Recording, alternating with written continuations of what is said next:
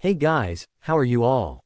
Welcome to Let's Start Story on What If Ash Had Loved Kasumi and Slept With Her Part 1. So do 4 blue hearts comment, be sure to subscribe to our channel and like this video and please share with your friends and watch till end. Also check out Patreon for I have upload Harry x Hermione uncensored spicy version, link in description. We see our heroes walking along a dirt path. Summer had turned to fall and leaves were turning brilliant shades of yellow and hues of red and orange. The air was still warm and the wind was slightly cool. Misty, Ash, Pikachu and Brock were returning from the Orange Islands, where Ash against all odds, won his place in the Orange League Hall of Fame, and honor very few have received. All the days up to this moment, the smile that Ash had never left his face. He thought it would be great to surprise his mother in person. They were only a few miles from Pallet town, the place where he first started his journey. A young, inexperienced boy left Pallet town 2.5 years ago, returning was a grown-up, successful young man. For some, they would say that many years on the road all alone, would be too much for an 11-year-old. But luckily for Ash he had help, a circle of friends. Misty and Brock, who first joined with Ash on the beginning of his journey, were still hot on his trail. Years is a long time to travel with someone. What amazed Ash all these years, Misty and Brock and numerous chances to go home and quit. But with all the amazing adventures they had, through all the danger, it was that which brought them closer together.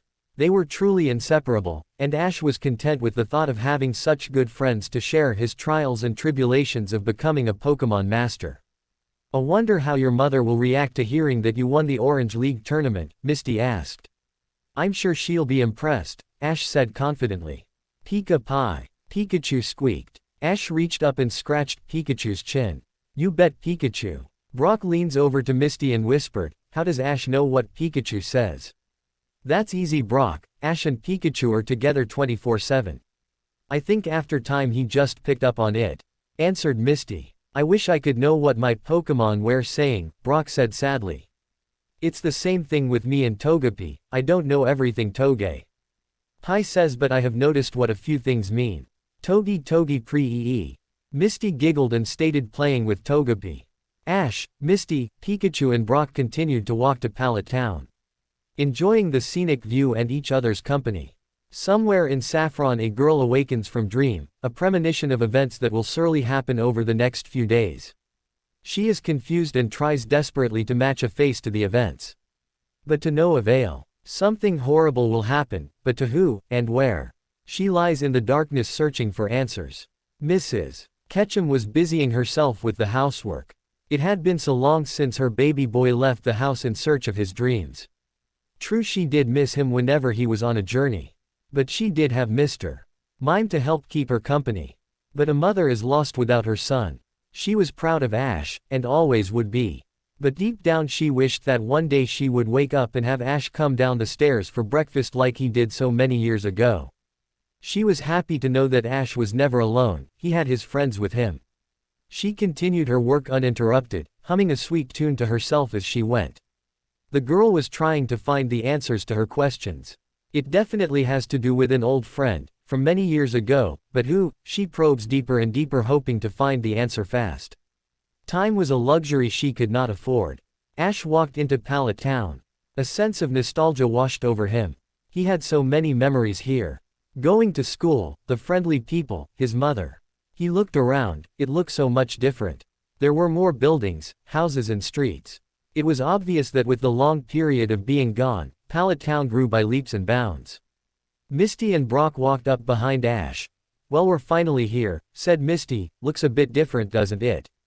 Are we gonna stand here all day or go to my house and have a home-cooked meal? Ash yelled enthusiastically. Sounds great, I have had it up to here with trail mix and canned soup, replied Brock. It will be nice to just relax for a while. Hi Pikachu, squeaked Pikachu. Oh you wanna race You're on, last one there is a rotten egg. Ash, Misty and Brock chased after Pikachu. After a few minutes of running, they had reached their destination. All right let's go in. Mrs. Ketchum was doing the dishes when she heard the door open. Be right there, she said cheerfully. She wiped off her hands and went to greet her guest. Ashy, you're home honey. Mrs. Ketchum threw her arms around Ash's neck and gave him a big hug. Mom, you're choking me, Mrs. Ketc. Hum released him of her bear hug and held him back. Ash, you look so grown up. Hi Pikachu, Pika. She looked over Ash's shoulder, and saw Brock and Misty standing by the door. Oh, I see you brought your friends with you. Hello Mrs. Ketchum, remember me? Misty asked. Why of course I do Misty, how are you all? Come, don't stand in the doorway, come, sit down, Mrs. Ketchum lead them to the living room. Hey Mom, I have some great news, Ash informed. Oh, what is it dear? This person will go through so much, so will another. I cannot find a face or name. Gasp, it's coming to me now, the acquaintance, from 3 years ago, could it? It must be Ash. Ash turned around to see Misty. He had been sitting on the back porch looking at the night sky. Yeah Misty. Misty moved closer. What you doing? Just thinking. 'Bout what? Stuff. That's about it. Ash gave Misty a coy smile. Want some company? She asked. Sure, go get Brock. What? I meant me, you jerk. Misty whacked Ash in the back of his head. I'm only joking, Ash chuckled. While gingerly rubbing his head. Misty spun around. I don't think you deserve my company. Aw, come on Misty, sit down. Ash patted the spot next to him. Well, okay, you still don't deserve my company. You deserve a slap in the head. Misty gave Ash a wink. He blushed. Why am I blushing? Ash thought to himself. You know, Misty started to say, now that we're here, what are we gonna do? Ash suddenly realized it too. I really never thought about it, but I'm going to see Professor Oak tomorrow to tell him of my victory, maybe he has an idea. Misty nodded her head in agreement. Ash then thought of something. Misty. Yeah, why did you follow me around for so many years? Don't think I forgot about you destroying my bike, Ash Ketchum. Wah, Misty, you still want your bike back. Misty moved a little closer to Ash. Well, I don't need it right now, silly. She playfully whacked him on the arm. Ouch, you don't need to be so rough, you know. Why? Mr. Big Time Pokemon Master can't take it, huh? She said sarcastically. Wah, no, that's not what I meant. Wait, what were we talking about? Misty fell over in stupidity. You really are slow, Ash, but I can't hold that against you. He sweat dropped and rubbed his head. Gee, thanks, Misty. I think. Suddenly, to Ash and Misty's surprise, a shooting star streaked across the night sky. Oh, look, Ash. Quote. I know, I saw it too. Misty turned to look at Ash. She couldn't help but blush a little. Did you make a wish, Ash? Ash looked deep into Misty's aquamarine eyes. His heart was beating faster than normal. Why? Yeah, I did. Misty inched closer to Ash. What did you wish for? Ash gulped and blushed even harder, noticing how pretty she looked in the moonlight. I can't tell you, or it won't come true. Somewhat disappointed. Oh, fine, but tell me when it comes true, okay? He continued to stare into Misty's eyes. Sure thing. There was an odd silence between them. He could hear his heart beating faster in his chest. Ash breathed deep, and summoned his courage. He looked into her eyes once more. Misty, he finally managed to say. Yeah, Ash, just wanna gulp, I. Misty smiled and placed her hand on his shoulder. Ash's heart, now realizing where her hand was, began beating very fast. His mouth felt dry, and his legs shook. Misty, I just wanted to. Suddenly they heard Delia from within inside the house. Ash, honey, time for bed. Ash jumped, and almost fell off the bench. Be right there, Mom. He hung his head low and was about to leave when he felt Misty tug on his jacket. Wait, Ash, what were you gonna say to me just now? Ash put his hand behind his head. Just wanted to know if you wanted to come with me to Professor Oak's lab tomorrow with me. Hey. Misty looked disappointed at first but then smiled. Sure, Ash, I'll be there. He blushed while looking at Misty's warm smile. Better get going to bed. Ash was held back once again by Misty. You don't have to go right now, let's see if any more shooting stars come by. Ash smiled and sat back down on the bench.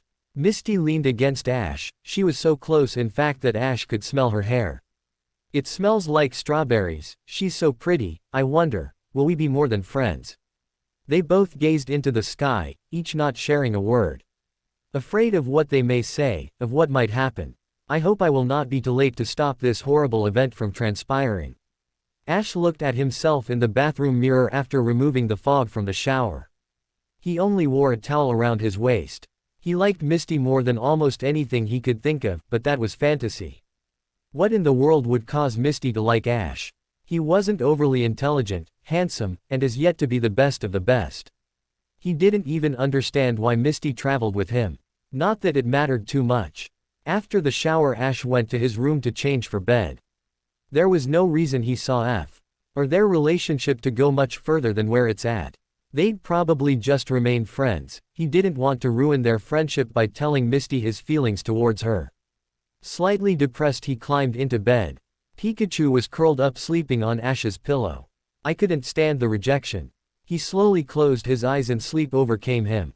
Misty waited in her room. She wanted to stay Ash but wouldn't take dreams to reality. That's why she hadn't gone back to the gym she and her sisters ran. She liked Ash in a way more potent than friendship. She wanted to be more than friends. But that couldn't happen in reality. Ash couldn't be interested in her. She knew she could yell and complain too much, but never admitted it to anyone but herself, and they often argued like children. The winning chances were 50-50. Then there was the one reason she was too afraid to do anything. She didn't know how he felt.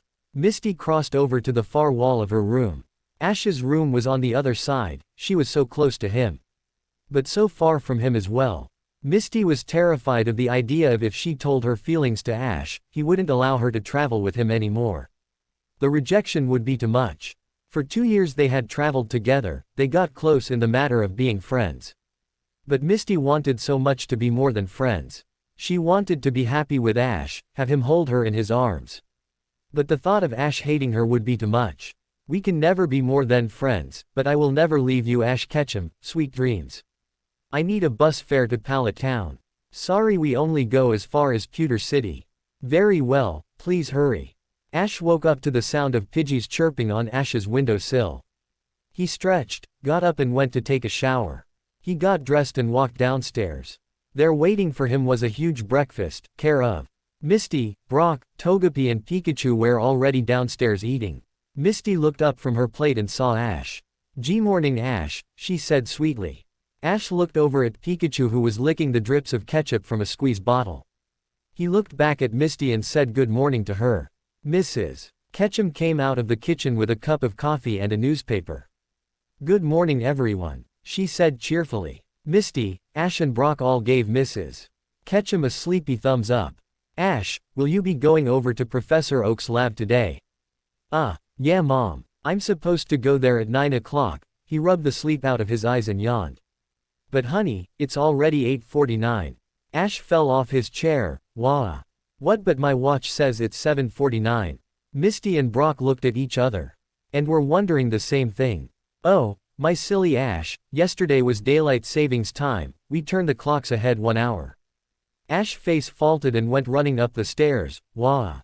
I'm going to be late. Brock and Misty grabbed their backpacks and were waiting by the door when Ash went screaming by, desperately trying to get his jacket on and put his shoes on at the same time. Wah. I can't be late. Come on, Pikachu. Pikachu hopped down from the table and ran out after Ash, followed by Brock and Misty. Ash, hold on man, wait for me and Misty. Brock was still tired and didn't get to eat the breakfast he made. Just like Ash to forget it was daylight savings time. To be fair, sometimes, I don't know what day it is, we've been traveling so long. Puffed Brock. For once I'm going to agree with you. The trio ran up the walkway leading to Professor Oak's lab. Ash reached the door and rung the bell. They could hear footsteps approaching. Ash hurriedly tried to compose himself. Professor Oak opened the door holding a cup of tea and wearing his slippers. Why, Ash, I must say I'm surprised to see you here this early. Ash was confused, along with Misty and Brock. Pika Pie. I thought you were coming at 9 o'clock. But, Professor, it is 9 o'clock. Professor Oak looked at his watch. No, it's only 8 o'clock. But isn't it daylight savings time today? Ash asked. Oh my, I suppose it is. How embarrassing. Everyone fell down while Pikachu sighed. Oh, well Ash, looks like you made it on time anyway, come on in. Professor Oak led them into his living room to talk and have morning tea. So, Ash, you told me you had some exciting news for me. Ash stopped sipping his tea to speak to. I sure do, Professor. Ash reached into his backpack and drew out his trophy and held it proudly in front of Professor Oak. Oh my, Ash. Are you telling me you were victorious in the Orange League?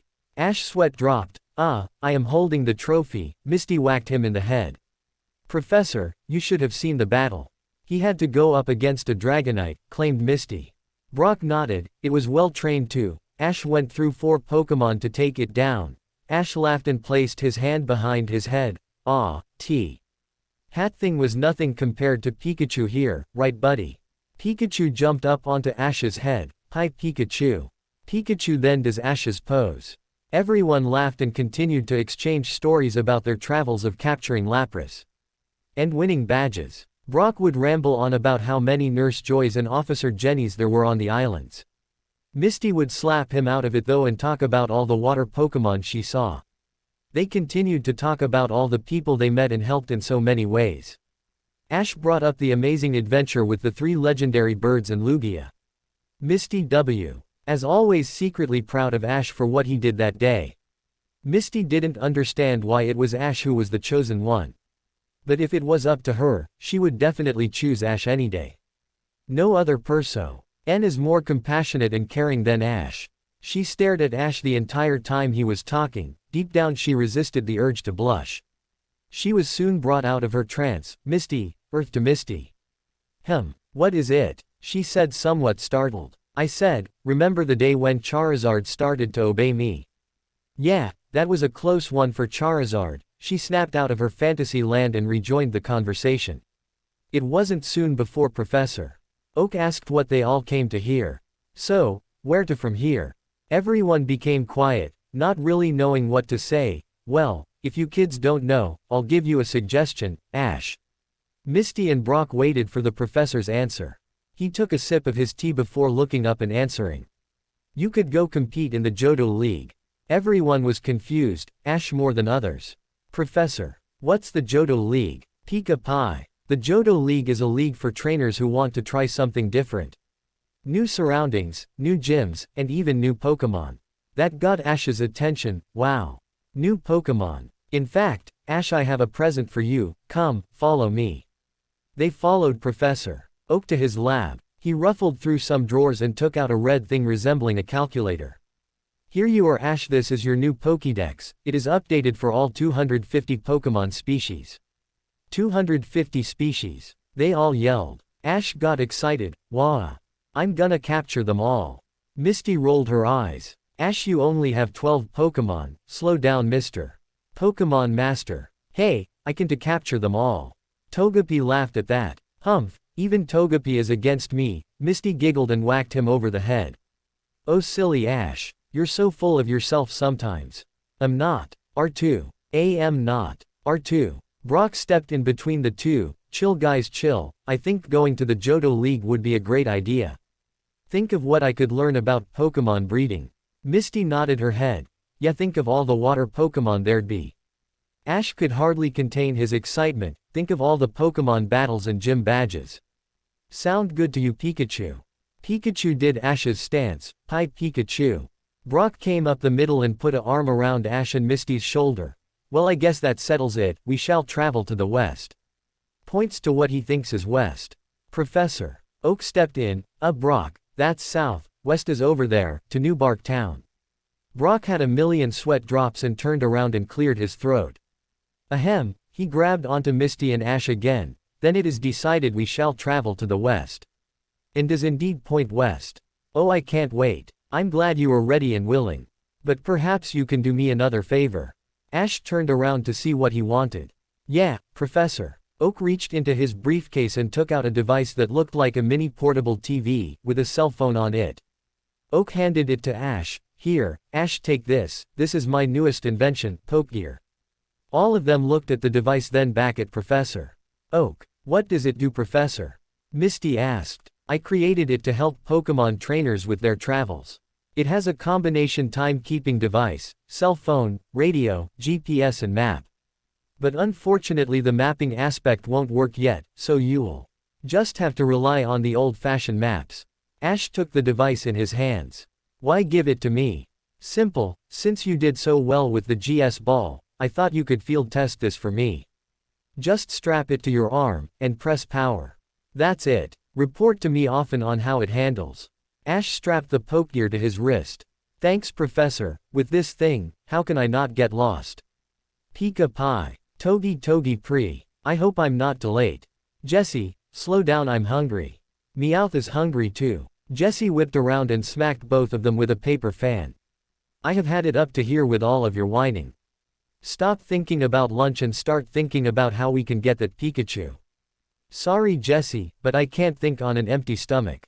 Jessie threw a candy bar at James. Here, eat that and shut up. James quickly gobbled down the candy bar, but I'm still hungry. Wham! Jessie quickly slammed James in the head once more. Meowth jumped up and scratched them both in the face. Ah, you flea-bitten ally cat. Jessie took out a mirror. Look what you did to my perfect complexion. Meowth picked at his teeth. Ah, be quiet, I have a plan to steal Pikachu and this time it will work. James. Jessie and Meowth all huddled together. After a couple minutes, they broke from the huddle. Ayo, that plan is the best yet. James jumped to his feet. We can't fail, Pikachu will be ours. They all screamed. Team Rocket runs off, and only the sound of James' idiotic squeal can be heard. Ayo. Asterisk. Mrs. Ketchum emerged from her house, along with Mr. Mime, Ash, Misty. Brock and Pikachu were waiting outside the Ketchum home, fully dressed with backpacks in hand. Oh, Ash, I'm sorry to see you leave so soon, but you got to do what you think is right. Ash looked up at his mom. He gave her a thumbs up and smiled. Thanks Mom, wish us luck, Mrs. Ketchum held out an envelope to Ash. He looked at it inquiringly. Here Ash, this will help you on your journey. But don't open it till you reach the outskirts of Pallet, okay hun? Ash took the envelope. Thanks Mom. He looked over at Misty and Brock. They were as ready as they were going to be. He turned back and gave his mom a quick hug. I'll see you soon, Mom. Pikachu, Ash, Misty and Brock walked off towards New Bark Town. And remember Ash to change your underwear every day. Ash then fell over in stupidity. Brock and Misty just started laughing along with Pikachu and Togepi.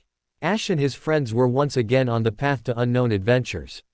The air was cool, the grass was green. Mist. Y had traded in her shorts for some long jeans. Ash himself had a long-sleeved t-shirt to keep him warm. They were about 1 kilometer out of Pallet Town when Misty spoke up. Ash, what's in the envelope your mom gave you? Ash stopped in his tracks. Wah. I forgot. Ash hurriedly drew the envelope from his pocket. Brock leaned in to see what it was. What could it be, Ash? A map. Misty leaned over as well. Maybe it's a coupon for super potions. Ash looked in and weird teary stains fell down his face. It's even better than that stuff. Ash reached in and pulled out the contents of the envelope. It a flipping great wad of cash. Ash held it proudly in front of Misty and Brock. Brock jumped to Ash's side and began counting the money. He looked up and had a shocked expression on his face. There's over $8,000 here. Misty and Ash almost jumped out of their shoes after hearing that. Misty ran up to Brock, almost knocking down Ash. All right, with that much money we can eat decent food. And sleep in beds and not camp out on the forest floor. Ash snatched the money from Brock's hand. Now settle down, this is going to have to last us for a long time. We'll still have to sleep in the forest, Misty's heart sank. But, luckily, we won't have to be uncomfortable. I say we buy a tent and stock up on better tasting camp food plus load up on supplies. Brock nodded his head in agreement. I say we should head to New Bark Town as soon as possible. Brock took out a map from his vest pocket. Now let's see here.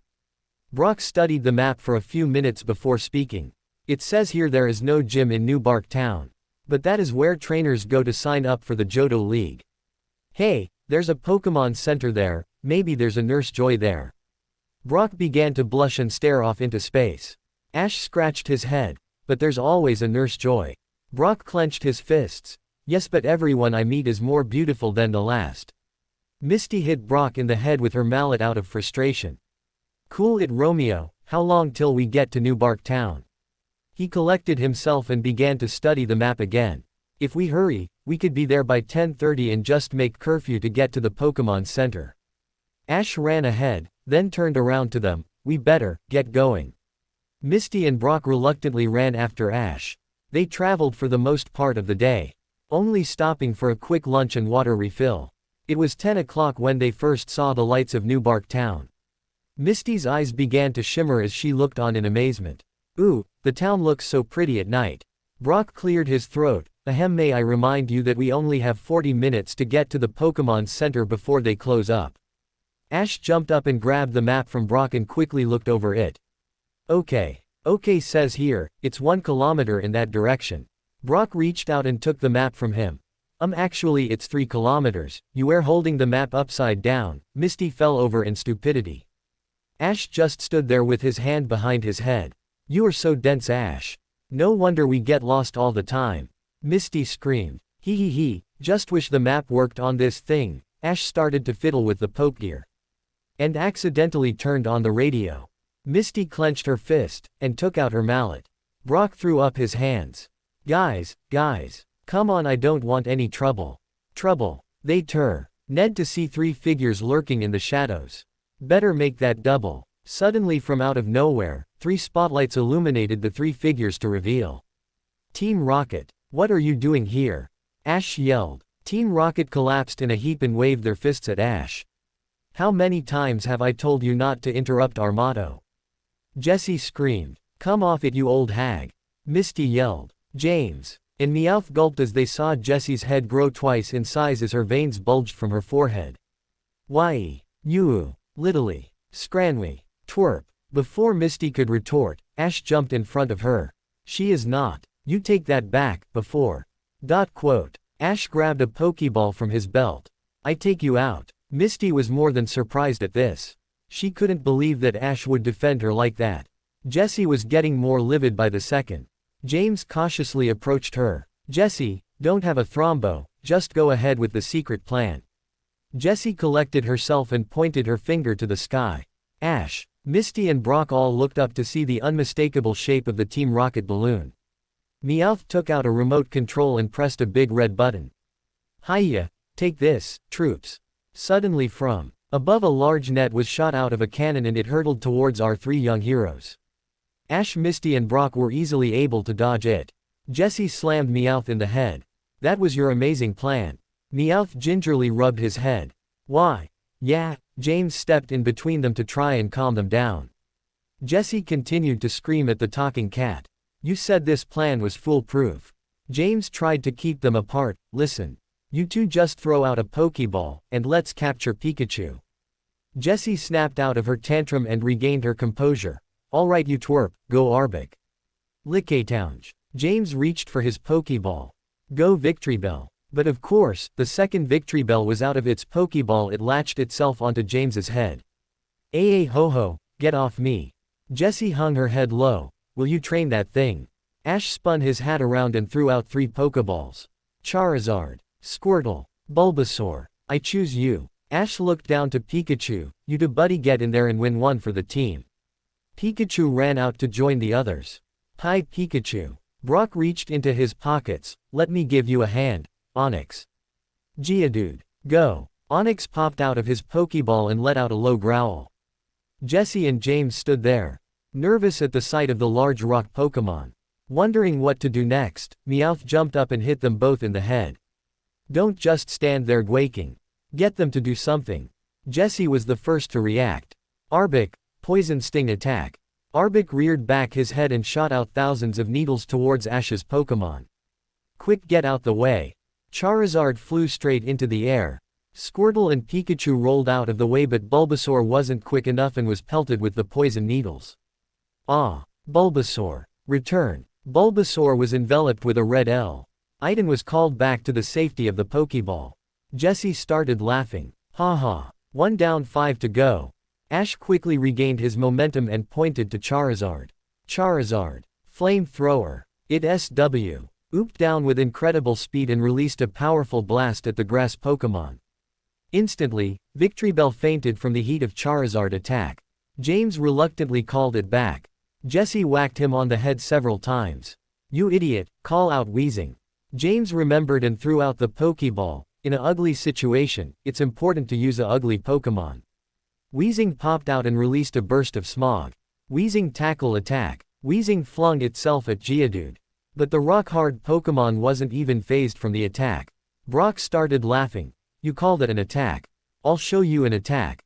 Geodude. Tackle it. Geodude went flying towards Weezing. It found its target and slammed into the ball of poison gas with amazing force. Weezing flew back and in turn slammed into Iketown, knocking them both out for the count. Brock had an idiotic grin on his face. Jessie was becoming very frustrated with her Pokemon. Oh, why you? She looked at Arbok and then to the other Pokemon. Arbok, use your bite attack on something. Arbok quickly looked for a target and spotted one, Togepi. Togepi of course was being held by Misty, who had leaned on a tree to watch the fight. Without a second thought, Arbok obeyed its master's orders and barreled down on Misty and Togepi. Needless to say, Misty was startled to look up and see a 100-pound snake come lunging towards them. Ah! Misty clutched onto Togepi and braced for impact. Before Jessie could call off the attack, it was too late. Arbok was right on top of them. Wah! CCHAAAAARRRRRRRRBBBBB book K. Misty. A second later, Misty felt herself get picked up and thrown to the ground. She looked up to see that Ash had pushed her out of harm's way. But had paid the price. Arbok had sunk its fangs into Ash's leg. Osh. Arbok released his grip on Ash and had backed away. Everyone was stunned, even Arbok. Ash reached down to feel his leg. He had an emotionless expression on his face. A small grunt escaped his lips as he collapsed to the ground. Instantly Misty had tears flowing out her eyes as she ran next to her friend. Ash, are you okay? Sniff, why did you do that? He stirred slightly as he went to place his hand on top of hers. He looked into Misty's tear-filled eyes. Why? You're safe. I'm going to be okay. Misty tied a old shirt around Ash's leg. You have to be still. Sniff, you need to save your strength. He squeezed onto Misty's hand. I have to tell you that UGGGH. Ash passed out from the effects of the poison. Misty grabbed his shoulders and began to shake him. Wake up, Ash, don't you dare be pulling this on me. She began sobbing uncontrollably. Pikachu ran up to be with his master. He jumped onto his chest and was about to shock him before Misty stopped it. No, Pikachu, don't. You may cause things to be worse than it is. Pikachu lowered his ears and began crying. Brock, who had seen the entire thing, began to fill with rage. He turned to James and Jessie. You did this. Brock cried angrily. Jessie was taken aback from his sudden emotional outburst. But I didn't mean to do that, it's Arbok's fault. Brock was irate. Onyx. Bind them now. Onyx wrapped itself around Team Rocket and started to squeeze them into a fine paste. James looked at Weezing, who was barely moving. We. Zing, gasp, explo, Scion. Weezing slowly got up and floated over to Charizard. It began to glow a brilliant white, but before Weezing could detonate itself, Charizard slammed into Weezing and it flew back into Team Rocket. Onyx let go and moved away. Team Rocket gulped, as Weezing began to emit rays of light. Looks like Team Rocket. A thunderous explosion rang throughout the forest which sent Team Rocket hurtling into the air. Is blasting off again. They flew back into the distance and disappeared from sight. Brock called back his Pokemon and ran back to where Misty was tending to Ash. Misty was sobbing while trying to clean the wound on Ash's right leg. Brock noticed that Ash had shallow breathing, his skin was clammy and his pulse was erratic. He then looked up to Misty. He gave her a worried expression.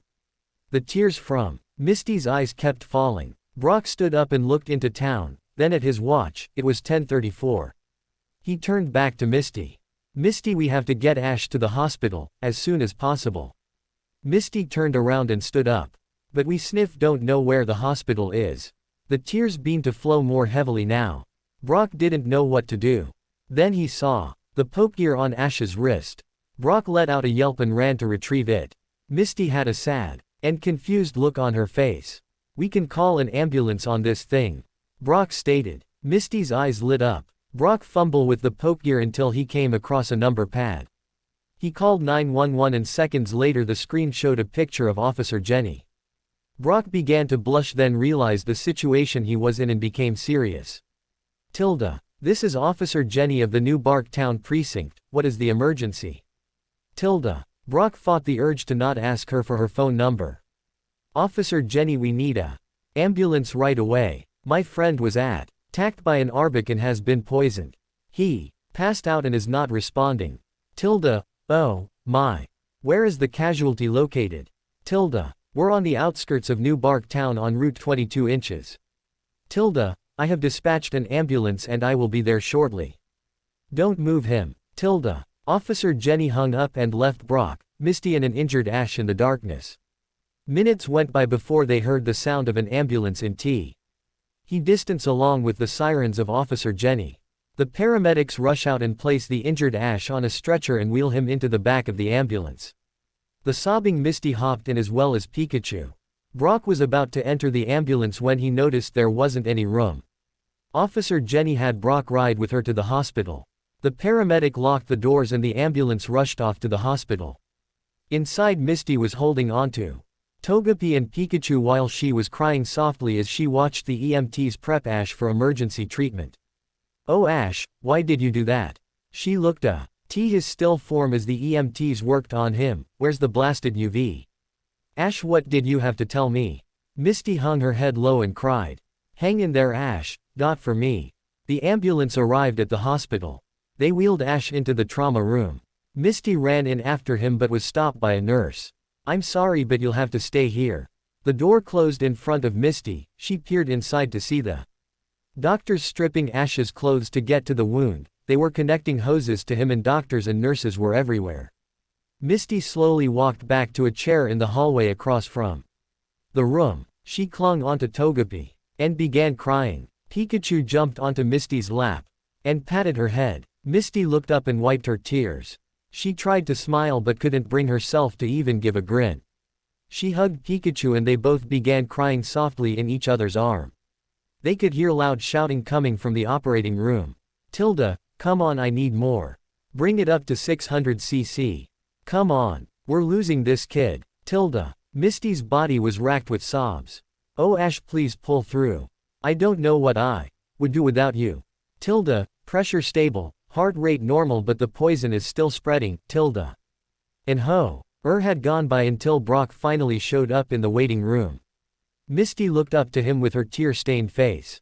Brock sat down next to her and wrapped an arm around her in a vain attempt to comfort her. Where were you this whole time? Officer Jenny had to question me to find out what happened. It took a while because I kept asking for her phone number. Misty whacked him in the head. Ow, guess I deserve that. Then I went to have our Pokemon healed at the Pokemon Center, and the reason that took so long is because I kept asking Nurse Joy for her number. Misty too. Okay, out her mallet and slammed him in the head. Ash is in critical condition and you're asking for phone numbers. Brock stood up. Hey, I did only take me an hour. In a way he was right. Brock would normally take 7 hours flirting with Nurse Joy and Officer Jenny. Suddenly they heard a loud ping noise from inside. Several doctors came out shaking hands and talking. Another doctor came out and walked towards Misty and Brock. They stood up and shook hands with the doctor. You must be Ash's friends. Brock nodded his head. Yes sir, we are. Well, I have some good news. We were able to slow down the poison from spreading any further and cleaned and stitched the wound on his leg. Misty breathed a sigh of relief. The doctor continued. Unfortunately, we don't know what the extent of the damage is due to the poison. Though he is stable, he is yet to regain consciousness. Misty felt her heart sink. There is a chance that he will be in a coma. We'll know that in the next 24 hours.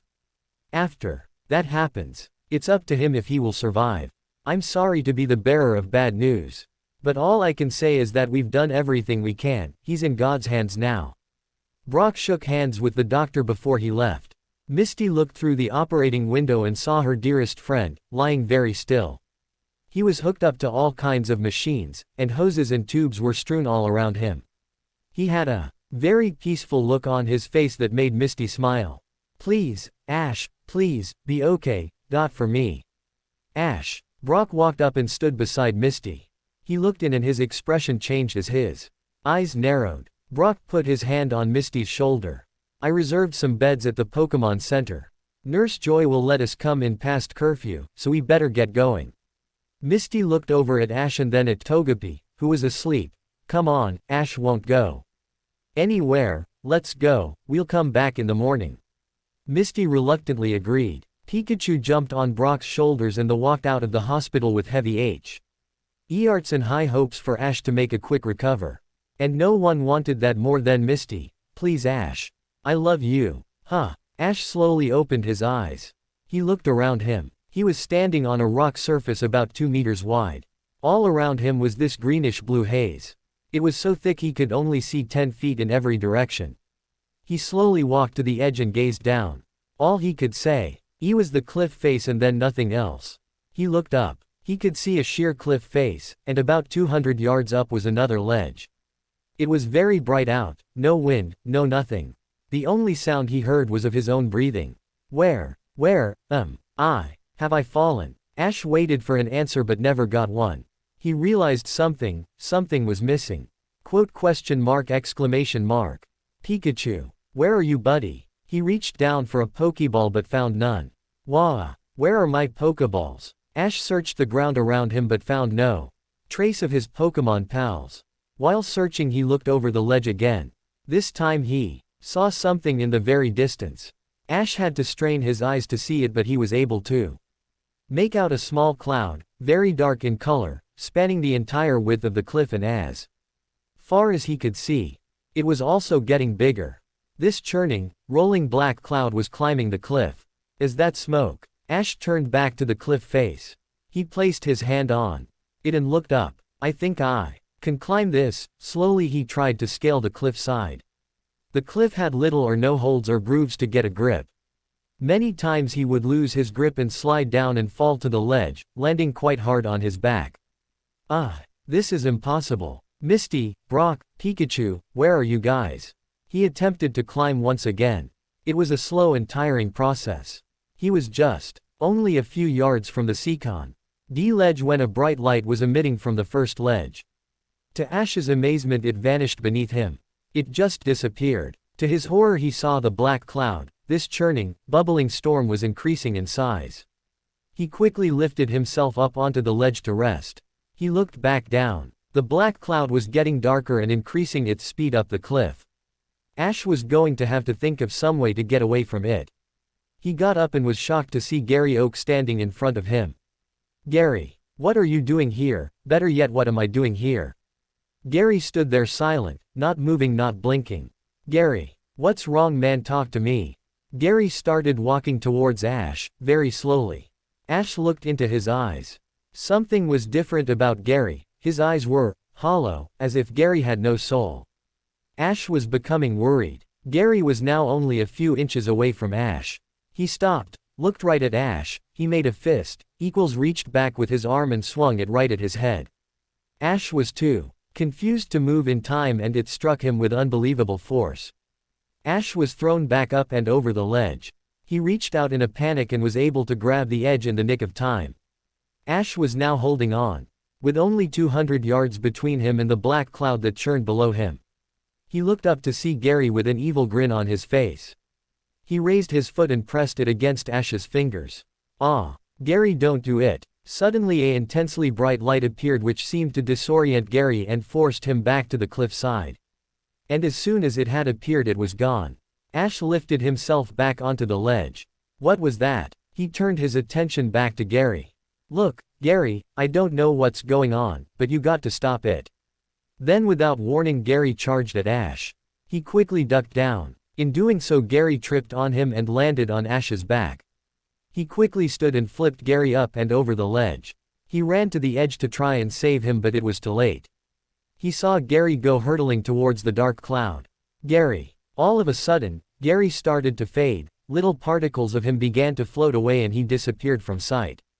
Ash just sat there, confused and scared. Where am I? He saw the ominous black cloud creep up the cliff even faster than before. Help me. I'm too late, but I can still help. You can come in to see him now if you would like, miss. Misty walked into Ash's hospital room. She carried Togepi in her arms, while Pikachu clung onto her shoulder.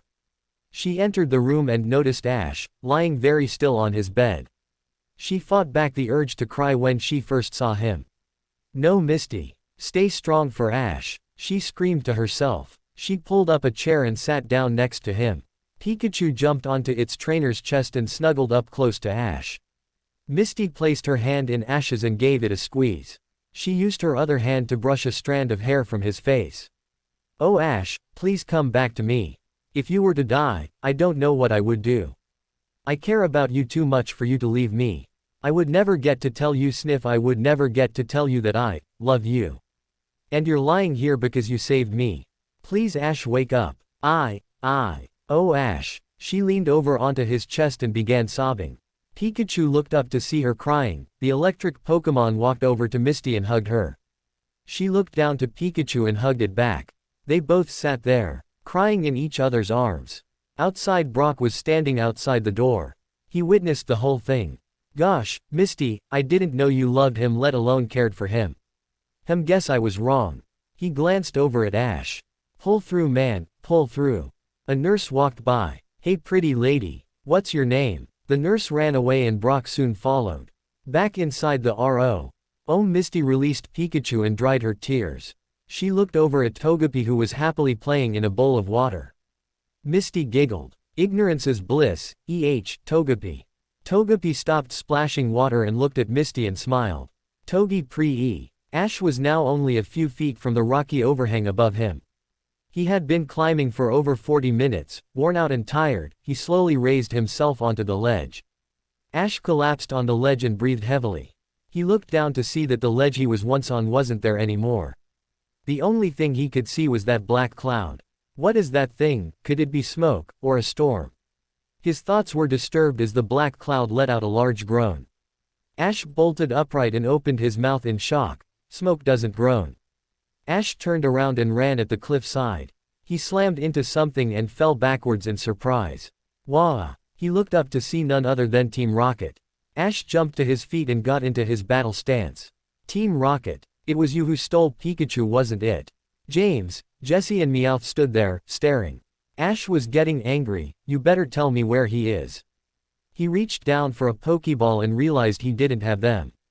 He watched as James, Jessie and Meowth got on their knees and slowly bowed to Ash. He stood there dumbfounded. What are you doing? James and Jessie reached out their arms to Ash, in a way of asking forgiveness. Ash couldn't believe what he was seeing. He walked towards them. You want me to forgive you? Team Rocket slowly nodded their heads in agreement. Ash slowly backed away. I don't know if I could forgive you, you've done so much to me and my friends. Jessie and James looked up. They had a sad expression on their face. Besides, I don't have time for this, my Pokémon are missing. I have no idea where my friends are, there's a groaning cloud down there and I have no idea why I am or how I got here. Jessie and James drew back in fear from Ash's outburst. Me. OWTH slowly got up and walked towards Ash. He reached up and took off the charm that was on his head. He handed it to Ash and smiled. Ash looked at it in awe. You want me to have your charm? Meowth nodded. Ash nodded his head at Team Rocket and stared back at the charm. He kneeled down and patted Meowth on the head. Thank you, and it wasn't a second after he said it, that there was bright flash. He gazed up and saw that Team Rocket was gone. Wah! Where did they go? Suddenly there was a voice behind him. Ash! Ash jumped back in surprise and pressed his back against the cliff face. A large glowing ball of light appeared before him. Ash sank to his knees as he stared dumbfounded. Do not be afraid, O Chosen One. Ash's eyes got huge once more. See, Chosen One. You are going thr. A struggle that has no fixed outcome. You must overcome the odds and continue your journey, for I need your help. You are to find me, Ash, uncover my location and free me from my prison. Ash slowly stood up, his eyes fixed on the ball of light. But what can I do?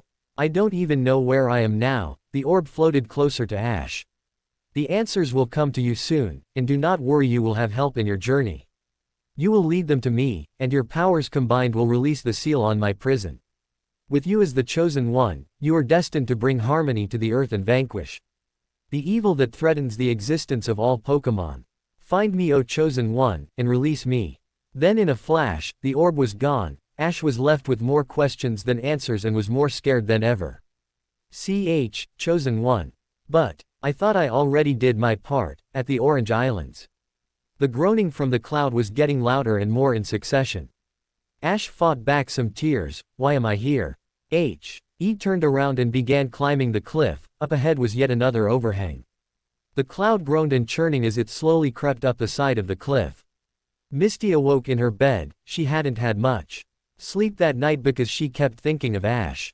The first time she saw him there in his bed, he had looked so helpless and it broke her heart. She felt useless that she couldn't help him after he had risked his life. Brock stirred in his bed. "No, Nurse Joy, not there, heh."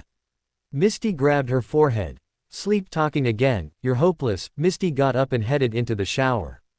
Brock was still talking in his sleep. "Oh. Officer Jenny, handcuffs, you cheeky thing." He stood up, still in his dreamlike state.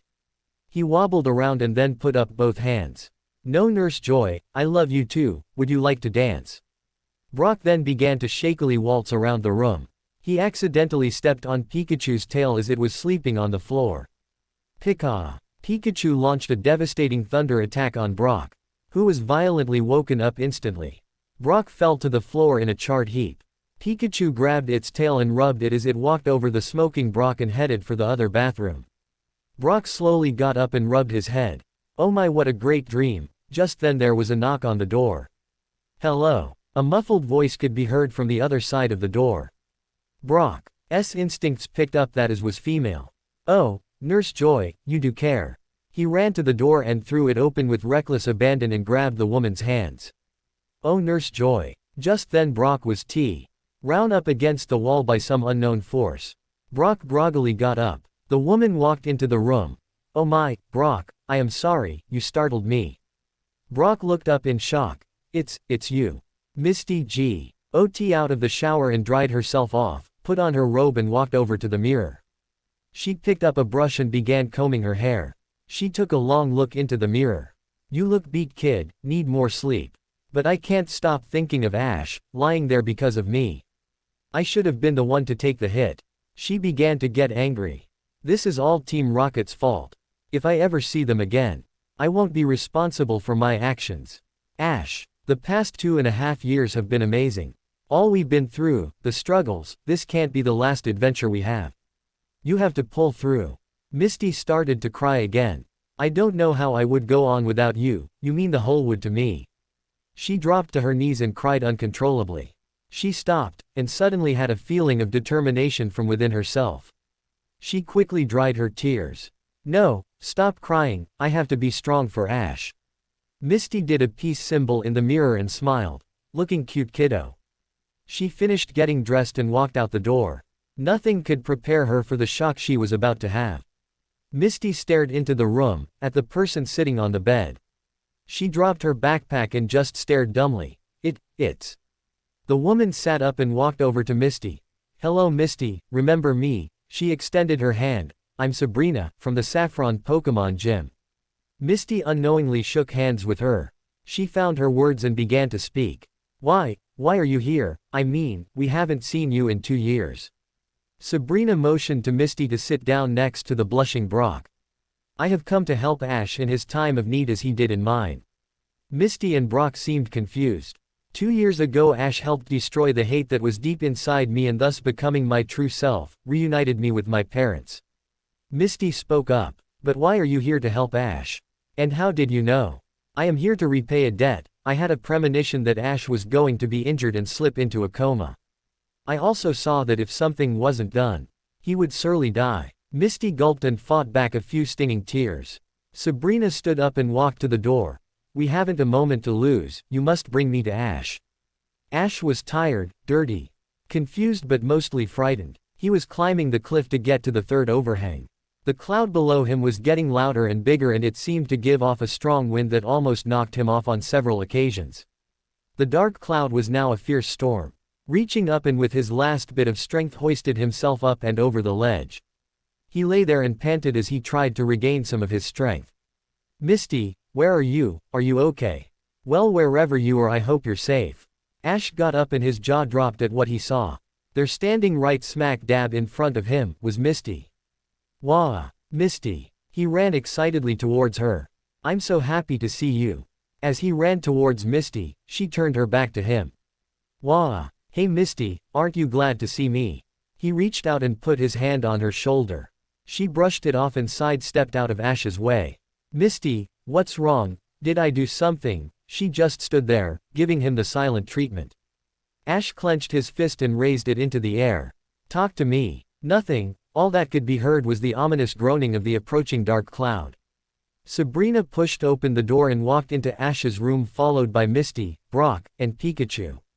Misty walked to the side of Ash's bed, and squeezed his hand. Sabrina stood at the end of the bed, while Brock and Pikachu sat near the end of the room. Sabrina, what's wrong with him? Sabrina moved to the other side of the bed opposite Misty.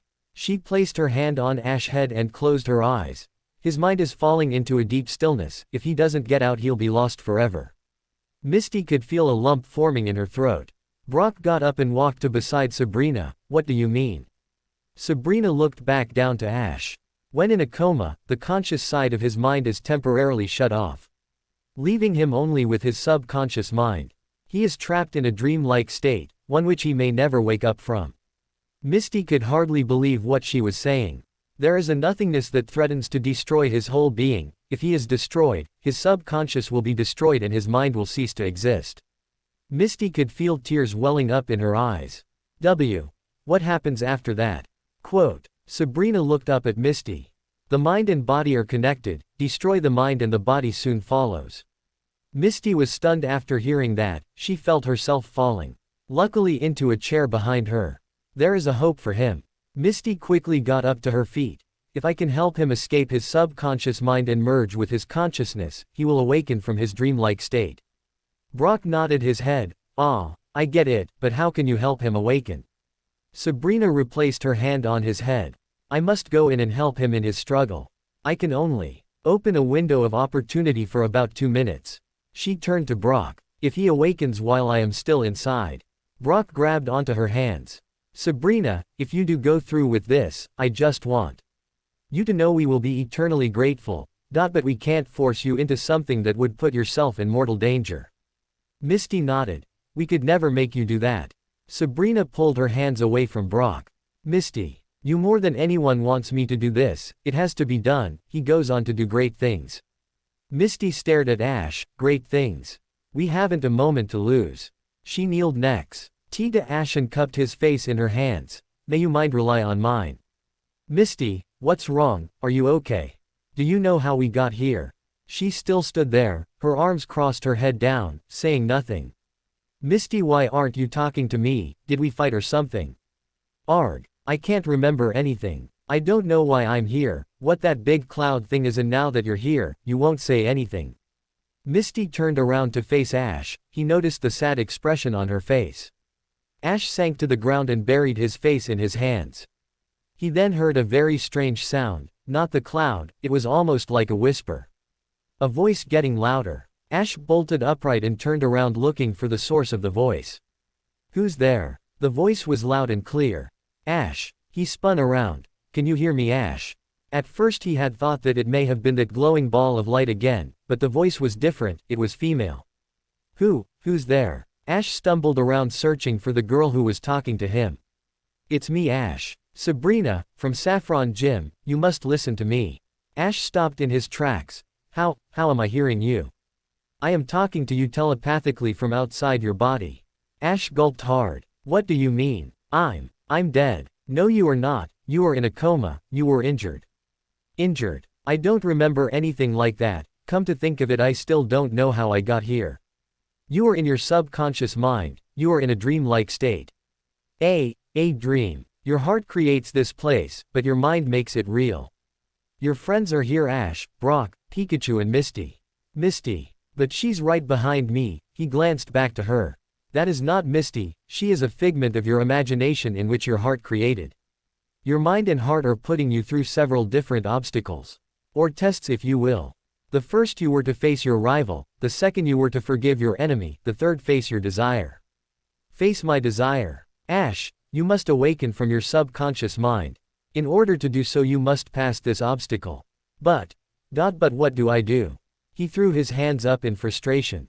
Ash, you're holding a secret deep inside within your heart, it's weighing you down. That is slowly but surely destroying you.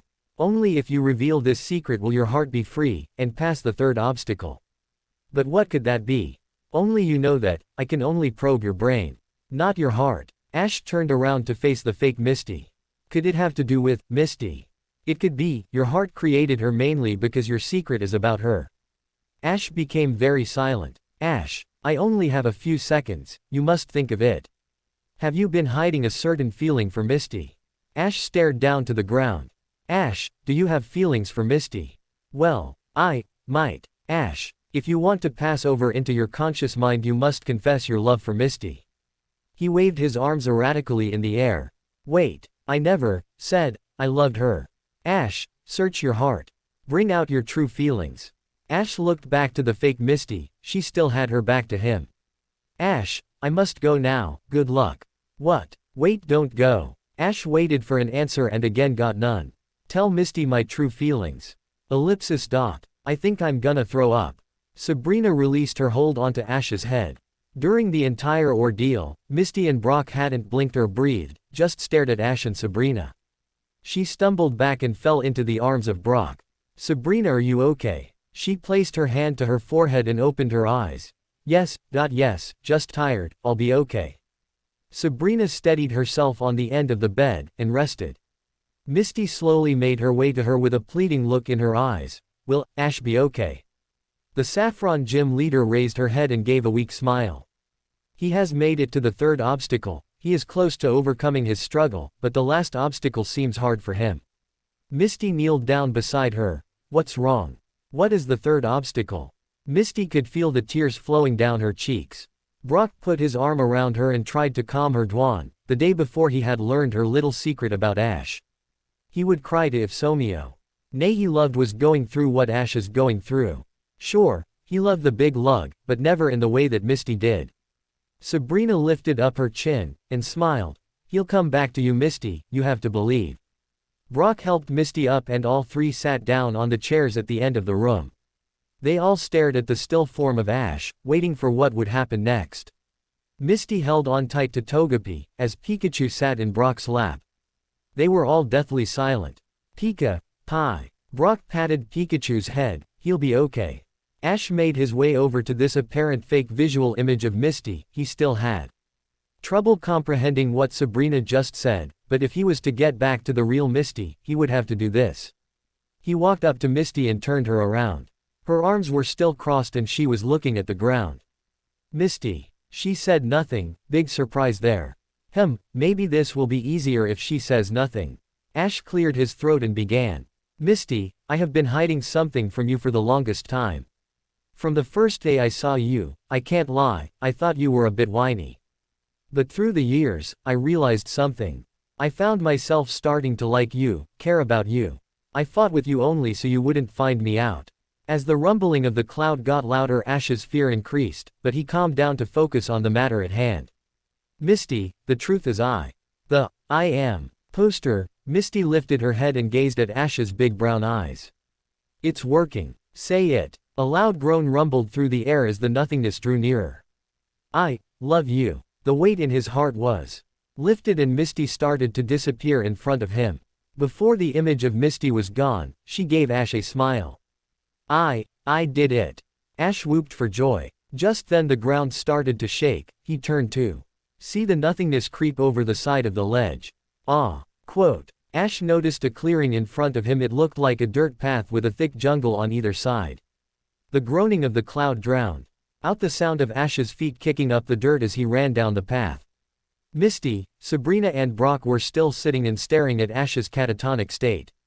Just then the heart monitor beep, beep, beep. Ash began to stir in his bed and grunt. Misty bolted out of her chair and ran to Ash's side. Ash. Brock got out of his chair, but Sabrina held him back. He has gotten through the third obstacle. The darkness is almost on top of him.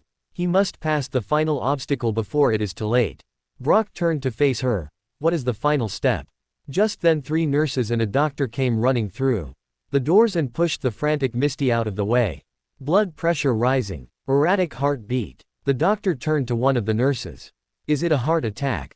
The nurses and doctor continued to deliberate what the cause was. Sabrina looked into Brock's eyes. He must pass through the final test, the judgment. Brock's eyes grew wide. He looked over at Misty, who was now crying, clutching onto Togepi. Pikachu ran to its master's side. What kind of judgment? Heartbeat at 78. Give him 20 cc's of thulium abethal stat. Ash continued to squirm in his bed and emit low grunts, his eyes were. He squinted shut and his face was contorted. Misty looked on in horror. No, Ash. Don't you dare pull this on me. Ash's legs ached. He was tired, but he knew he couldn't give up. He had to get back to the girl he loved. He had to get back to Misty. He ran into a clearing. The same greenish haze was all over the place. The rumbling of the cloud was not far behind him. In front of him were 2 small ponds, kind of natural springs. He ran to the side of the spring. He leaned over and looked in. In the spring, he could see his reflection. He looked at the other spring behind him. To his amazement there was a reflection of Misty. What now? Ash looked up to see the black cloud 100 yards away, coming in fast. Wah! He looked at the spring with the reflection of himself. Okay, she said I have to merge with my conscious mind. So this would be the obvious choice, but why is there a reflection of Misty in that one? Wah! Help me. Ash looked up again to see the dark cloud, this evil nothingness that threatens to destroy him. He wasn't going to let a cloud destroy him. Ash whipped his hat around and stared down into the spring with his reflection. The nothingness now surrounded him, it was closing in on him. Ash sucked in his breath and was about to jump in, but something was holding him back. He turned to the spring with the reflection of Misty, the darkness was almost upon him. He ground around him was being consumed and light could not escape it as the area got darker, the noise was deafening. Ash inhaled deep, looked one last time at Misty's reflection and dived in. Beep beep. The doctor jerked his neck back at the heart monitor. He's flat-lining. Misty could feel her heart start breaking in 2, the tears flowed with tremendous force and she could hardly breathe. No. Ash, don't you dare leave me. The doctor ran over to the defibrillator and applied gel to both panels and rubbed them together. He positioned himself over Ash's chest. 300. Another nurse turned the dial on the machine and it began to hum. Brock looked on in horror, tears welling in his eyes. No, it can't be, Ash. Pikachu held onto Misty's shoulder as it cried. Misty collapsed to her knees. No ASHH. Ash could feel himself sink lower into the void. He opened his eyes but could see nothing. The water was pulling him down into nothingness. Ash stopped struggling. He went limp and slowly exhaled his only breath. I have failed. Her. He continued to sink as fatigue fell over him. He slowly closed his eyes. Misty. A sudden blast of light enveloped him, as he was shaken awake. Clear. The doctor was about to shock Ash, but before he could the heart monitor beeped. A nurse quickly looked at the monitor and grabbed the doctor's hand. His heart rate is back up. The doctor stopped only inches away from Ash's chest. What? The doctor turned to look at the monitor. Just then Ash bolted upright in his bed, fully awake and grabbed at his chest, taking in several deep breaths. Before falling back into his bed, still breathing heavily. Ash. Misty jumped up, wrapped her arms around him and gave him a suffocating hug. Ash fluttered his eyes as they adjusted to the bright lights. He looked over to see Misty hugging him. Hey, Misty, what are you doing here? She looked up to Ash, her tears of sadness were replaced with tears of joy. I was so afraid I lost you there. Sniff. Misty released Ash. Then realizing where he was. Wah. Where am I? Why am I hooked up to all these wires? Where's my clothes? The doctor walked over to Ash and held up a small flashlight as he waved it in Ash's eyes. Don't you remember anything? You were in a coma for 3 days. Ash's eyes went wide. Pikachu then jumped into Ash's arms. It buried its heads into Ash's chest and gleefully giggled. Pikachu. I'm glad to see you, buddy. Chaw. Brock ran beside Misty. Ash. You're okay. Ash high-fived him. Never felt better. Misty dried her tears and for the first time in 4 days had a smile on her face. Ash looked over to the end of the room, and saw Sabrina. What is she doing here? Brock looked at Sabrina then back at Ash. You really don't remember anything, do you? Well, very vaguely. It was all like a dream. Sabrina stepped in. To you Ash it was a dream, and as you know, after you wake up from a dream you immediately forget what happened in it. I am glad to see you're okay Ash. I felt it necessary to help you in your time of need as you did in mine. Ash smiled and gave her his peace symbol. I guess we're even Sabrina smiled. Yeah, we are. Just then the doctor stepped in. I'm sorry to interrupt this touching scene, but we have to run a diagnostic check on Ash to make sure he's okay. Misty became sad again. She didn't want to leave just as he was finally awake. If everything checks out okay, we can release him as early as tonight. That put the smile back on Misty's face. She gave Ash another warm smile. Bye Ashy boy, see you tonight, Ash Wah. Ved as his friends were forced out of the doorway. Misty stole a glance as she saw the nurse stick needles and wires all over him. The smile never left her face. Brock, Misty and Sabrina left the hospital and made their way over to He Pokemon Center. Misty got the keys to her guest room and went to take a shower. Brock was about to enter his room when Sabrina beckoned him to join her. Brock blushed furiously and straightened his shirt. He sally-firthed over to Sabrina, turning on his suave attitude. Sabrina shot him a look that said she wasn't interested in him, in the slightest. Brock shut up. His girl mode and sombered over to Sabrina. What is it? I have something to tell you. While I was in Ash's mind, I was able to deduce that Ash has some feelings towards Misty. In fact, the third obstacle was her. He had to confess his feelings towards her in order to pass. Seeing him awake back there proved that not only does he care about her, but he is secretly in love with her. Brock fell off the sofa. What? Brock picked himself up. That's so weird you say that, because I overheard Misty confessing her feelings to Ash while he was still in his coma. I can't believe it, they're both in love with each other. And have no idea about it. The first time I saw the two of them I knew deep in the recesses of my mind I could feel and see the heartstring that binds the two together. Heartstring. The tie that binds the two together, they are each other's soulmate, they complete each other. Do we have a heartstring? Sabrina got a huge sweat drop. Sorry Brock, not us. Brock's heart sank once again. Now that you know they are in love with each other, you must not say anything, you may cause more damage and split them apart. Brock nodded. But, when will they get together? Sabrina closed her eyes. I see another struggle that threatens them, but in the end I see joy. That is all I can say. No one must know too much of someone's destiny, they may inadvertently change it. Sabrina got up and walked to the door. I must go now Brock, take care. Brock waved goodbye. Sabrina left the Pokemon Center and was once again out of his life. Will I ever find a girl? Just then Nurse Joy walked up to the front desk. Brock ran over and began to blush as he stumbled with his words. Nurse Joy. Misty emerged from her room, fresh clothes and slightly wet hair. She quickly noticed Brock drooling over Nurse Joy. She walked over and grabbed him by the ear. Hey nurse. Ow. Lego. Brock tried to wriggle out of her grasp. Misty dragged Brock over to his room. Pikachu just sighed and followed them in. After Brock settled down, they learned that Ash was going to be kept for the night and released in the morning. Even though it saddened Misty a bit, she was happy that Ash was out of immediate danger. Misty tried to get some sleep but was kept awake by Brock's sleep-talking. Ooh, Nurse Joy. Not there. Misty sighed under her bed covers. Idiot, she looked over at Pikachu who was resting comfortably. Even though Pikachu had great hearing, nothing short of a sonic boom could wake it up. Misty turned around on her back and stared at the ceiling. Ash, I am so happy you're okay. For the 1 second your heart stopped beating, I saw the world come crashing down around me. Time stopped and seemed to drag on as I saw the doctor try to revive you, but somehow, you came back to me. I love you Ash Ketchum. I always will. I just wish you felt the same way. She felt herself getting sad again. Cheer up, Ash is alive, and everything can go back to normal. We can continue on our journey and be friends again. That seemed to depress her even more. Just friends. I want to be more than that. She turned over and slowly went to sleep.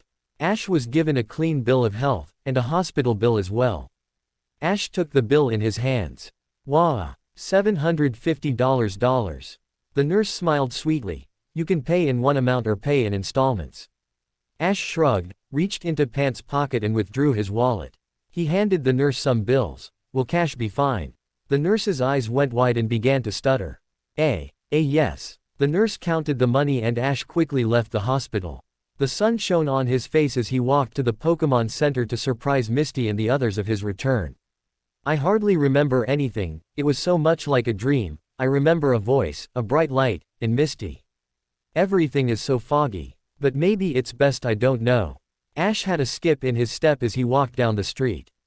I feel so light and fancy-free, like a huge weight has been lifted off my shoulders.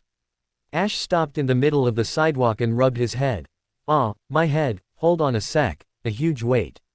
Ellipsis quote. Ash, you're holding a secret deep inside within your heart, it's weighing you down.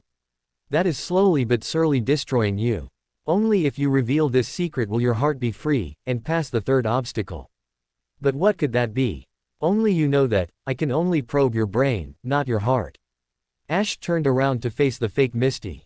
Could it have to do with Misty? It could be, your heart created her manly because your secret is about her. Ash became very silent. Ash, I only have a few seconds, you must think of it. Have you been hiding a hidden feeling for Misty? Ash stared towards the ground. Ash, do you have feelings for Misty? Well, I might. Quote ellipsis dot. I love dot her. The sudden flooding of memories stuns Ash. I love her. Oh man. He rubbed his head, the memories were just of that one moment. Arg. Why can't I remember? Oof. You. N fortunately didn't see the pole he had just walked into. Ash gingerly rubbed his head and smiled to the sky. That knocked some sense into me. Yeah, it's true, I love her. But I don't know what she thinks of me. She just wants that bike, she doesn't love me, sure she cares about me because we're friends, oh how I want to be more than friends. Ash waved his fist in the air and screamed, hoist with my own petard. Everyone stopped and stared at the young trainer. He smiled meekly and dusted himself off. What, don't you people read Shakespeare? The townspeople continued on their way and some dropped coins in front of Ash. Thinking he was a street performer. Ash sighed and stuffed the coins in his pocket. Sigh, waste not, want not. He made his way to the Pokemon Center. As he entered, he noticed two things. 1. Brock was drooling over Nurse Joy, like he always did, and 2. Misty wasn't with him, in fact she wasn't in sight. Ash walked over to Brock and tapped him on the shoulder. Brock snapped out of his trance and looked behind him.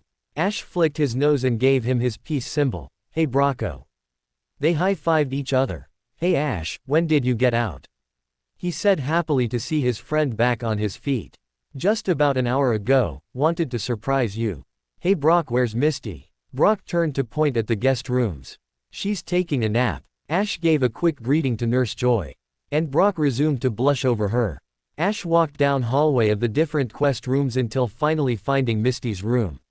Ash knocked on the door, but there wasn't an answer. He reached for the door knob. Then without warning it swung open and slammed Ash square in the face. Wah! Ash crumpled to a heap on the ground. Misty stood in the doorway. Oh my gosh Ash, I'm so sorry. Misty reached down and helped the semi-conscious Ash up and into her room. Ow my head, what you trying to do? Misty put me in another coma. Ash smiled and laughed. Misty was a little mad at that, but decided to let it go. Ash looked into Misty's aqua blue eyes, he really never realized how pretty she was. Look they both said at the same time. Misty cocked her head. You go first. Ash twiddled his thumbs. No. You go first. You go first. No that's okay, you go on. Just say what you were going to say. Well why can't you go first? Misty bonked Ash on the head. Dumbish. Just spit it out already. Ash started getting angry. Oh, so I'm dumb now am I? He said sarcastically. Misty stood up and took out her mallet. Yeah, you're also slow, stupid, an idiot, a moron and a total ignoramus. Ash stood up and faced opposite of Misty. Oh yeah, you're a scrawny, ugly, spoiled, selfish, stupid, little brat. Ash covered his mouth and immediately regretted what he said.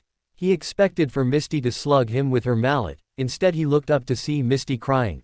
You. Meanie. She slapped Ash across his face. He reached up to rub his burning cheek. Misty ran over to the bed and grabbed her backpack, scooped up Togepi and knocked Ash out the way. She stopped at the door and looked at Ash with tear-stained eyes. "Goodbye Ash, I'm leaving for good. I'm sick of the fighting.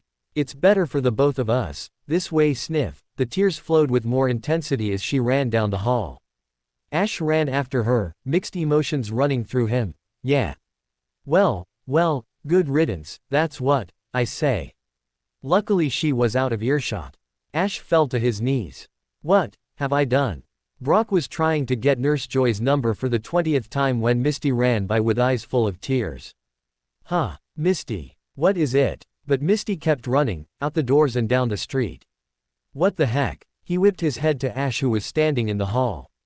What happened? Ash's head fell and stared at the floor. She left. About time, he said with no emotion. Brock ran up to Ash and grabbed him by the shoulders.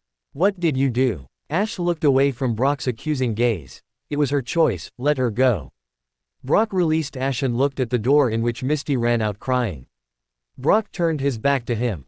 What have you done? You hurt her feelings, she's gone. And all you can say is, let her go. Don't you care for her?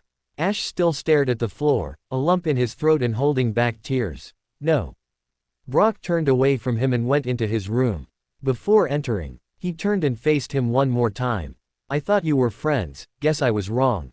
Your Pokémon are with Nurse Joy. With that he went into his room and closed the door, still teeming mad at Ash. Nurse Joy gave Ash his Pokémon. Pikachu jumped into his arms, happy to see him up and about. Pikachu expected to get a bigger hug than the one he was getting now. He nudged Ash, hoping he would tell him what was wrong. Misty left. Pikachu's eyes went wide, he flared up his cheeks and gave Ash a huge thundershock. He fell over charred and electrified. Why, Pikachu. Pikachu ran to Brock's room and looked over at Ash. Pie. He opened the door and walked in. Even Pikachu knows it's my fault. Ash brushed himself off. I have to find her, apologize, if I can find her that is. He walked over to Nurse Joy and asked her for a pen and paper. He wrote a note to Brock and taped it to his door. He collected his bag and quietly left the Pokémon Center to search for Misty. Misty, I didn't mean what I said, I'm so sorry. Misty ran down Route 22 with her eyes filled with tears. She never stopped running since she left the Pokémon Center, nor had she stopped crying. Misty slowed down and sat down. She sucked back her tears and dried them. She looked down at Togepi and frowned. Togepi, what have I done? Because of my temper, we got into another fight. Now I know he hates me. I promised I wouldn't leave him. But what's the point? I couldn't stand to look at him, after what I did, and what I do to him all the time. I'm always hitting him, yelling at him, putting him down. Tears started to well up in her eyes once more. If only he knew how I felt. I didn't mean the things I said to you. The tears flowed once more. Oh, Ash. I'm so sorry. Misty looked to the sky. I'll never forget you, Ash. Sniff, not ever. Even if the day comes when you forget about me, I'll never forget about you. Togepi played with Misty's thumbs. Togi. She gave Togepi a weak smile. Well, little one, it's just me and you now. Sniff asterisk. Let's set up camp. She traveled deep into the forest and set up her little camp. Misty tried numerous times to light a fire but couldn't, no matter how hard she tried. In her travels, Ash had always lit the fire. She curled up on her sleeping bag and took out her radio. She hugged her knees to her chest and cried softly while the music played. She was alone again. The closet thing she had to company was Togepi, and it couldn't talk to her. A couple hours passed when he reached into her backpack and took out a picture. On it was a photo of her, Brock and Ash. It was just after Ash's second victory at the Indigo Plateau. Ash looked really happy in the photo. She pressed the photo to her chest and cried. She wished she could be with Ash and with Brock and Pikachu. But she knew it would be impossible. Who would love someone like me, she said sadly. She thought she'd give it one more try at starting a fire. She went into the forest to look for smaller kindling. Stay here, Togepi. Togepi waved. Togi pre. Misty ventured into the forest. She had collected some sticks, when out of nowhere she saw a light in the distance. It was a soft glow coming through the trees. A campfire. Maybe someone can help me lit mine. She snuck through the thicket trying to get near the campsite. The closer she got, the more she thought she heard something familiar. She sneaked around a tree, peered over the side and gasped. There, staring at the fire, was Ash. What's Ash doing here? I don't see Brock anywhere. She sneaked around to another tree right behind Ash, this way she could hear him. Ash sat on a large log poking the fire with a stick. He rested his head in his hand and looked very sad. He started talking to himself, since he was alone. Misty couldn't see Pikachu anywhere either. Why was he out here? Ash continued to poke his fire and talk out loud. Oh Misty, what have I done? Because of me I scared you off, and you may never come back. I just wish you knew how sorry I am. I wish you knew how much I cared. Misty could feel her heart jump a beat. I remember the first time I realized I liked her. Ash grinned. It was when I had just caught my first Pokemon, a Caterpie. She was so afraid, it was kinda cute. When we camped out for the first time that night, something clicked. But I knew she didn't like me then, and I'm pretty sure she hates me now. Ash continued to poke his fire, watching as his stick caught fire. I'll always love her, no matter what. Misty was shocked beyond belief. He loves me. As she attempted to get closer, she tripped on a rock and fell flat on her face, in full view of Ash. Wah! Ash bolted up and tripped over his backpack, sending him crashing to the ground. Misty and Ash slowly stood up and their eyes met. There was an uneasy silence. Both very nervous. Ash was first to break the silence. How long were you back there? He asked nervously. Long enough. Ash held his head low out of embarrassment. Misty crawled closer to him and placed her hand on his knee. Ash. He looked up and stared into her eyes. To Ash, she had the most beautiful eyes. Yeah, Misty. She nervously twiddled her thumbs. Did you really mean what you said just now? They both looked deep into each other's eyes, not wanting to look away. Ash slowly swallowed, extremely nervous. He could feel his hands shaking as he reached up and grabbed Misty's hands in his. Misty was taken by surprise by Ash's affection. Misty, I have something to tell you, and I wanna say it now before it's too late. I have always loved you, and always will. Even if you don't feel the same way about me. I can understand. I just wanted you to know, I had to get this secret out of me, before it hurts me anymore. I also wanted you to KN. Out that I'm sorry for everything I said to you this afternoon, as for everything I said during our time together. I never meant a word of it. Misty was speechless over Ash's romantic outpouring. He gulped and continued on. I only fought with you so you would never find out. I couldn't stand the rejection, it would have been too much. That's the only reason. I was too afraid of what you might say. I was afraid you'd leave. It turns out that I was very, very wrong. Misty, I love you, and I always will. Misty looked down at them holding hands, then back at Ash. He was shaking like a leaf, so was she. Misty looked into Ash's eyes, and found the love that had always been there. Oh Ash, you're so sweet. He stopped shaking, and gazed at Misty and her beauty, the beauty only she could possess. Misty cleared her throat and collected her words. Ash, I have something to tell you. All the times we fought, I too were covering up the fact that I loved you. I had loved you since I could remember. All the times I had said I was following you because you had wrecked my bike, it was all a lie. I wanted to be with you, I never wanted to leave you. Today, I had run away because I thought you hated me, for always whining, complaining and calling you names. I was so scared that you didn't care about me. Tears began to form in the corners of her eyes. I didn't want to leave you, but. I loved you too much to see you hate me. Misty began to cry again. Ash pulled Misty close to him, and embraced her. Misty stopped crying, and looked up to Ash. Their hearts were beating in unison as they slowly closed the gap between them. They inched their faces closer, closed their eyes and kissed. At that instant, all the worries, all the tears, all the hurt feelings, all the problems in the world were gone. And this one treasured moment was replaced. The world around them stopped as they continued to kiss passionately. They both waited 2 years to come to this realization of love. They never wanted it to end. Soon they ran out of breath and broke the kiss. Misty reached up to her lips and stared at Ash stunned. They still embraced each other. They felt so close to one another, like it was meant to be. Ash rubbed his thumb on Misty's cheek. Well, where do we go from here? Misty asked. Ash reached down and kissed her once more. Whatever it may be, we'll go together, from now until forever." Ash and Misty continued to kiss, each time more passionate than the other. Misty stood up and helped Ash to his feet. "Oops. I almost forgot Togepi." Misty quickly got her things together and made her way back to Ash's camp. They laid down their sleeping bags right next to each other. Ash laid down, and patted the empty spot next to him. Misty laid down beside Ash, she wrapped her arms around his waist and rested her head on his chest. Misty snuggled up close, Ash played with Misty's hair and stared at the night sky. Misty sat up and turned to Ash, who held her close. She kissed him and smiled. Quote, "Sweet dreams, Ashy." Ash reached up and kissed her.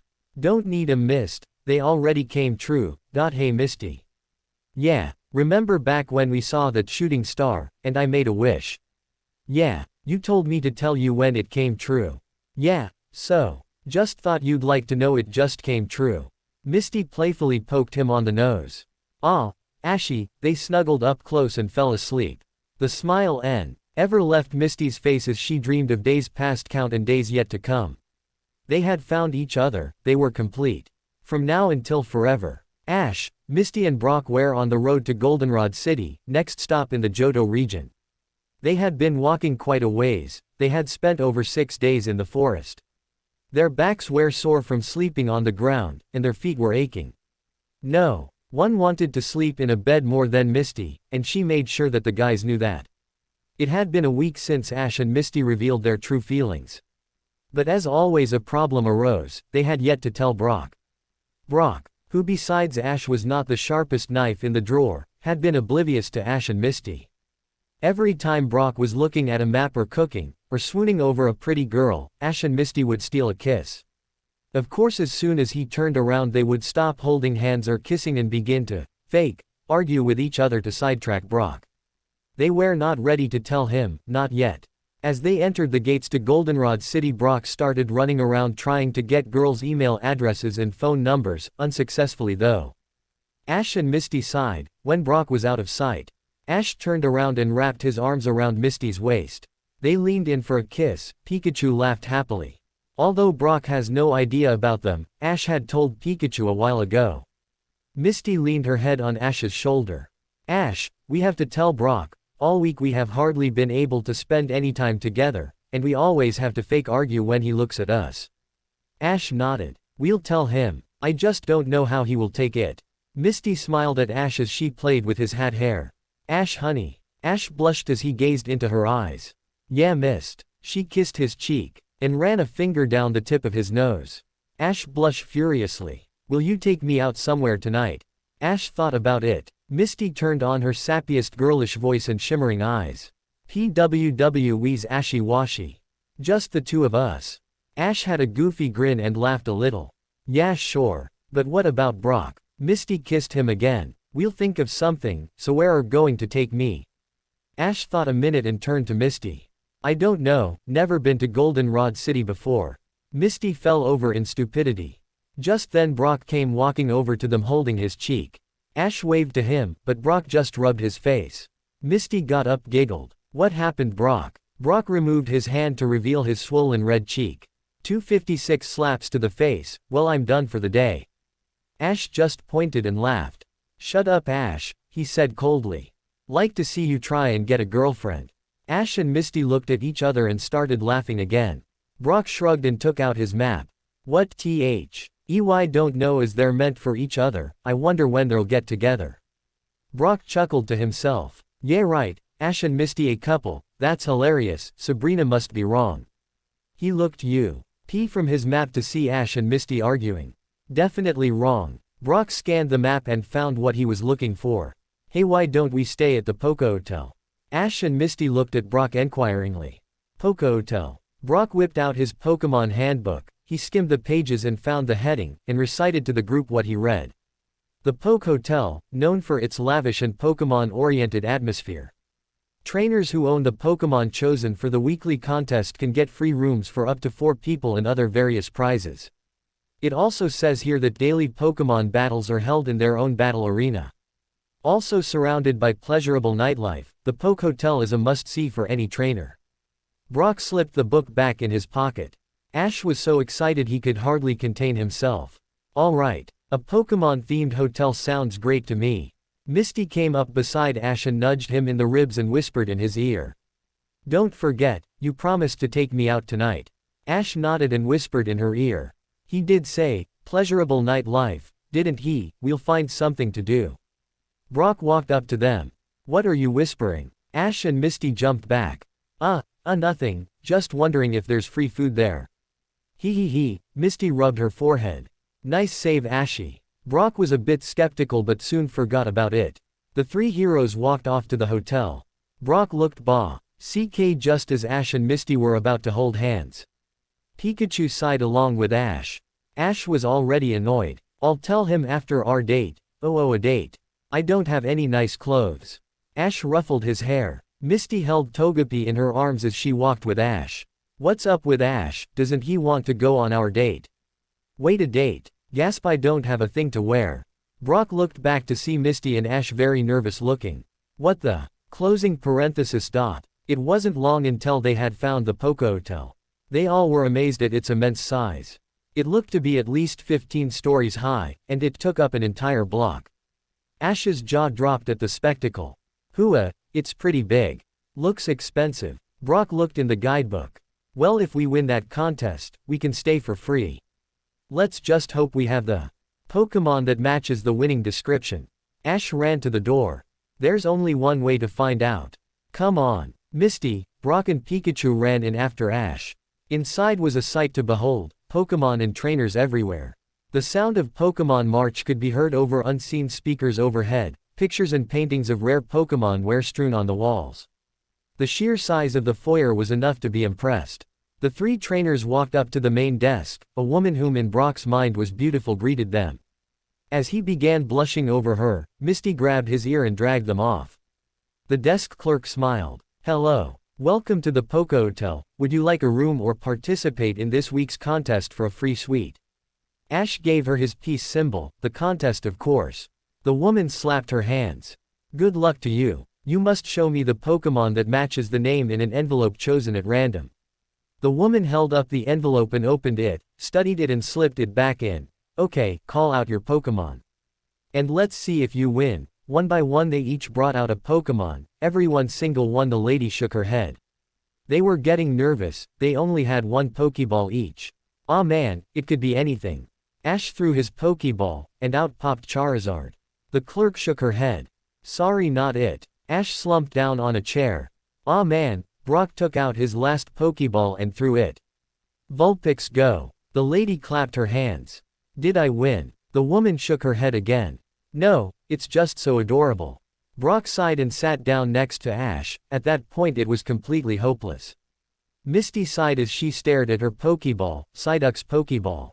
How could this dimwit duck help now? Ah well. She reluctantly threw the Pokeball and out came Psyduck. Sigh. The woman drew MP up and horns blared as confetti came down around them.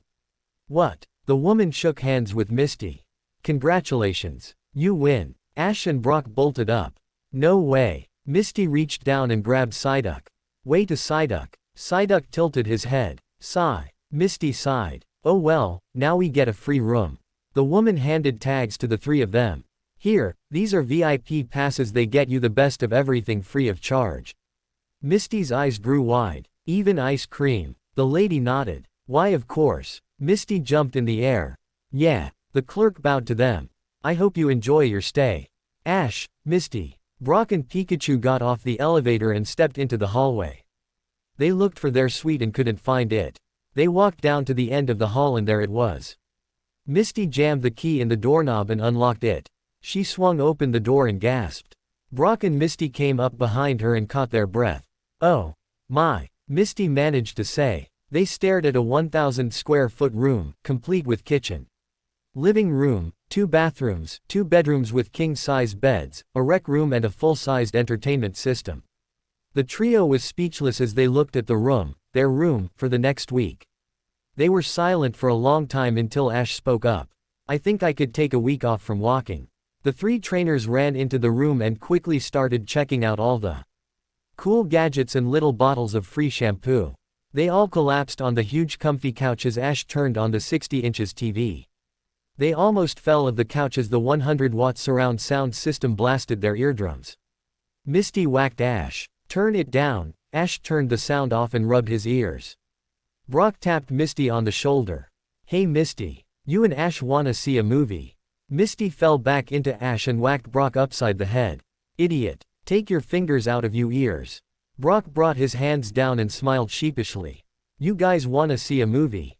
I saw a cinema not too far from here when I was chasing, talking to girls." Brock rubbed his cheek at the thought of all those slaps to the face. Will I ever find a girl? What's playing? Ash asked. Some kind of double feature, romantic comedy I think. Maybe I could learn some tips on picking up women. Misty's sweat dropped. Right, well actually I was gonna take a nap.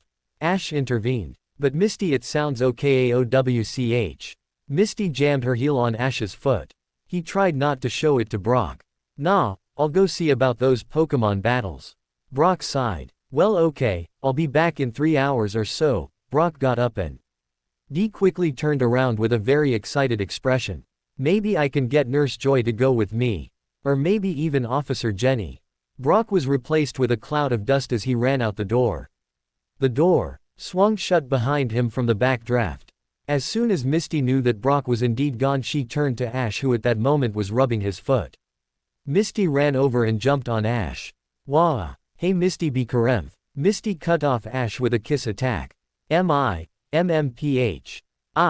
MMPTH. Misty continued to kiss all over his face. Ash began to flail wildly. Misty got angry. She stopped to look at Ash squirming under her. "Ash, I have waited 6 days to spend some time with you. The least you could do is put your arms around me." Ash began to turn an odd shade of blue. "Ash," he was finally able to get some words out. "Your knee is on my." Misty looked down. She turned beet red and jumped off him. Ash breathed in a sigh of relief. "I'm so sorry honey." Ash wrapped his arms around her and smiled.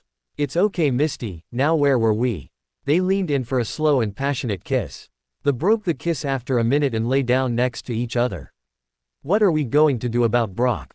Misty asked. "Well, we should just flat out tell him before things get complicated."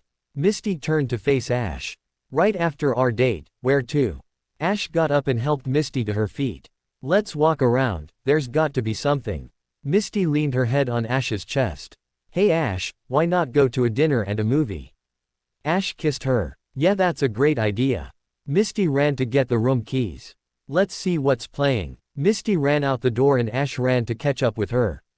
Brock walked into the movie theater. He had been late and the trailers were playing. He picked a seat near the front and crossed his arms. "Okay, so Officer Jenny didn't want to come with me, it's her loss."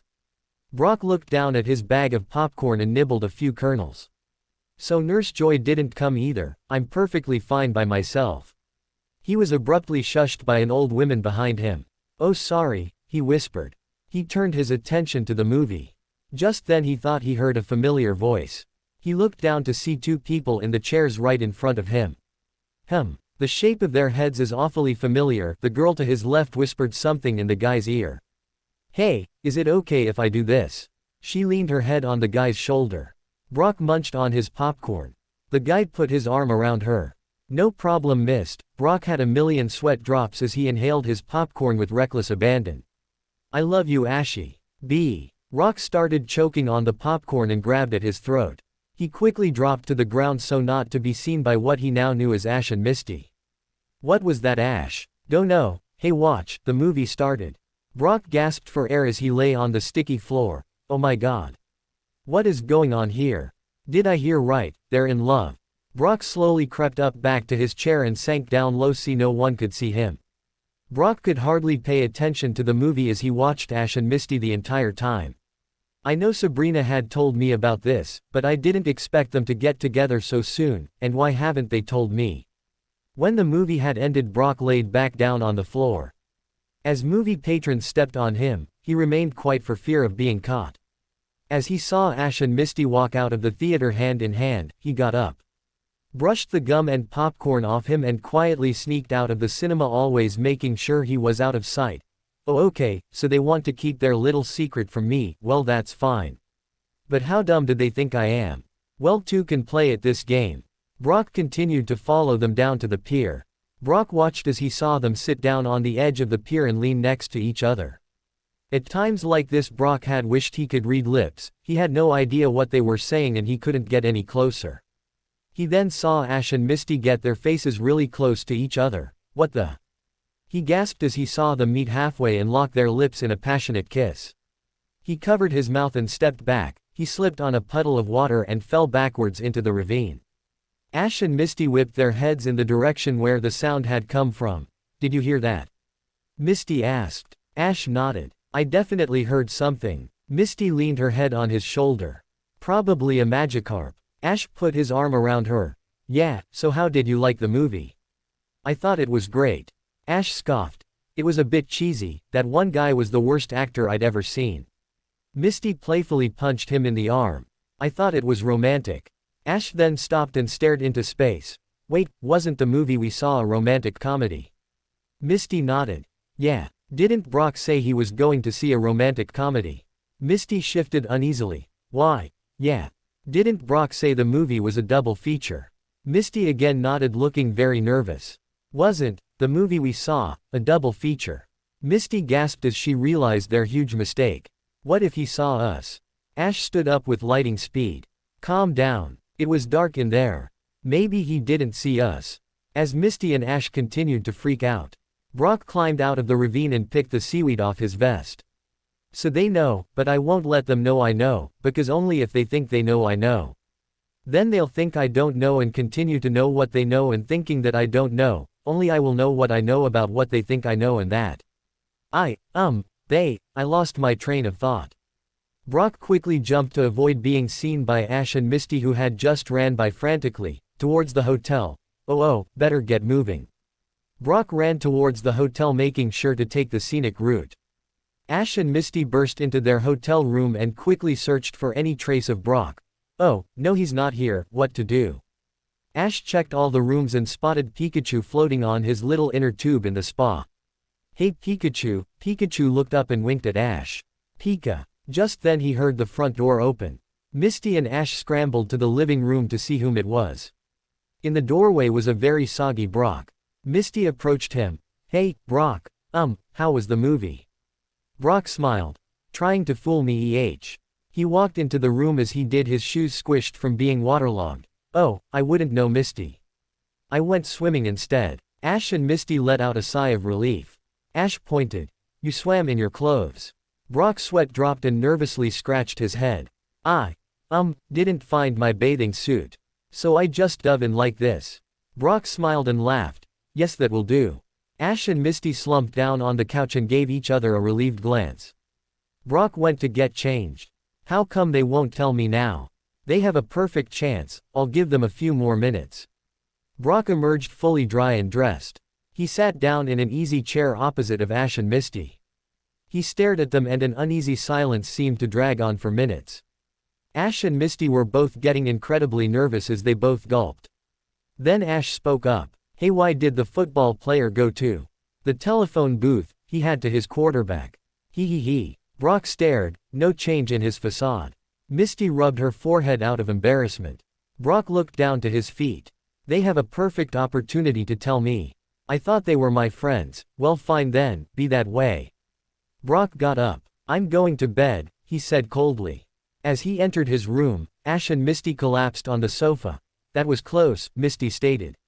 Yeah, wonder what's wrong with him, he acted kinda weird. Misty kissed him and helped him to his feet. I wouldn't worry, we'll tell him tomorrow. Ash broke away from Misty. No Misty. I'm tired of lying to Brock, you go to bed, I'll tell him myself, it'll be easier. Misty was going to argue against it but quickly agreed. She walked to her bedroom suite and blew Ash a kiss as she walked in and closed the door behind her. Ash stared at Brock's door, he shrugged and shakily reached for the knob. Hello. Brock, can I come in? He pushed the door open the rest of the way and looked into Brock's room. He was sitting in an easy chair on the opposite side of his bed. He was just staring out the window with his hands resting on his lap.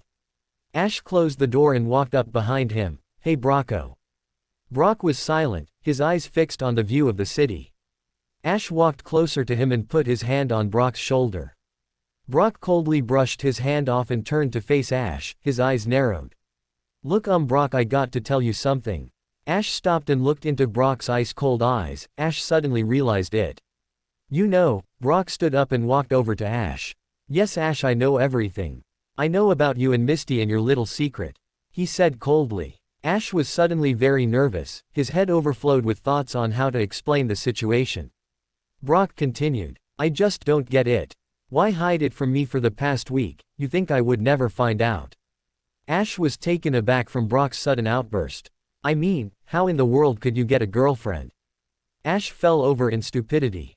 What do you mean? Brock clenched a fist. Look at you, why would any girl, even Misty, fall in love with you? I mean, I'm the one who is supposed to have a girlfriend, I'm Brock, for crying out loud.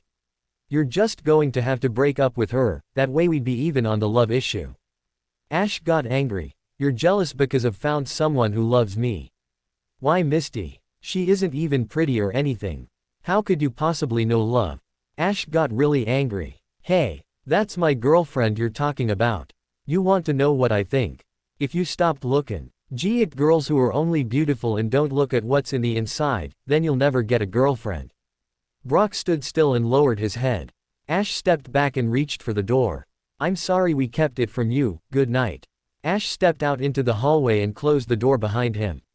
Brock stood in his room, very silent and angry. Angry of what Ash had done, what Ash had said. What does he know anyway?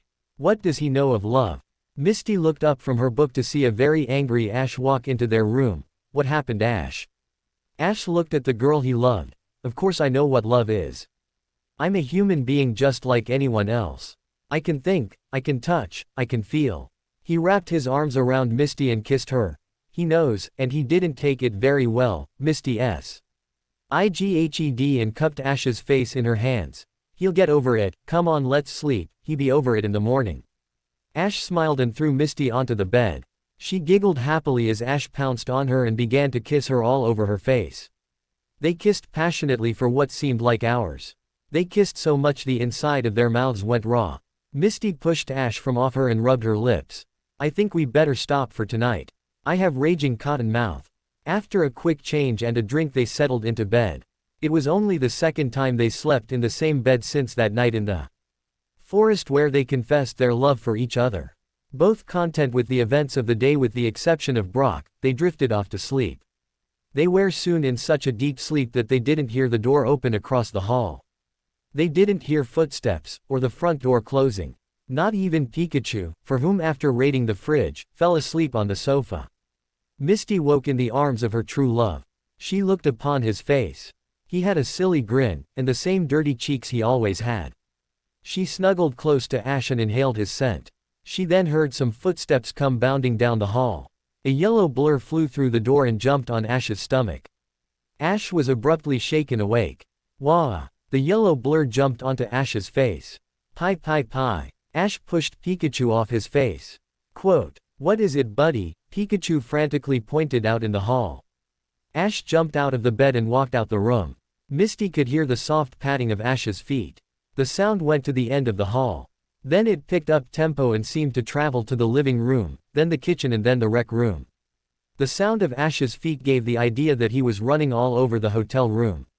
Misty got out of bed and walked to the kitchen. There she saw Ash looking around the dining area. What are you looking for, Ashy? Ash straightened out and looked at Misty. Quote ellipsis dot. Brock. Misty was confused. What do you mean? I mean Brock is gone. He's not in the living room, not in the rec room, not in the bathrooms, and I checked his room, his backpack is gone. Misty gasped in shock. He left. But why? Ash put his hand on his chin. Maybe he took the news rather bad, and of what I said. Misty bonked him on the head. What did you say? Ash rubbed the swollen lump on his cranium. That's not important now, we gotta find him. Ash quickly got dressed and headed for the door. Misty followed close behind. Pikachu came bounding up to them. No, Pikachu, you stay here, we'll find Brock, look after Togepi. Pikachu sadly nodded. They ran down the hall and into the lobby. They made their way over to the clerk at the front desk. "Excuse me miss, did you happen to see a guy with dark spiky hair, and a green vest and no eyes come by would you?" The clerk thought a moment. "Why yes, he left late last night. In fact I was wondering why he would be leaving so late, he never did come back." Ash and Misty screamed. "What?" They both hurriedly ran out of the hotel. Misty and Ash looked up and down the busy street. Where could he have gone to Misty? Misty shrugged her shoulders. "Why would he leave? I thought he would be happy for us." "You never did tell me what you said to him," she said accusingly. Ash shifted uneasily. "He complained how he should have had a girlfriend before me." Misty was angry, mainly at Brock. She grabbed Ash's wrist. "Come on, let's ask around. Those twerps are always getting in our way," screamed Jessie. James shrunk back in fear. "Well, what are we doing wrong?" Meowth popped up and scratched James in the face. "Ehio." He grabbed his face and rolled on the ground in pain. "What did you do that for?" Meowth sighed. "You toes are pathetic. How can you always let those three twerps push you around?" Jessie got angry. "I would like to hear your plan." Meowth gave her a smirk. "I'll be glad to." He held up a Pokemon guidebook and opened it. He held the book in their faces and showed them the picture of a large building.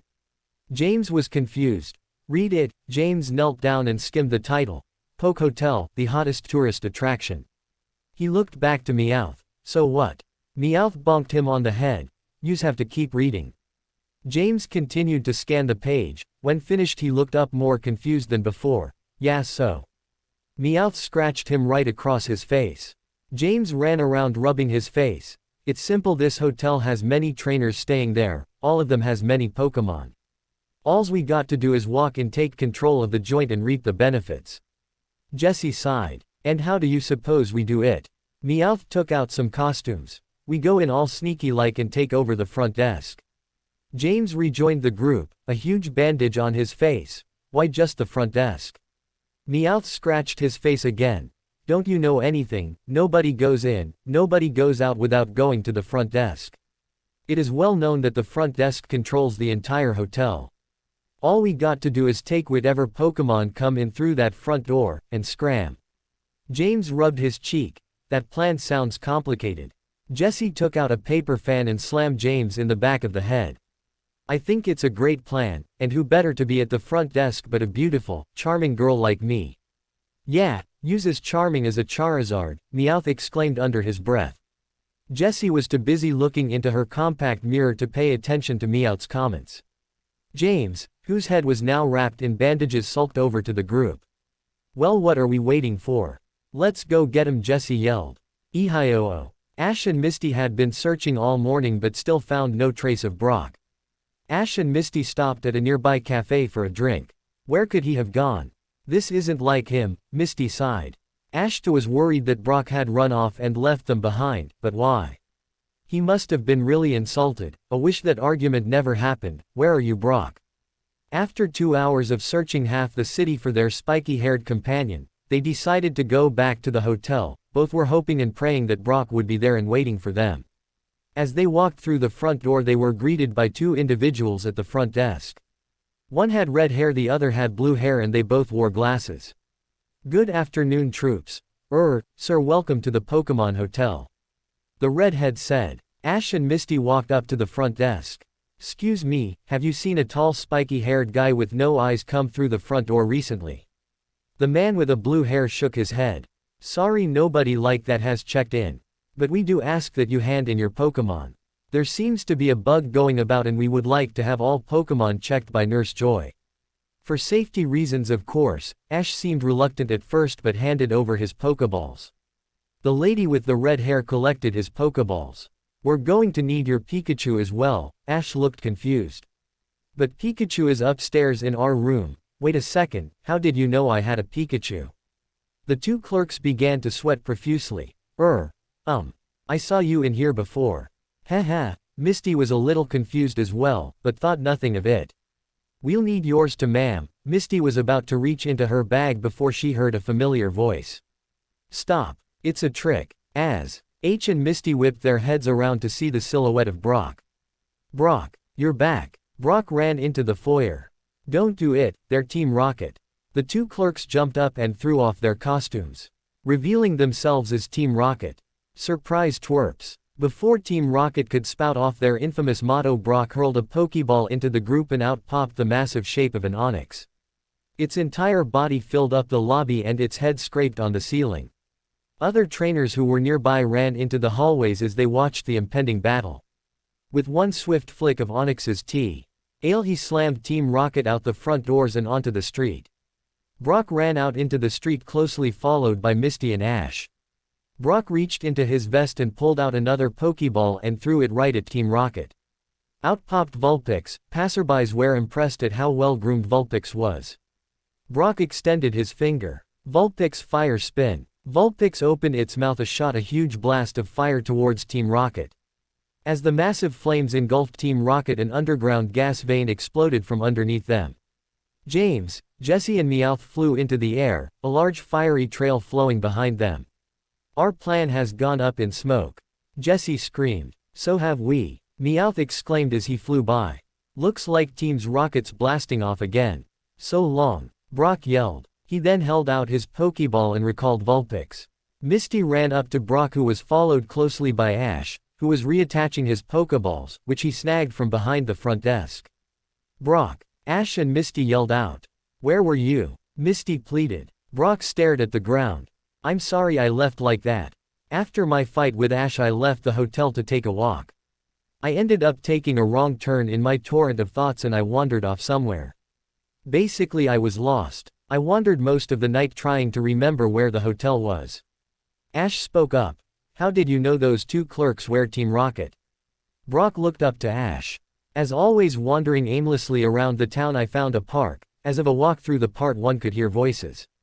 As I got closer, I could make out that it was Team Rocket.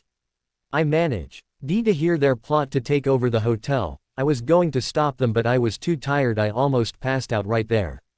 I'm lucky I got here just in time. Ash smiled.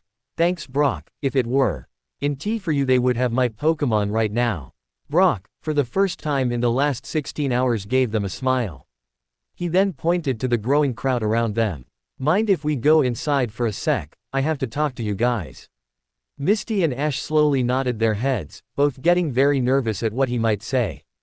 After quickly returning to their room, they all sat down and waited for Brock to speak. Brock inhaled deeply and began. First, I would like to say that I am sorry, I overreacted. While I was walking around, I had a lot of time to think. I tried to put myself in your shoes, and the more I did that, the more I understand. You two were just shy. Ash and Misty just sat there, letting him speak.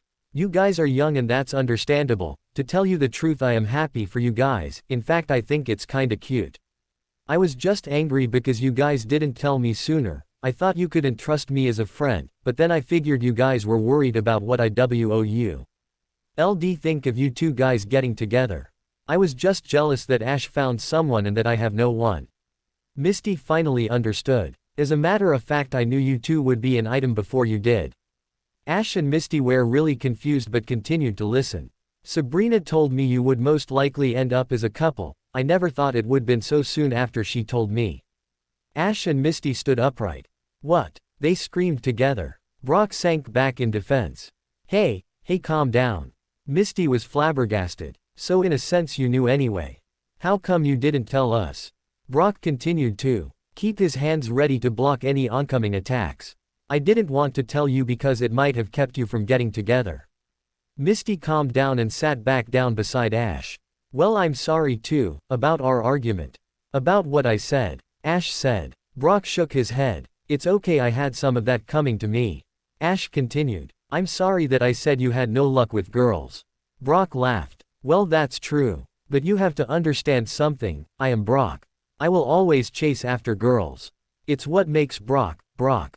They all laughed at Brock's honesty. I'm also sorry I called Mist. Why ugly? Ash immediately stopped laughing. He looked over at Misty, who had a bluish glow all around her. Brock realized what he just blurted out. You better run, Brocco. Before Misty could start her tirade, there was a knock on the door. Brock hastily ran over to answer it, thankful for the interruption. Standing in the hall was the original clerk that worked at the front desk, and some other guy in a suit. Hello there, young man. On behalf of saving Mrs. Bennett here, and helping us reclaim the hotel from Team Rocket, we would like to offer you this coupon book worth 12 free stays at any of our hotels. He handed Brock a small book and left, leaving Mrs. Bennet. I would personally like to thank you. They locked me in a closet for 2 hours. No one would have known I was in there until you got rid of Team Rocket. And what better way to thank you than this? She reached out and kissed Brock on the cheek. Brock turned beet red as he passed out on the floor. Mrs. Bennet giggled and walked down the hallway. Brock regained consciousness and jumped into the hallway. Wait, I'm available. Ash came up from behind him and tapped his shoulder. Brock, her name was Mrs.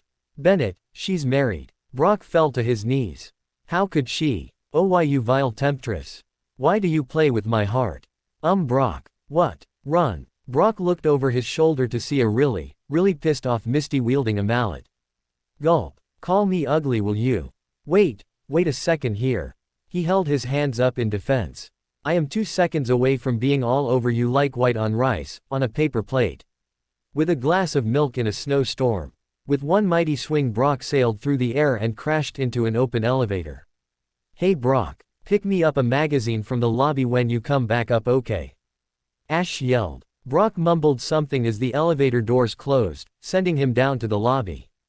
Misty stormed back into the hotel room, ranting as she went. Ash sighed. Just then Pikachu jumped onto his shoulder. Hi. He scratched under Pikachu's chin. Welcome to my life. He turned to walk into the room. Just then felt something, heard something familiar. He turned back in the hall to find the source of the sound. There was nobody around, the sound was very faint. He strained to concentrate on what it was saying.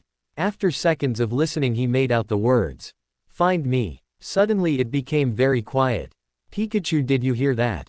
Pikachu cocked his head. Hi. Ash turned back into the room. It's nothing. He closed the door behind him. Must be my imagination. It was a tranquil night in Goldenrod City. The sky was clear, the stars were out and the city was peaceful. 2 days prior, Ash and the gang left the Poke Hotel, much to Misty's dismay. She had tried to get the boys to use the coupons they got to stay longer, but was voted out 2-1. Brock claimed that they should be used in emergencies only. So the trio left the luxurious hotel and went to stay in the dingy Pokemon Center. Misty complained how small the beds were and how cramped their room felt. Once she had a taste of high life, she didn't want to go. But to Ash the Pokemon Center was like home in a ways to him. That afternoon Ash, Misty and Brock traveled to the mall for 4 hours to spend some of the money they received from Mrs. Ketchum. Actually, Misty spent most of it, why else would it have taken 4 hours? Every man knows that women, money and malls do not mix. Even though Brock and Ash finished their shopping in 20 minutes, Misty took the better half of the day trying out clothes and looking at girly stuff. This surprised Ash. Since when was Misty into girly things? He had never seen her in a dress, the thought of it usually made him laugh. He loved Misty for who she was. A girl in pants, well, more than that. She was his, and always would be. That night they crawled onto their hard stiff beds, complete with lumpy pillows, and rested their aching feet. That afternoon Brock, K realized why they have benches in front of women clothing stores, and only women clothing stores. It only took minutes before they were all resting comfortably. Brock began to dream of Nurse Joy, Ash dreamed of becoming a Pokemon master.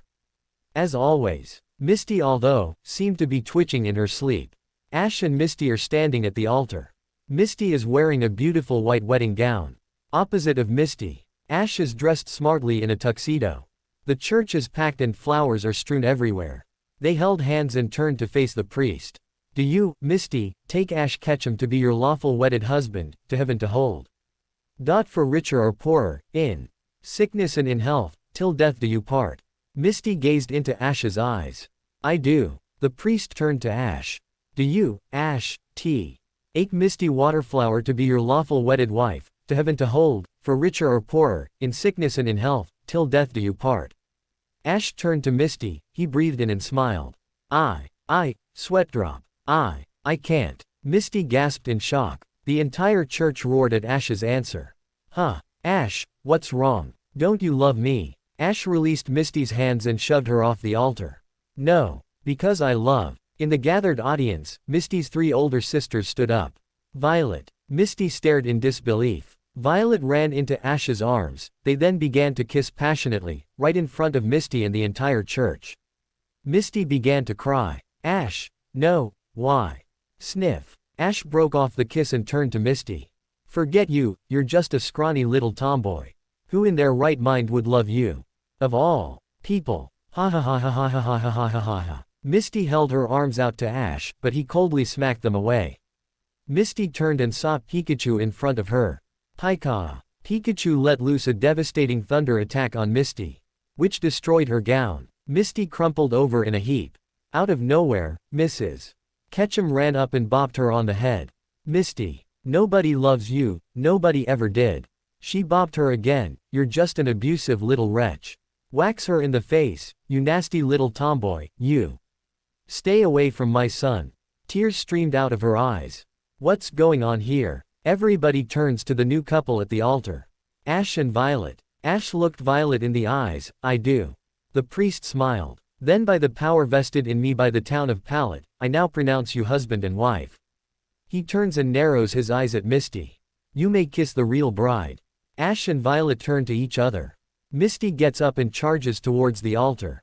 No. But it's too late. Ash and Violet kiss passionately. Misty suddenly doubles over, as a sharp pain racks her chest. Nurse Joy appears with Brock. What's with her? Misty writhed on the church floor grasping her chest in pain. Nurse Joy leaned in to inspect her. It looks like her heart is breaking, she's not gonna make it. Misty starts to cough up blood and her arms flail wildly. Ash and his new wife walked up to Misty. Who cares about her? Nobody, that's WHO. Wah. Ash then does his little pose. Everybody in the church points at her and laughs mockingly. Some shouting, wretch, and, nasty tomboy. Misty falls to the floor. And she can't even breathe, the pain in her chest gets too great, and the last thing she sees before she dies is Ash and Violet walking out of the church followed by the procession.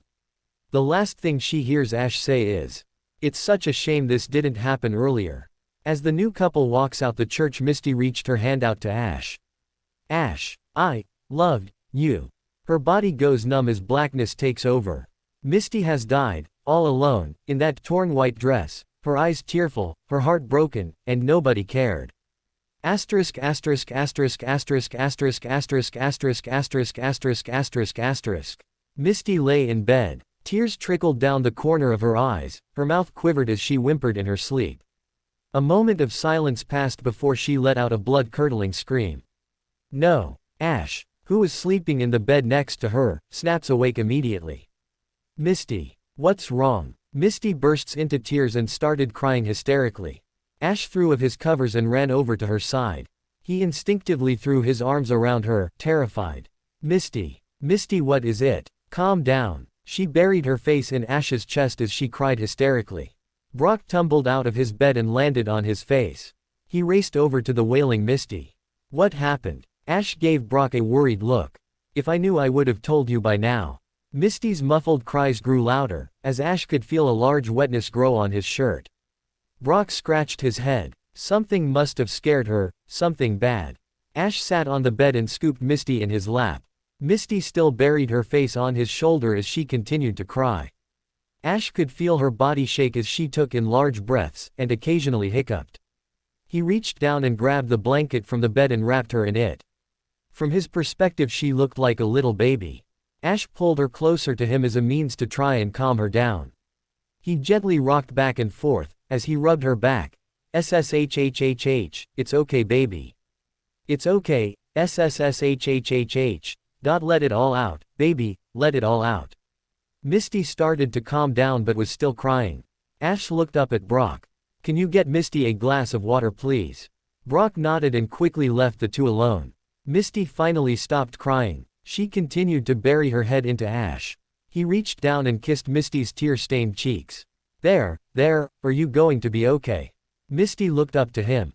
I don't know. Wah ha ha ha. She began to cry again. Ash continued to rock her back and forth until she settled down again. Misty, what's wrong? You never screamed like that, you have me worried now. Did you have a bad dream or something? More like a horrible nightmare.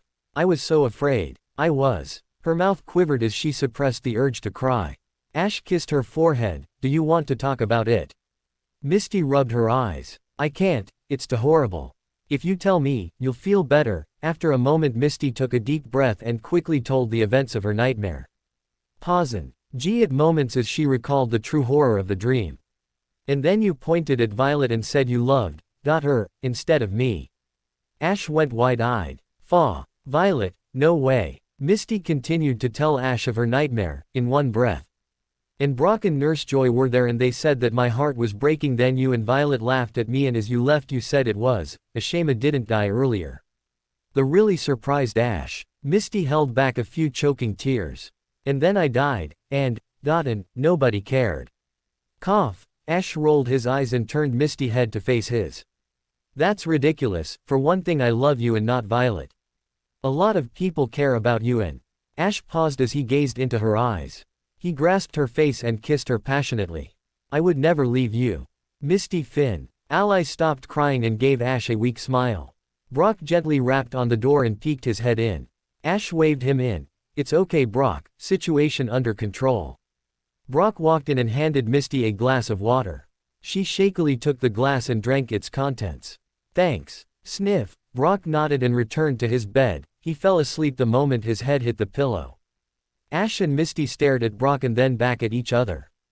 Ash looked at the clock. Whoa, it's 1 in the morning.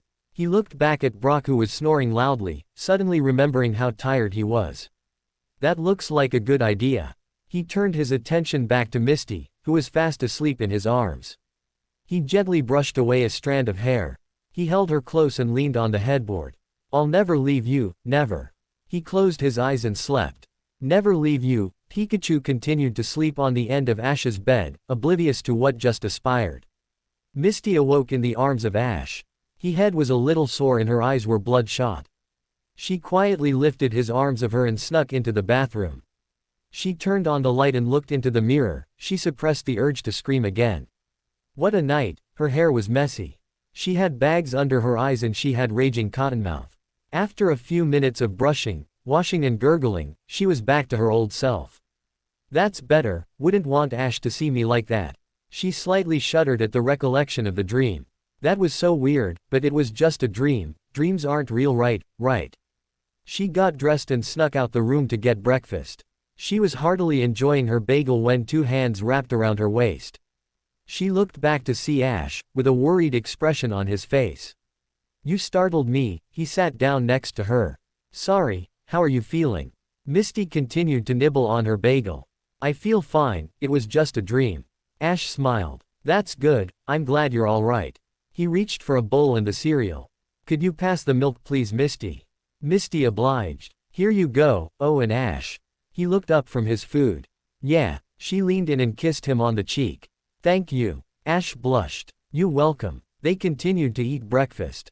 Pikachu soon walked up to their table carrying a ketchup bottle. Morning buddy. Ash exclaimed. Pikachu groggily acknowledged Ash and began licking up the ketchup. Misty giggled, not a morning Pokemon are we. Pikachu ignored her and lapped up his breakfast. Brock stumbled over to the table and fell into his seat. Misty and Ash both had sweat drops. Morning Brock, sleep well. He mumbled something incoherent and leaned over to grab the cereal box. He quickly fell asleep and slammed his head on the table. Ash poked him with a straw. Brock. Wakey. Brock slowly rose from the table. A napkin stuck to his forehead. They all laughed and finished eating. Brock advised that it was time they left Goldenrod. Ash and Misty reluctantly agreed. They had some good times in the city. Truthfully they didn't want to leave such a magical place. But Ash was ready and willing to get to the Johto League. So that afternoon, they packed up and left. They headed out to Route 34. Not knowing where their next adventure would start. While walking the trio crossed paths with many interesting Pokemon. Ash reached into his coat pocket and pulled out Dexter. He pointed it at a furry round Pokemon scurrying around the ground. I wonder what those are. Ash said. The Pokédex beeped and a picture appeared on the red device. Sentret, the guardian Pokemon, when sensing danger. It lifts itself on its tail and emits a high-pitched scream to warn other Pokemon. Ash withdrew his Pokédex. Wow, a Sentret, we don't have those back home. Johto really is different. Brock nodded. That's Johto for you, new places. New Pokemon, new gyms. Ash stopped dead in his tracks. Misty ran into him. Hey, don't stop of all of sudden, what's wrong? Ash turned to Misty, weird tear things running down his cheeks. I forgot to go to the gym. Brock and Misty fell over in stupidity. What? How could you forget? Misty screamed. Ash didn't answer, he just ran back to Goldenrod City as fast as his legs could carry him. Pikachu sighed. Pika Pie. Well, I guess we got a little sidetracked. Brock said. Misty sighed as well. We better chase after him. I'm sick of losing to those twerps. Jessie yelled. Team Rocket was sitting in their makeshift cabin huddling over a camp oven, where a single turnip was being roasted. I'm sick of having nothing to eat. James whined. Meowth sighed. Looks like it's turnip surprise again, sigh. What's the surprise? Jessie asked. Meowth poked at the turnip. It's just a turnip, they all sighed and ate their dinner. When will we ever catch a break? James said. Let's just hope the boss doesn't call. Just then the phone rang. Speak of the devil. Jessie hesitantly walked over to the phone and placed the receiver to her ear, which was immediately blasted off the side of her head from the screams of their boss. Giovanni. Tilda, why haven't you delivered any Pokemon? Tilda. Well, we've had some problems. Tilda, I am not pleased, Jessie. Tilda. It's not just me. Tilda, I'm holding you all responsible for your incompetence. Tilda. James and Meowth watched Jessie as she kept the phone inches off her ear. They were 4 feet away from her and they could still hear what their boss was saying. After a few more minutes of being berated by Giovanni, he slammed down the phone, leaving Jessie with a red ear. She sulked back to the group and sat down. We have 2 weeks to deliver a Pokemon, or we're fired. James and Meowth gasped. Fired? After all our loyal service? James screamed. Meowth jumped up and scratched his face. We're not fired yet, ya nincompoop. We have 2 weeks. I say let's go out there and show that Team Rocket still has what it takes. Jessie jumped up. Yeah. Let's do it. Come on, James. James reached down and rubbed his stomach. But I'm hungry. Jessie rubbed her forehead. Shut up, James. Okay. Back at Goldenrod City, Ash has finally located the Pokemon gym. Gasp. I made it. It doubled over and collapsed on the pavement. Brock ran up to Ash and began shaking him wildly. Ash. Come on, Ash, don't you want to battle? That woke him up. Yeah. I'm going to win a badge. Brock walked toward the gym. Right after I rest here a moment. Brock fell over in stupidity. Misty grabbed his shirt collar. Come on, Ash, get it together. If you win, I'll give you a kiss. Ash jumped up and ran into the gym. Well, that worked. Come on, Brock. Let's get this over with. With that, they entered the Goldenrod gym. Wonder who the gym leader is. Ash emerged into the gym stadium floor. It had the similar qualities as all the other gyms. The outline of the battlefield, the statues of Pokemon and the many female trainers with small cute Pokemon roaming about. Wait a minute. Ash looked into the gym and could see dozens of female trainers with Pokemon such as Clefairy and Jigglypuff. Whoa, look at them all. Pikachu jumped on his shoulder. Pika. Ash smiled. Let's do it, buddy. One of the trainers ran up to a girl attending a Jigglypuff. Excuse me, but it seems we have a visitor. The girl looked up to see Ash and Pikachu. I see, Robin, have the other clear the field, it seems I have a challenger. The trainer bowed and motioned for the other to leave. Welcome to Goldenrod Gym. I am Whitney, the gym leader. Ash nodded. I am Ash from Pallet Town. I wish to challenge you for a badge. At this moment Misty and Brock arrived in the gym. Very well, Ash, we will have a 3-on-3, how's that sound? Before Ash could answer, Brock ran in between the two. He grasped Whitney's hands and gazed lovingly into her eyes. Hi there, pretty lady, my name's Brock. How would you like to spend an eternity together? And I know I oh wow. Misty cut off Brock and dragged him away by his ear. Ash sweat dropped and scratched his head. Yeah, sounds fine to me. Let's get started. Whitney and Ash made their way to their respective spots in the battlefield. Okay, here we go, a 3-on-3 battle, no time limit, begin. Ash whipped his hat around and threw his first Pokeball. Charizard, go. The bright light subsided and the immense shape of Charizard appeared before them. Whitney frowned. A Charizard, huh? Okay then. Go Miltank. Miltank. What's that? Team Rocket emerged from the alleyway dressed in long black cloaks. Jesse pointed to a building across the road.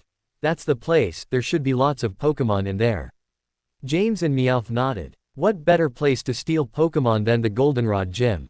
They snuck around to the back and peered into a nearby window. What they saw almost took their breath away. The twerp. Why is he everywhere we go? This isn't fair. They continued to watch as Ash went up against Whitney. His Charizard defeated Miltank and Whitney just called out a Clefairy.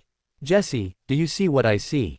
It's a Clefairy. Imagine us giving the boss such a rare Pokemon. Jesse said. Meowth popped up. We'd be on the boss's good side and I could be the top Meowth. James got excited. Well, let's go get it. Jesse held him back. Wait, James, why should we do all the work? Let the twerp tire it out and when it faints we can go in and steal it. James rubbed his hands together. That sounds delicious. James's stomach growled. Speaking of delicious. Before James could finish his sentence he was cut off by a paper fan to the head. Care of Jesse, don't even mention food. Sorry, he said meekly. Back in the gym, Ash has just won the second round, finishing off the Clefairy with a massive flamethrower attack. In the stands, Misty and Brock were cheering him on. Ash is doing pretty good, isn't he, Brock? But he didn't hear her. He couldn't stop staring at Whitney. What did you say, Misty? Misty shrugged. You're hopeless. On the battlefield, Ash was doing extremely well for himself. Whitney knew this as well. With Clefairy gone, she had one last chance, one last Pokemon. She drew out her Pokeball and hurled into the battlefield. Go Wigglytuff. Just then a large blast occurred from outside. The entire gym shook as the north wall of the gym crumbled to the ground in a smoldering heap. Ash and Whitney as a blowback of smoke and dust blew past them. Misty tried to CA. Down Togepi as Brock slipped and tumbled down the stairs. You okay, Brock? Misty asked. He painfully got up. Just fine. What was that? Ash looked up to see. Team Rocket. That's right, twerp, we're back. Ash grabbed onto Pikachu defensively. There's no way you're getting Pikachu. We don't want that little rodent, we're here for Clefairy. Whitney ran over to Ash. Are these friends of yours? Ash shook his head. They're more like enemies, what should we do? Whitney winked at Ash. Don't worry, we'll take care of them. Ash looked confused. Team Rocket jumped through the hole where the wall used to be and faced off with Whitney. Prepare yourself. We aren't leaving without your Clefairy. Whitney brought her fingers to her mouth and whistled loudly. Let's get 'em, girls. Neo. WTH looked to see a dozen trainers run out into the battlefield. Oh, this looks bad. The trainers each threw out their Pokeballs, revealing Jigglypuffs, Clefairies, and a weird pink dog-looking Pokemon. Ash took out his Pokédex. What's that? Tilda, Snubbull, the pit bull Pokemon. It has an active, playful nature. Many women love to frolic with it because of its affectionate ways. Tilda Misty bonked Ash in the head. Now's not the time to check Dexter. Jessie withdrew her Pokeball containing Arbok. It will take more than that pathetic group of puffy Pokemon to stop Team Rocket. Go Arbok. Whitney laughed and recalled Wigglytuff. They may be cute, but they pack a punch. Alright, girls, attack. That's what you think, do it, Meowth. Jessie screamed. Cointinly. Take this. Meowth reached behind him and took out a remote control. But before Meowth could push the button, Pikachu hit him with a huge thunder attack. Meowth, can't you do anything right? Jessie screamed, gimme that thing. Ash dove to stop her, but it was too late. She pressed it. Prepare yourself. The ground began to shake with incredible intensity as a huge metallic object rose in front of them. The girls began to scream as their Pokemon huddled together. Ash and Misty held onto each other for dear life as Brock held onto Whitney. Team Rocket continued to laugh maniacally. It's all over. The huge metallic object swung open to reveal an immense gun. Ash, Misty, Pika Pie. Goodbye, twerps. Ha. Fire. Everyone braced for impact as a huge blast resonated throughout the gym. No. Quote. They all looked up to see a small net shoot out of the cannon and fly towards them. They were all easily able to dodge it. Everyone fell over in stupidity while Team Rocket just stood there, staring. Jessie slammed Meowth into the ceiling. What the hell was that? James scratched his nose. No, we really should stop using that plan, it doesn't seem to work. Ash and Misty released each other as Whitney shoved Brock off her. Ash took 3 Pokeballs from his belt and threw them into the battlefield. Squirtle, Bulbasaur, Charizard go. Jessie grabbed Meowth and jumped into their balloon. We'll forget about Clefairy. But we'll settle for Pikachu. James took out a pair of extendo arms. Now you see it. The arms suddenly sprang forward and snagged Pikachu. Now you don't. Ash ran to try and stop James.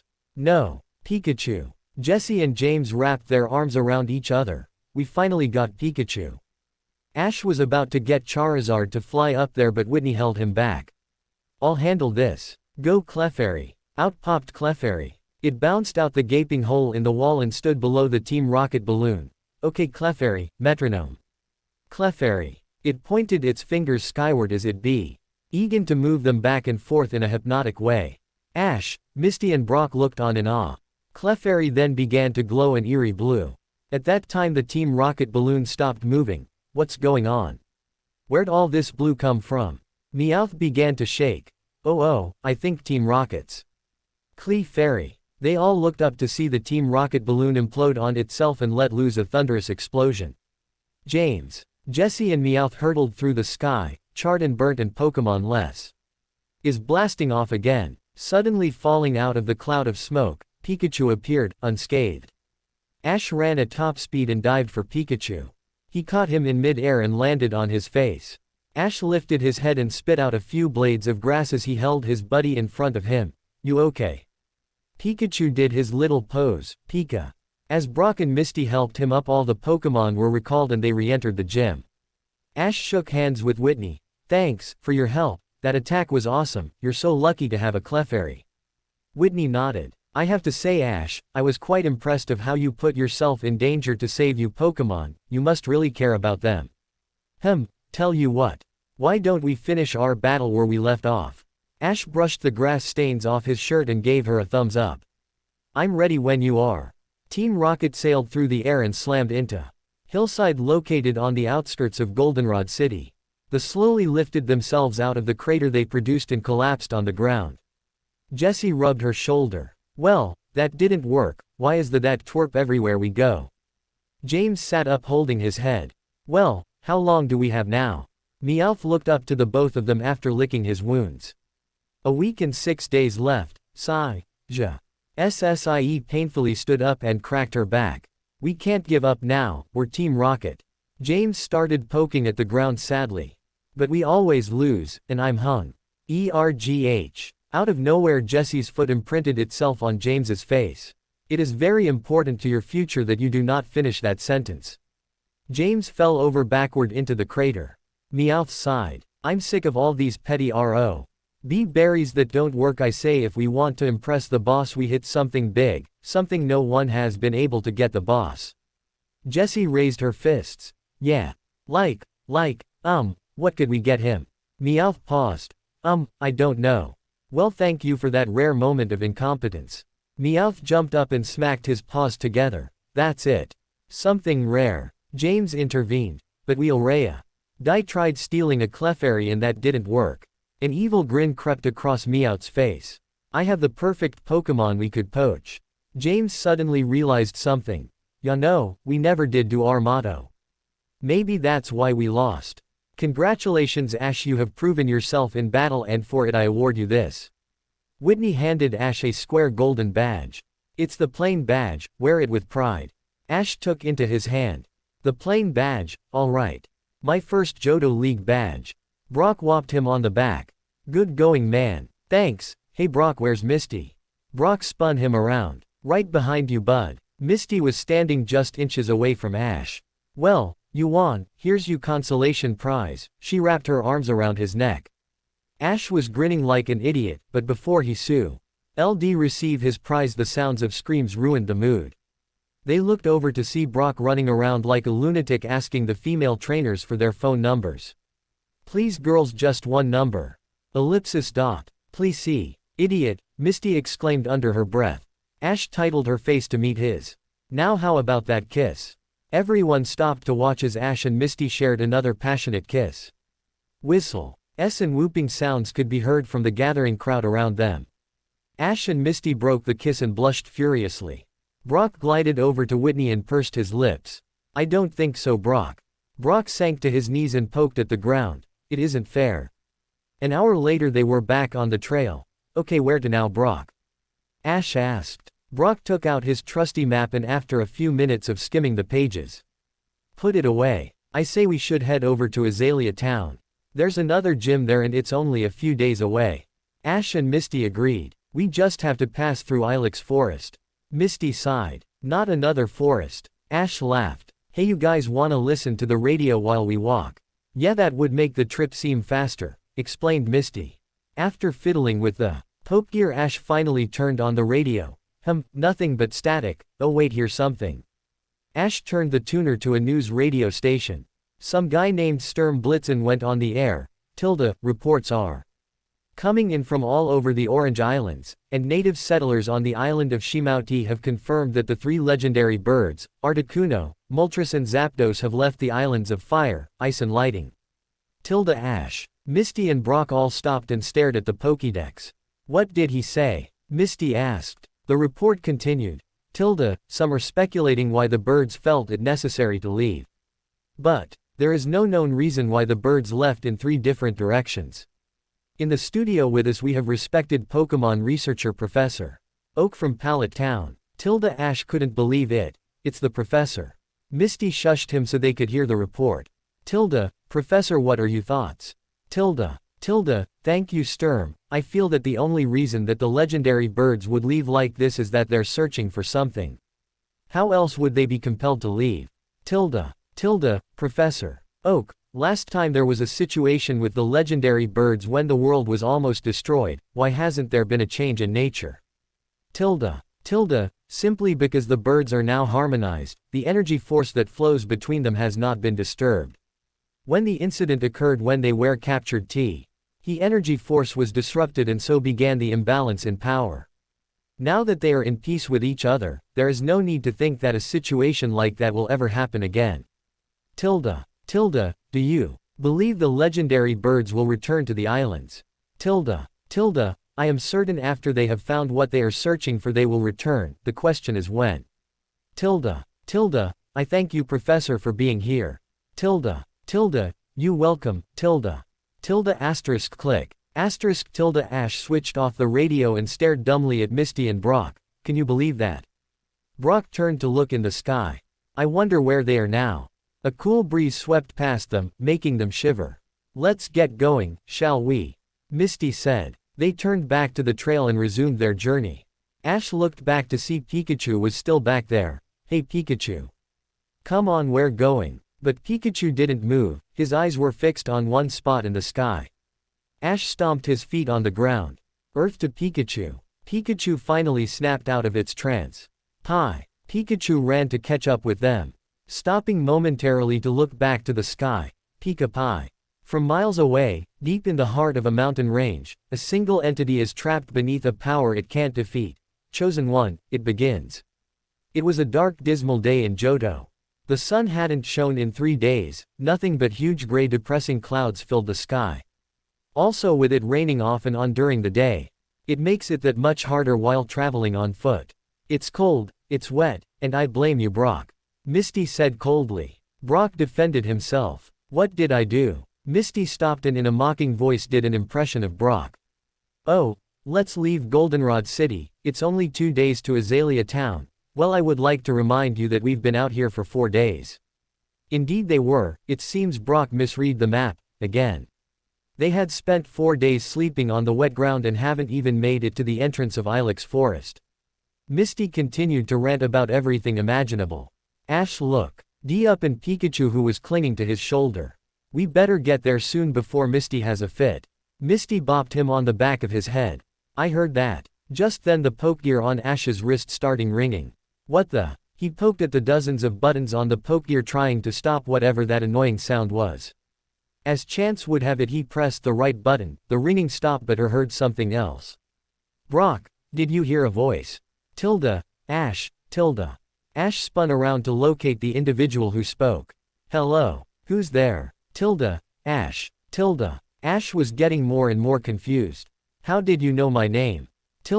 Ash, it's me, Professor Oak. Ash searched all over but couldn't find him. Professor Oak, where are you? What are you doing here? Misty whacked him in the head.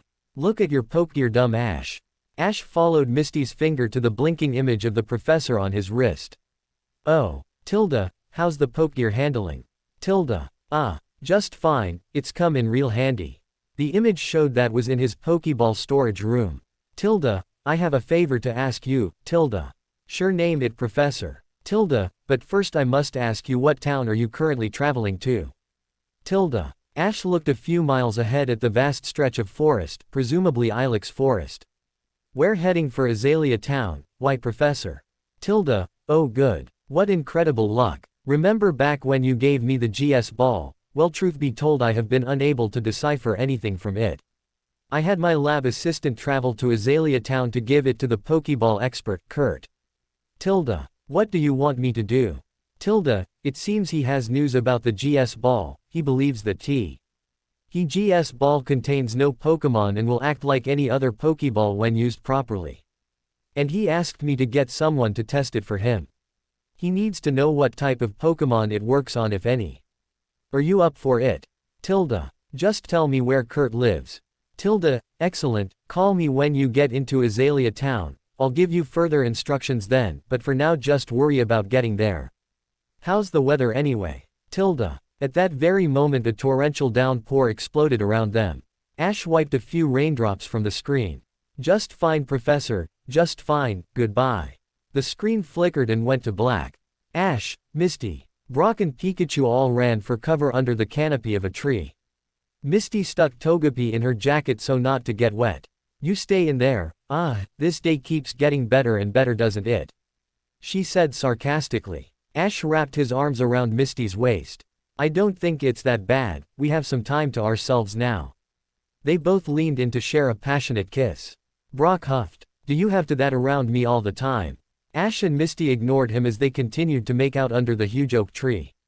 Brock turned his attention to the ongoing storm. He watched the rain fall from the sky and hit the dirty path, creating a plot of mud. He saw how the rain dropped from leaf to leaf and trickled down the side of the tree, like a small ballet. Everything began to glisten and shine as if all the trees and plants had wax on them. Even in the dismal and dark weather, Brock could find beauty. Brock could find beauty in everything.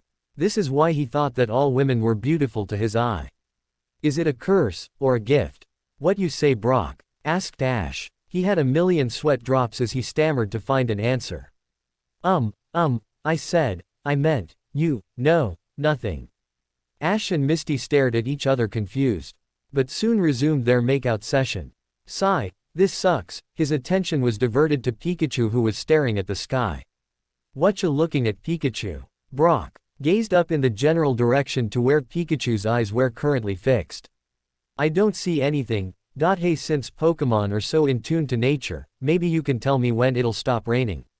A few seconds passed before Pikachu's ears twitched.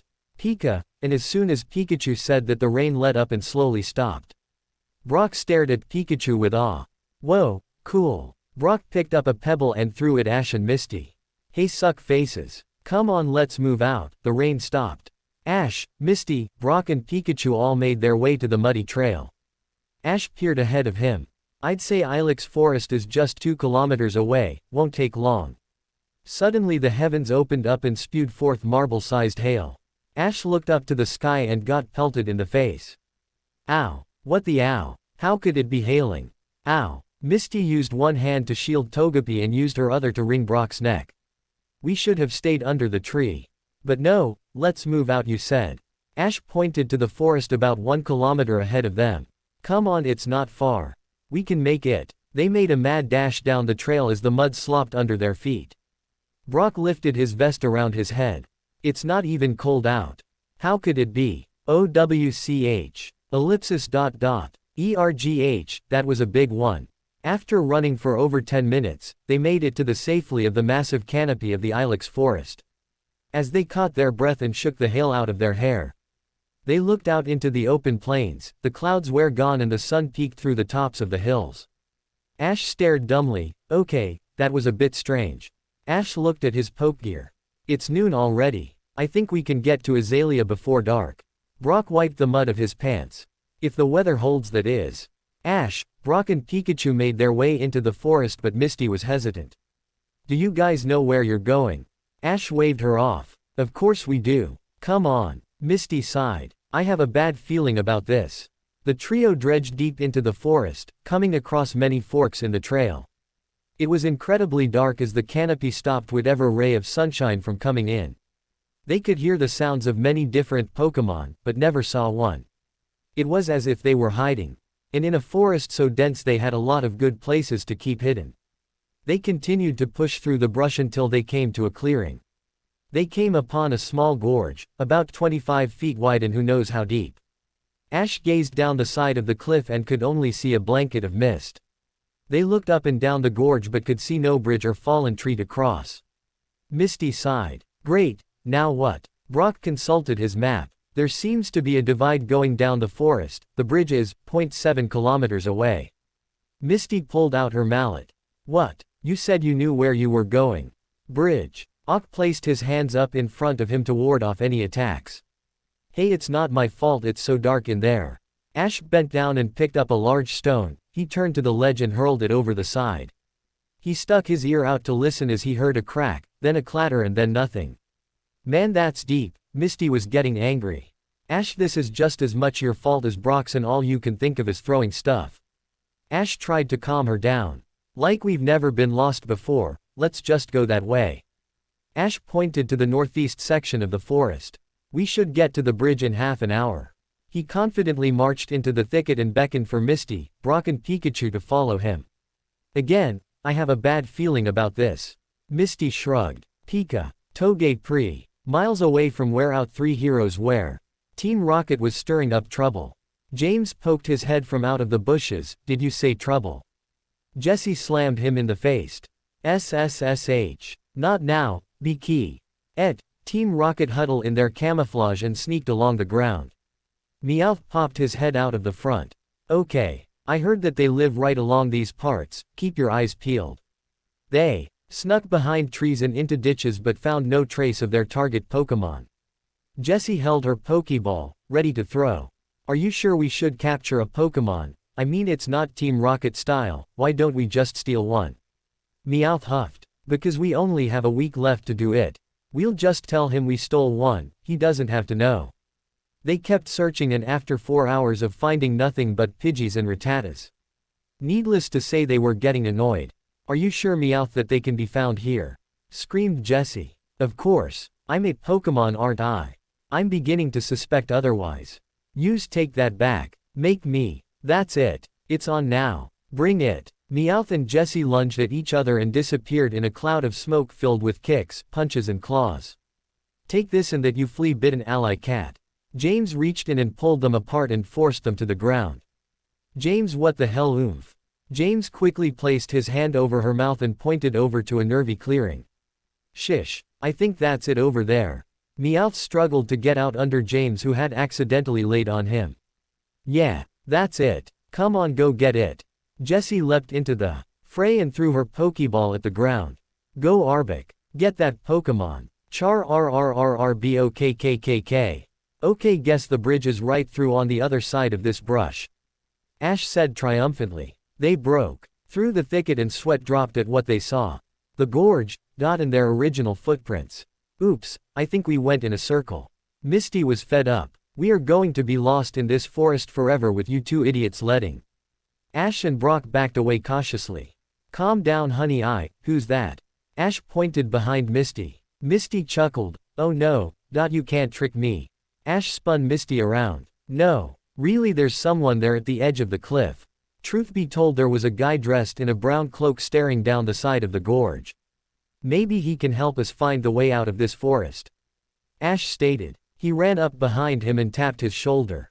Hey buddy, do you know the way out of here? The man turned around and removed the cloak covering his face. Ash gasped and his jaw dropped. It's you. The stranger laughed. Well, if it isn't Ashy, never thought I'd run into you. Quote ellipsis. Gary. The Pokeball shook on the dirty ground as Team Rocket excitedly locked their eyes on it. The reddish glow on the front of the ball disappeared as the shaking subsided. Jessie reached down and picked it up. She stared at it with a sense of pride and depredation. We did it. They all embraced each other in a huge victory hug. We won't lose our jobs. We won't lose our jobs. James snagged the ball from Jesse. He'll be pleased when I bring it to him. Jesse grabbed the ball from his hand. You mean when I bring it to the boss? Meowth stood between and swiped the ball from Jesse's grip. I'll be the one since it was my idea. Jesse abruptly slammed Meowth into a tree. I caught it, James intervened. But I found it. They all began fighting for the right to bring the news and the Pokemon to Giovanni. It's mine, I tell you. Creamed Meowth. Let go, James. Protested Jesse. OW, that's my eye. Squealed James. They continued to squirm and roll on the forest floor, drawing attention from neighboring Pokemon. Quote ellipsis dot dot. Gary. Gary smugly poked him in the forehead. That's right, Ash in the flesh. It took Ash several seconds before he could compile the information he was getting. What are you doing here? Gary brushed past him and sat on a nearby boulder. Well, they same reason you're here. Ash scratched his head. You're lost. Gary fell over in stupidity. Misty clenched her fists. Aha. You admit you're lost. Ash rolled his eyes. Not now, Misty, why are you here? Gary propped himself up on the rock and polished his nails on his cloak. Well, Ashy, after 2 weeks when you paid a visit to my grandpa, I happened to swing by for an informational visit. I, like you, am here for the Johto League. Ash's eyes went wide. What do you want with the Johto League? You couldn't even get past your second round in the Pokemon League. Gary scoffed. Pa, Pokemon League. What a joke, such a trivial contest of skill. Now the Johto League, that's where someone like me will make such an impact. Skilled trainers such as I going against other skilled trainers. Gary smirked. Can't see why you're going. Ash began to get really angry. You take that back, Gary. Gary got to his feet and faced opposite of Ash. To think that I caught up with you, when you had a 2-week head start. That's pathetic. You're as stupid and ugly as ever. Ash was steaming mad, but before he could retaliate they both turned to see Misty standing beside Gary. Huh. Misty raised her spread out hand and brought it to Gary's face with tremendous force. Whack. Gary had stars in his eyes as he fell over holding his cheek. That's my man you're talking about, jerk. Misty gasped as she realized what she just did. Everybody stared at Misty. Mostly Ash. Sorry. Ash couldn't help it as a small smile crept across his face. That was awesome. Brock walked over to them and looked down at Gary. Yeah, and who'd ever think he have such a glass jaw? Gary groaned and painfully stood up. Why, you scrawny little. Ash protectively stepped in front of Misty. Don't even think about it. Gary moved his tongue around in his mouth and spat out a spot of blood. You'll pay for that. Ash narrowed his eyes at Gary. A gust of wind blew past our rivals as they continued to stare each other down. Gary, there's only one way to solve this. A Pokemon battle. Gary took out his Pokeball containing his prize Pokemon. Let's do it. He hurled his Pokeball at the ground and the shape of a Nidoqueen materialized in front of them. Ash looked up to his trusted Pokemon and friend, Pikachu. All right, Pikachu, you're up. Pikachu flared his cheeks as streaks of electricity flew off in different directions. The two Pokemon faced each other near the gorge. All right, Ash, one-on-one Pokemon battle. The winner decides who is the better trainer. Brock raised his hand. What is it, Brock? Brock whipped out his address book. Hey Gary, where are those girls you're always hanging around with? Gary stared dumbly at Brock. I got rid of them, they were weighing me down. Now can be battle. Brock sadly put away his little black book. Ash flipped his hat around. Come on, let's go. Gary narrowed his eyes at Ash. Ladies first. Ash's temper flared. That was a mistake, Gary. Little do you know you're looking at the newest Orange League champion. Although Gary was taken off guard by that news, he tried to show no change in his demeanor. How can he be a Hall of Famer? This isn't fair. I'll show him, I'll show everybody. They both continued to stare each other down. Brock walked out to the side of them and raised his arm. This will be a one-on-one Pokemon battle, no time limit, no items. Brock dropped his arm. Go. Pie. Pikachu ran towards Nidoqueen with blinding speed. Pikachu, agility. Pikachu quickly ran circles around Nidoqueen, making it confused. It was having a hard time figuring out where Pikachu was. Come on, Nidoqueen, shake it off. Body slam. Nidoqueen charged at Pikachu but was too confused and missed its target. Pikachu whipped around and jumped at its head. Pikachu Thunder. As Pikachu sailed through the air, it let loose a massive thunderbolt that hit Nidoqueen right between the eyes. Niiidoo. It fell over but slowly got back to its feet. Nidoqueen used Slash. It reared back its massive E-claws and brought them down on Pikachu's head, sending him crashing to the ground. Pikachu. You alright, buddy? Pikachu, covered in dirt, got up to all fours, faced off to Nidoqueen. Pikachu, thank you, now use your quick attack. Pikachu. It leapt at incredible speed as this little electric rodent slammed into Nidoqueen's sternum. It was sent back reeling as it tried to regain its footing. Nidoqueen let out a low bellow as it charged at Pikachu. Alright Nidoqueen, finish it off with a poison sting, screamed Gary. It charged at Pikachu and lowered its head. Its horn glistened as poison secreted from it. The exhausted Pikachu was barely able to escape the attack as it jumped up and away as Nidoqueen charged past. Suddenly Nidoqueen whipped its tail around and caught Pikachu in mid-air. He sailed through the air and over the side of the cliff. No, Pikachu. Ash ran and dove to save his Pokémon. He just managed to snag Pikachu, but it was too late. Ash's momentum sent them both careening farther over the edge of the gorge. Misty watched in horror as he and Pikachu plummeted towards the blanket of mist. No. Aaaaaaaassssssshh. She went to grab them but was held back by Brock for fear she would be tossed over as well. Don't do it, Misty. Ash and Pikachu continued to fall down the side of the gorge, momentarily slamming into the cliffside as he went. Urgh. Ow. Hold on, Pikachu. Ash and Pikachu entered the blinding mist while continuing to free fall. Ash could feel his head slam into an outcrop of hard rock. Everything went black as he continued to hold on to his friend.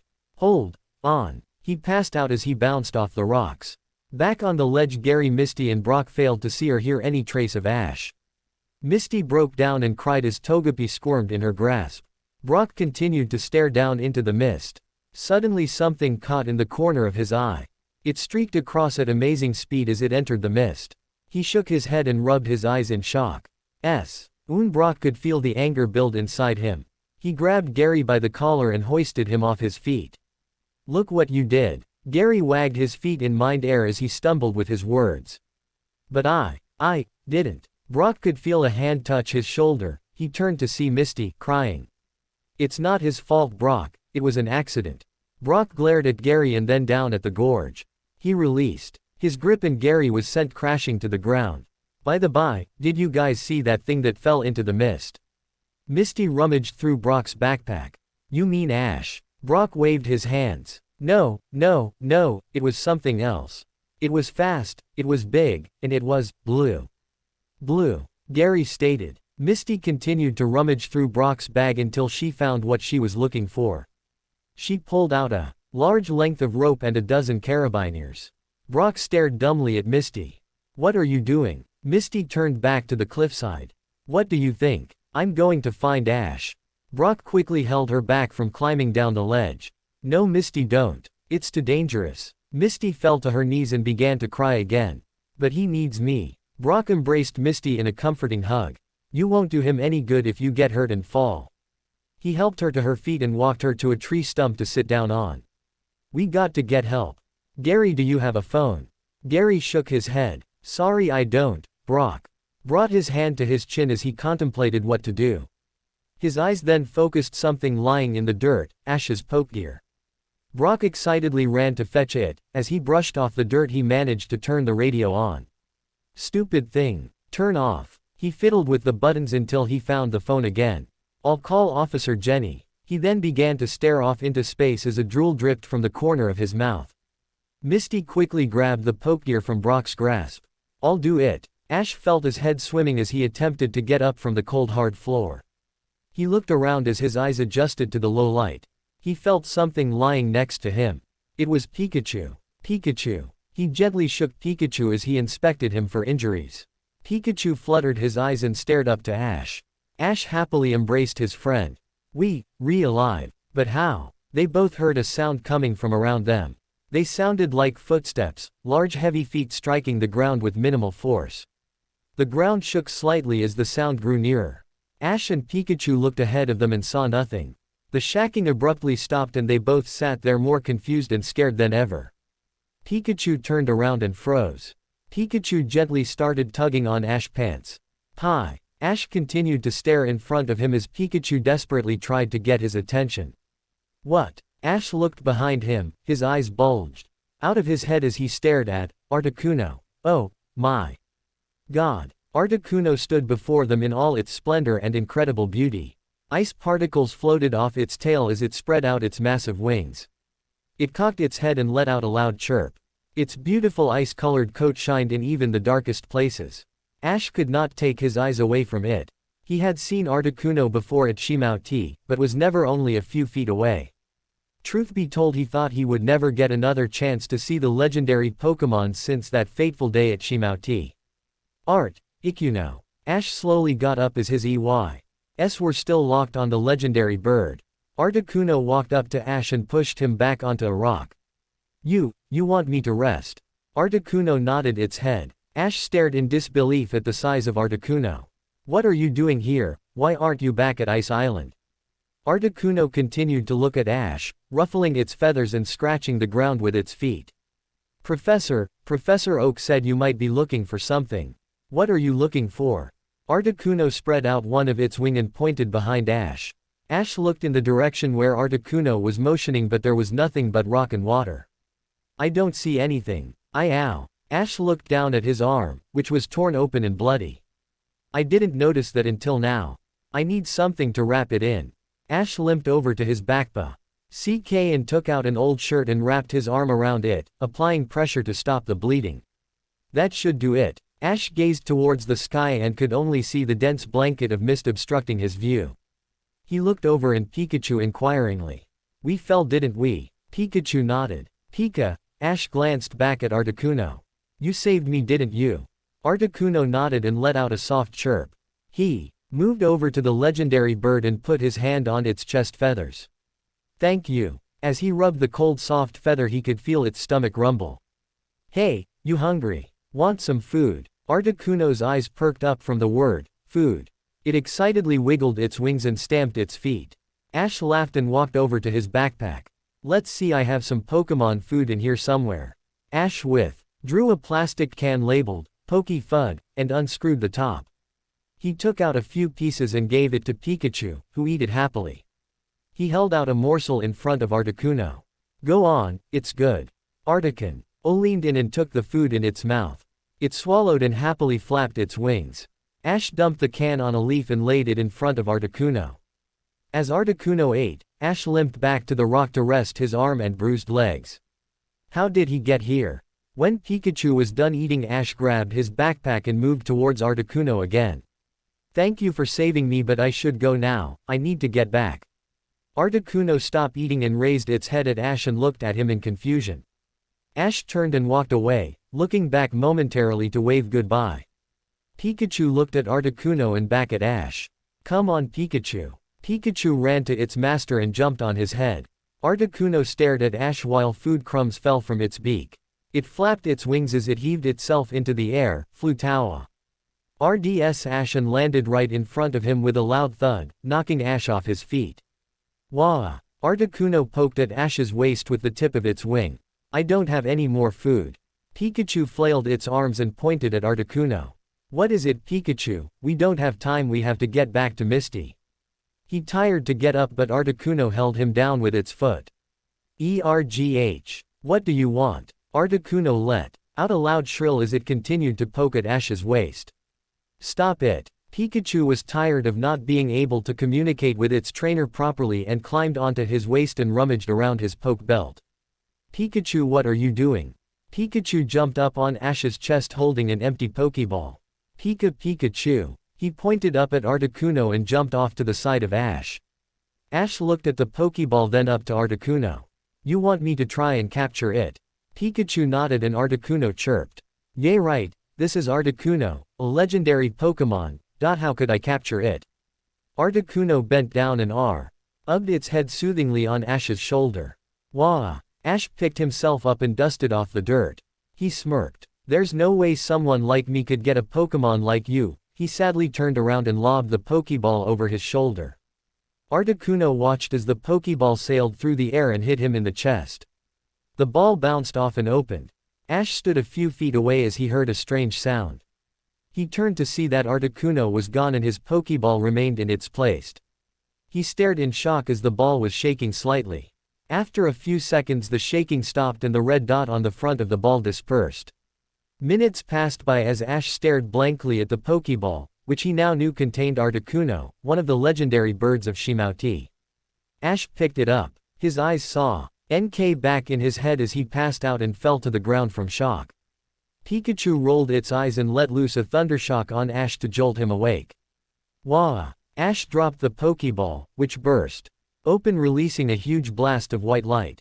There before him the beautiful and powerful Articuno appeared. It wasn't a dream. I caught Articuno. The canyon wall shook as Ash whooped for joy and hugged Articuno around its neck. The mist above them slowly disappeared and Ash got the first glance at how high the gorge was. That's so high up, what will I do? Articuno then sank to one knee and arched its back as it spread out its wings, motioning to the sky. Ash pointed at himself. You want me to ride you?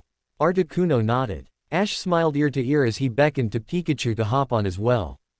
Ash gingerly propped his arm against his chest and held onto Articuno with the other. Pikachu sat in his lap and cheerfully laughed as Articuno brought down its massive wings and took flight. Wait till Misty sees this. The scene above the gorge was a scene of pandemonium. Misty had practically called in the National Guard in hopes of rescuing Ash. Most of the rescue team got lost in the forest but were able to make it out from the help of Misty talking them through on the Pokegear. There were helicopters ready to airlift Ash out, paramedics to treat the injuries, policemen everywhere you look and a Channel 6 news crew. And in every other emergency scene, Officer Jenny was there keeping everything in tune. Brock was leaning on a police all-terrain vehicle, Gary was being questioned by the police and Misty was freaking out. She ran over to Officer Jenny. Why aren't you going down to rescue him? Officer Jenny held Misty back and tried to calm her down. We're doing the best we can, Ms. Ty, but the helicopter can get down canyon, it's too narrow.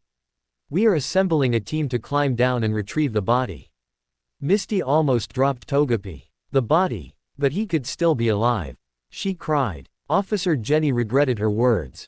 No, we use that term to describe anybody who is injured, dead or alive. I never said he was dead. Misty turned back to the gorge and walked over to Brock. Bridge. Ock had his hand against his chin and obvious he was in deep thought. Brock didn't respond at first, but slowly brought himself back to the real world. Misty leaned against the car next to Brock. Do you think Ash is alright? Brock looked in her tear-stained face. He didn't have the heart to tell her that Ash might be dead. He should be fine, he lied. Brock then asked her a different question. Are you sure you didn't see that thing besides Ash enter the mist? I swore I saw something that. What's the sound? The rescue crews all stopped and looked around aimlessly searching for the sound. It was a dull sound. And it was getting louder. Misty stopped leaning on the car and walked towards the edge of the gorge slowly. As she tiptoed to the edge they all heard loud shrill noises. Misty moved closer to the ledge and shifted her feet as she leaned over. Suddenly a great blue object flew upright and went screaming into the sky, giving off a large gust of wind which lifted Misty off her feet and threw her to the ground. Wah! What was that? Everyone looked up but were blinded by the intense sunlight. ERGH can't see a thing. Policemen were running everywhere trying to locate the object. Lost it in the sunlight. A jittery policeman withdrew his gun and readied himself for anything. Dull whapping sounds could be heard circling above the frightened crew. Just then the frightened policeman heard a loud shrill above him. He instinctively raised his gun and fired at the unknown creature. Everyone stared in shock as a huge blast of cold ice and wind surrounded the bullet, literally freezing it in midair.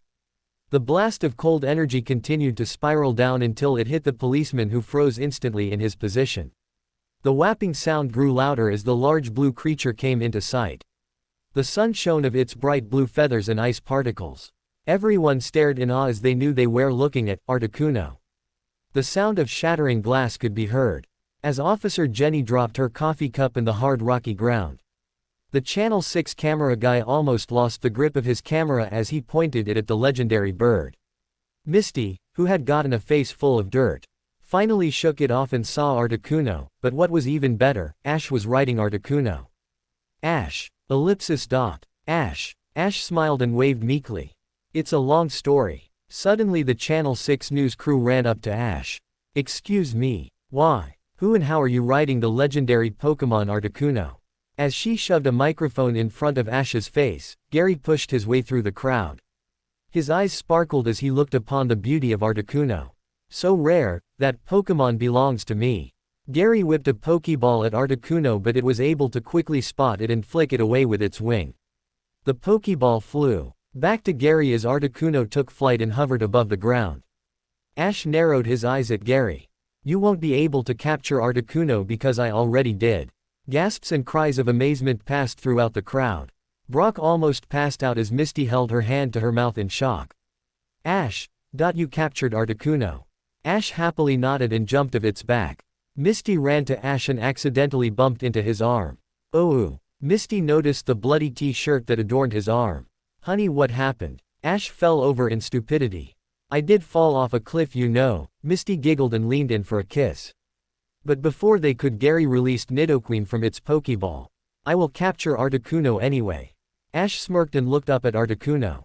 Ice Beam. As Nidoqueen charged to attack, Articuno effortless ly released a massive blast of Ice Beam which froze Nidoqueen instantly. Arg. No. This isn't over yet. Gary held 2 more Pokeballs between his fingers.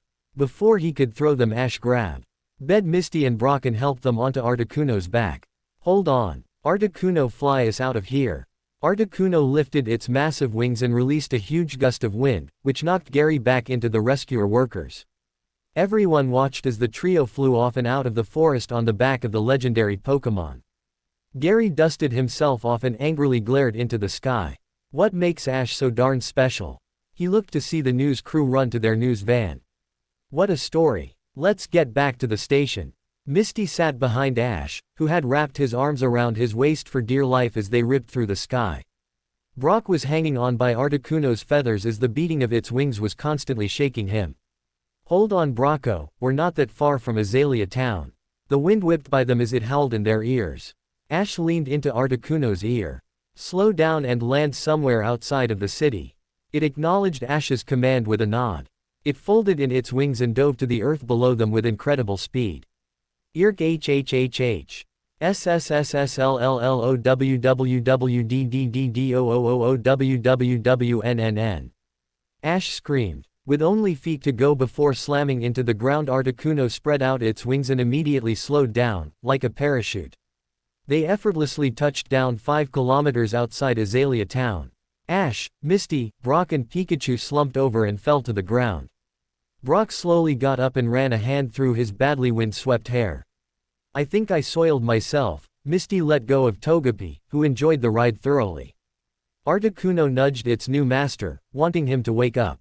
Ash slowly raised his head, spitting out a few blades grass. Well, we made it. Misty took out her compact mirror and tired to fix her hair. Thankfully all in one piece. They all gazed up to Articuno. They all marveled at its beauty and immense power. Ash proudly held out his Pokeball. Thanks for the ride, Articuno, you deserve a rest. With that, the legendary Pokemon disappeared into the confines of the Pokeball. Ash, excited ly, jumped up and grabbed Misty by the hands. He dragged her into the field and happily twirled her around. Isn't this amazing, Misty? I have Articuno. Misty giggled happily and passionately kissed Ash. They held onto each other close and breathed in each other's scent. At that moment Ash remembered how much his arm hurt. Wow. Ash carefully held onto his arm as he bit his lip to help the pain. Misty soothingly rubbed it and unwrapped the old t-shirt to take a better look. Misty had a look of concern as she inspected the wound. Well, what's the verdict, Doc? Ash said jokingly. Misty wrapped the shirt around his bloody arm. It'll need stitches, ya big baby.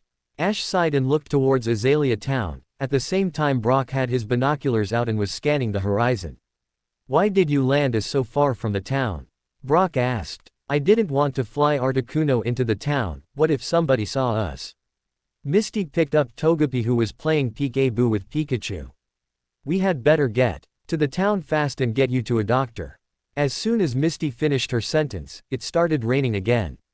They all sighed and trudged through the cold wet dirt path en route to Azalea Town, the next stop in the Johto League. Ash pondered in his head thousands of reasons Articuno was captured in the Pokeball.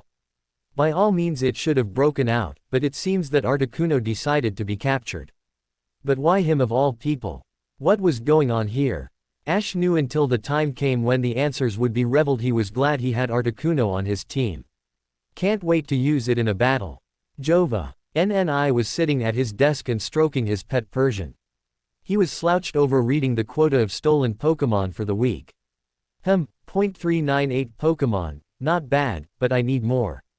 He reached over and pressed the button on the intercom resting on his desk.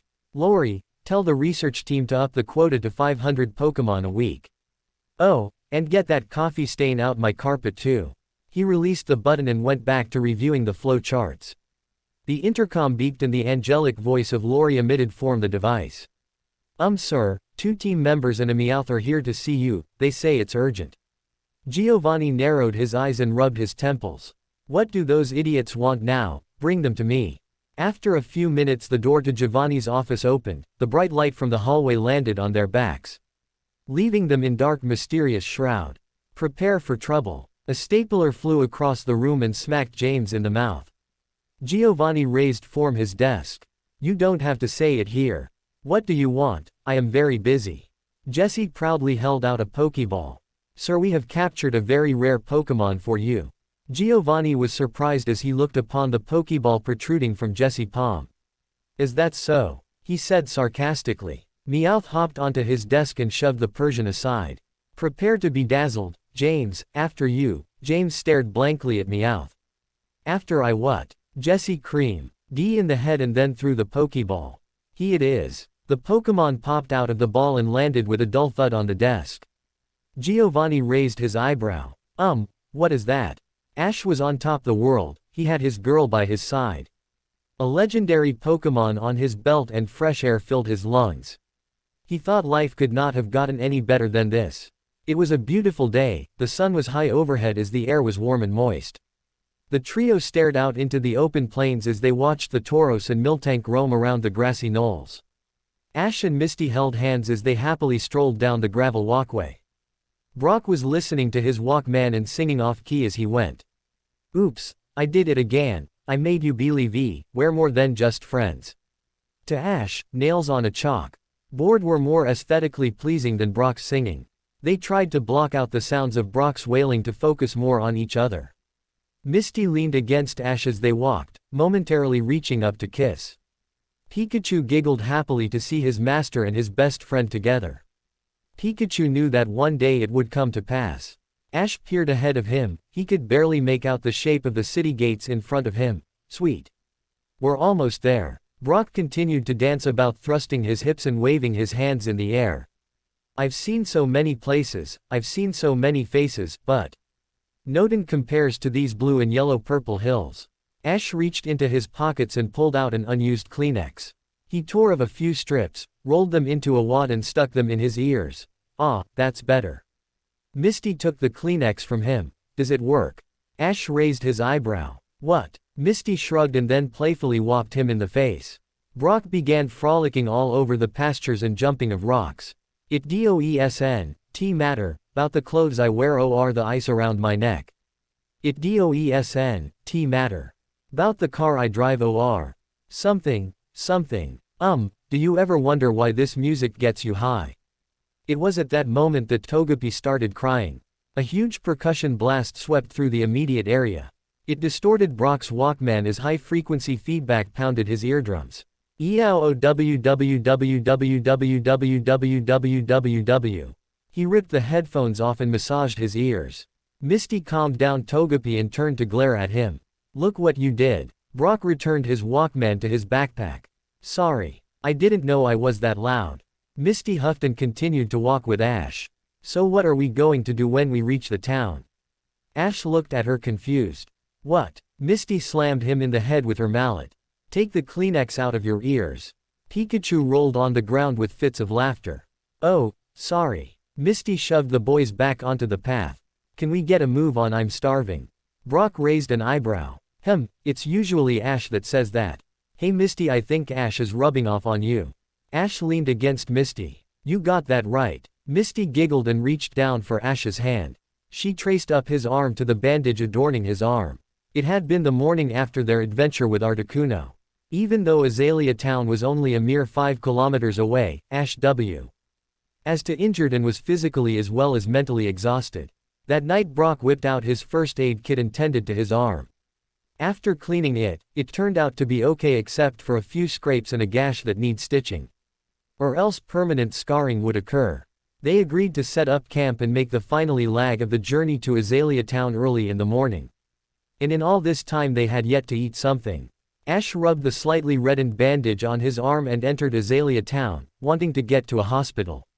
But Misty was persistent. When they had made their way to downtown, she made the boys find a restaurant and eat, claiming that Ash's arm wouldn't go anywhere for 10 minutes. Although Ash had the intention of getting his arm looked at, his stomach got the best of him and they all settled down in a nearby cafe. After they finished ordering breakfast, the waitress gathered their menus and disappeared into the kitchen. Misty nursed her orange juice as Ash nursed his arm, carefully propping it on top of his bundled-up jacket. A few minutes passed until their meals came. They quickly began to devour the eggs, bacon and sausages, leaving the fruits and vegetables sitting in a puddle of syrup. Pikachu had dumped the entire contents of a ketchup bottle onto a plate and was happily lapping it up. Misty fed Togepi part of her breakfast, which it readily enjoyed, waving its hands back and forth and jumping up and down. Brock stopped eating a moment so he could undo his belt. He let out a small moan as his punch spilled out of his shirt. After eating, they all pushed their plates to the center of the table and for the first time since they started, began to breathe once again. Brock patted his bulging belly and picked at his teeth, trying to get the last few morels of food out. They all heaved a great satisfied sigh and leaned back in their booth. That was great, Misty stated. Ash arched his back and reached down to his Pokebelt. They all heard a click as he brought up the Pokeball containing Articuno. He placed it on the table and stared at it. There was an odd silence between the three. Misty started to chew on her straw as she gazed upon the ball. Sue, how did you catch Articuno again? Ash threw his hand over her mouth. Shush, I don't want all these people to find out I have Articuno. I don't want Alota attention. Ash whispered. Misty scoffed. Since when do not want attention? Yeah, but I don't need that kind of attention. Brock leaned in. What kind of attention would that be exactly? Ash waved his finger to get them all to lean in. It's the kind of attention that gives you no private life, the kind of attention that the press will hound you all the time. Remember when I came up flying with Articuno, all those rescue people saw me flying. And to make matters worse, there was a news crew there. I pray to God they didn't get any incriminating video. So let's keep it quiet if we can for now. They all nodded and leaned back into their seats. Just then the waitress walked over and gave them the bill. Would you like a takeout box? Ash jumped up and threw his arms in the air. IDIDN, catch a legendary Pokemon alright. The waitress toppled over as the entire diner turned to look at Ash. Misty fell over in stupidity as Brock messaged his forehead. Oh yeah, keep it real quiet. Ash sweat dropped as he casually sat back down and fiddled with his spoon. No thank you, we just pay the check and go. Ash hastily slapped down some bills, grabbed Misty's hand and ran out of the diner. Brock grabbed his CK pack and tried one last time to get the waitress's number, unsuccessfully though. They ran down the busy street and stopped outside a newspaper stand. Smooth Ash, so now what? Brock asked. Misty rubbed her skin. I could use a shower. How about finding a Pokemon Center? Brock nodded his head. I agree, my breath hasn't been all that great lately. He exclaimed his point by breathing into his hand and waffling it up to his nose. He began hacking and cringed as a few tears fell from the corner of his squinted eyes. Cough. ERGH, see what I mean? Both Misty and Brock were about leave when Ash poked Misty in the ribs. Excuse me. Misty put her hands on her hips. What is it now? Ash trusted his bandaged arm in front of them. Can we please go to a hospital? Misty's face reddened. Oh yeah, come on, let's go. They left in search of a hospital, leaving the newspaper stand behind. Little did they know that the day's newspaper had an interesting story. An old man walked up to the stand and picked one up. He looked at the picture and read the title. Boy catches bird, this is highly interesting. He handed $1 to the stand owner and continued on his way, carrying a box as he went. Giovanni leaned back in his executive chair as he stared down Team Rocket and the Pokémon that was slumped over on his desk. "What is that?" he said, pointing. Meowth patted the Pokémon's back and cleared its throat. "I would like to introduce to you one of the rarest Pokémon in the world. Presenting, Smeargle." Trumpets blared as Team Rocket hit their pose as a big R rose in the background. Giovanni stared at Smeargle as he sat back in his chair, with a very unsatisfied expression on his face. Smeargle sat there, with a big dopey grin and a tail smothered in green paint. Its eyes had dark circles as well as a blank vacant gaze to them. Its limbs were spindly, and a single tuft of hair adorned its head. Giovanni poked it with a pen. At first it did nothing, but it slowly raised to its feet. It grabbed onto its tail and started painting Giovanni's desk with the paint on its tail. Giovanni slammed his fist on the desk. "Get it off." Jesse quickly snatched it up, stopping it from furthering damaging his desk. "What does it do?" James was about to speak but no words came out, mainly because he didn't know. "What does it do?" Jesse became defensive. "But it's a Pokémon, isn't it? And it's rare. That's what you always wanted, right? Who cares what it does?"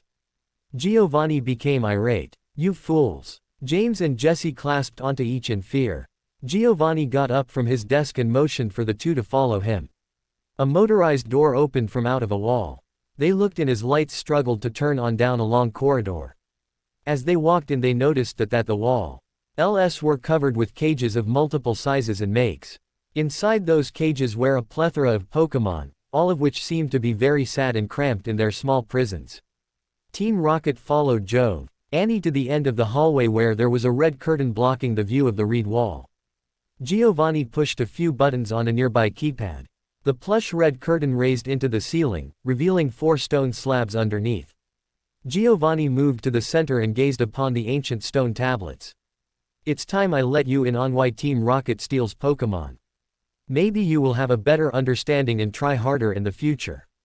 Large spotlights shone from the ceiling and landed on the ancient writings. Giovanni dramatically raised his hands to them. "These hold the answers, the destiny of the Pokémon. These stone tablets hold the future, and it is grim." Jesse, James and Meowth took out bowls of popcorn as they sat and listened to their boss. I will read from the scribe." Giovanni was raised up on an extending platform as he moved towards the stone. A computer screen to the left of them blew up the size the ancient writings as it analyzed the stones.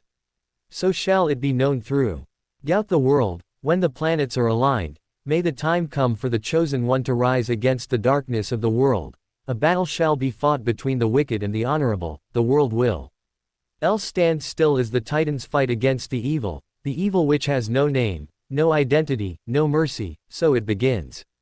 Giovanni lowered himself back down to the ground. "This is all we have of the ancient writings. It is believed there is another segment that has yet to be discovered.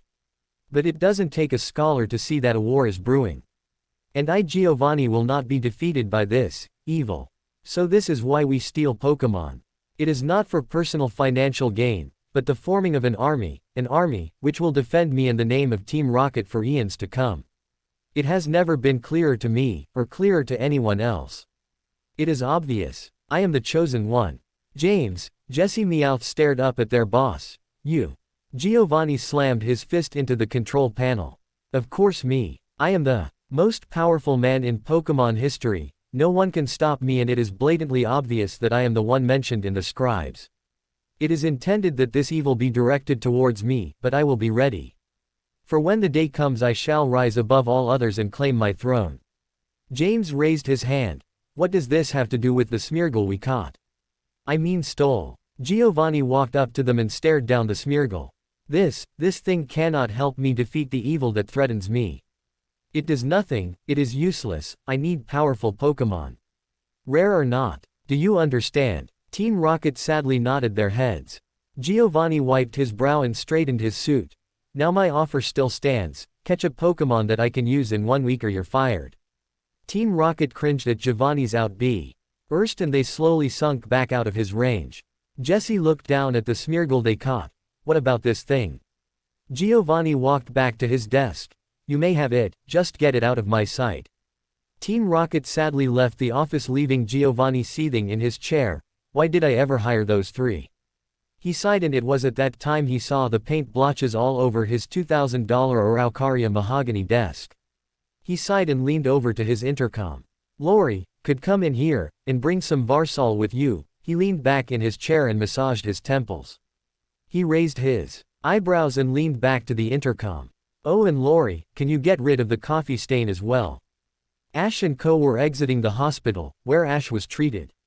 He inspected his arm, the bandag. He was smaller and cleaner, and it wasn't as painful before. Happy that that was out of the way, he could now focus on the task at hand, getting another badge. But Misty again ruined that idea as she stressed that none of them had bathed in a week. With that notion, they all headed for the Pokemon Center. Ash also realized that his Pokemon needed rejuvenation. Azalea Town was bustling as the Ed to make their way down the busy streets. Ash was almost pushed over as a man in a suit blew past him talking on his cell phone. Hey, watch it. The trio were squished together as they, as well as 10. Other people around them, waited for the light to turn green. Brock struggled to get his arms free. Hey, watch where you're putting your hand, pal. The light turned green and the three were almost carried away in the sea of bodies. They all managed to get inside an alleyway for a breather. This is insane, why is it so busy? Misty asked. Brock leaned up against the brick wall. Is something going on that we missed? The three just wanted to get to the Pokemon Center, but it took them 20 minutes to walk 3 blocks and the center was still 14 blocks away. Ash sighed. We'll never get there. He looked at his watch. It's already getting late, it'll close in an hour. Brock gazed into the horizon. We were in the hospital for 3 hours, geez, where does the day go? He breathed into his hand and whiffed it up to his nose again. The hair on the back of his neck stood up as he passed out into a collection of garbage cans. Cough hua. How am I going to talk to girls with breath like this? Ash thought for a moment. He looked at the busy streets, then down at Pikachu. Then a light bulb went off inside Ash's head. AHA. Lightning, just struck my brain. Misty sank to the ground. That must hurt. Ash reached behind him and plucked a Pokeball from his belt. We can just fly. Misty and Brock stared dazed at Ash. Misty forced the Pokeball down out of everyone's sight. What? Are you crazy? Letting out Articuno in the middle of the city, what are you thinking? Ash whipped his hat around. I have an idea. Out in the busy streets of Azalea, the townspeople were trying tea. Oh, get home and close the business of the day. Then suddenly the air around all of them got foggy. Over several seconds it got increasingly thicker and thicker. So dense in fact, people couldn't see 4 inches in front of them. Cries of confusion and bewilderment could be heard all around them. Seconds later the fog vanished as soon as it had come. The townspeople, although confused, continued on their day, thinking it was just the unpredictable fall weather. Unbeknownst to them, high above the wondering eyes of the city, Ash, Misty, Pikachu and Brock were riding on the back of Articuno. Ash was amazed at the unbelievable view before him. See, using Articuno's mist attack concealed out exit and the night sky will keep us obscured from view. Misty held onto Ash's Togepi was kept snuggled in her backpack. I have to hand it to you, it was a great idea. You okay back there, Brock? Just fine. Brock had again been chosen to ride at the very back. He had nothing to hold onto as Articuno flew through the air with the purest grace. Ash spotted the Pokemon Center ahead of them. Hang on, Brock, I see it. Ash leaned forward to speak easier to Articuno. Land right over there. Articuno let out shrill cry as it tucked in its wings and dive-bombed towards the back of the Pokemon Center.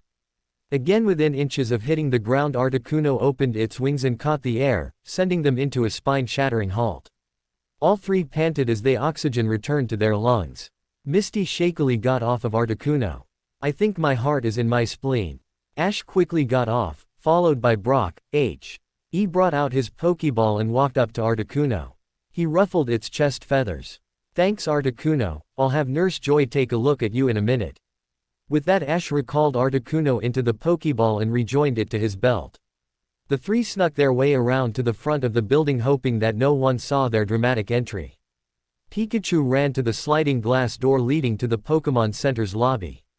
Ash exhaled. Good. Nobody saw us. Upon entering, they were once again greeted by a Nurse Joy. Brock was about to run up to her, but Misty made mention of his foul breath and suggested he wait.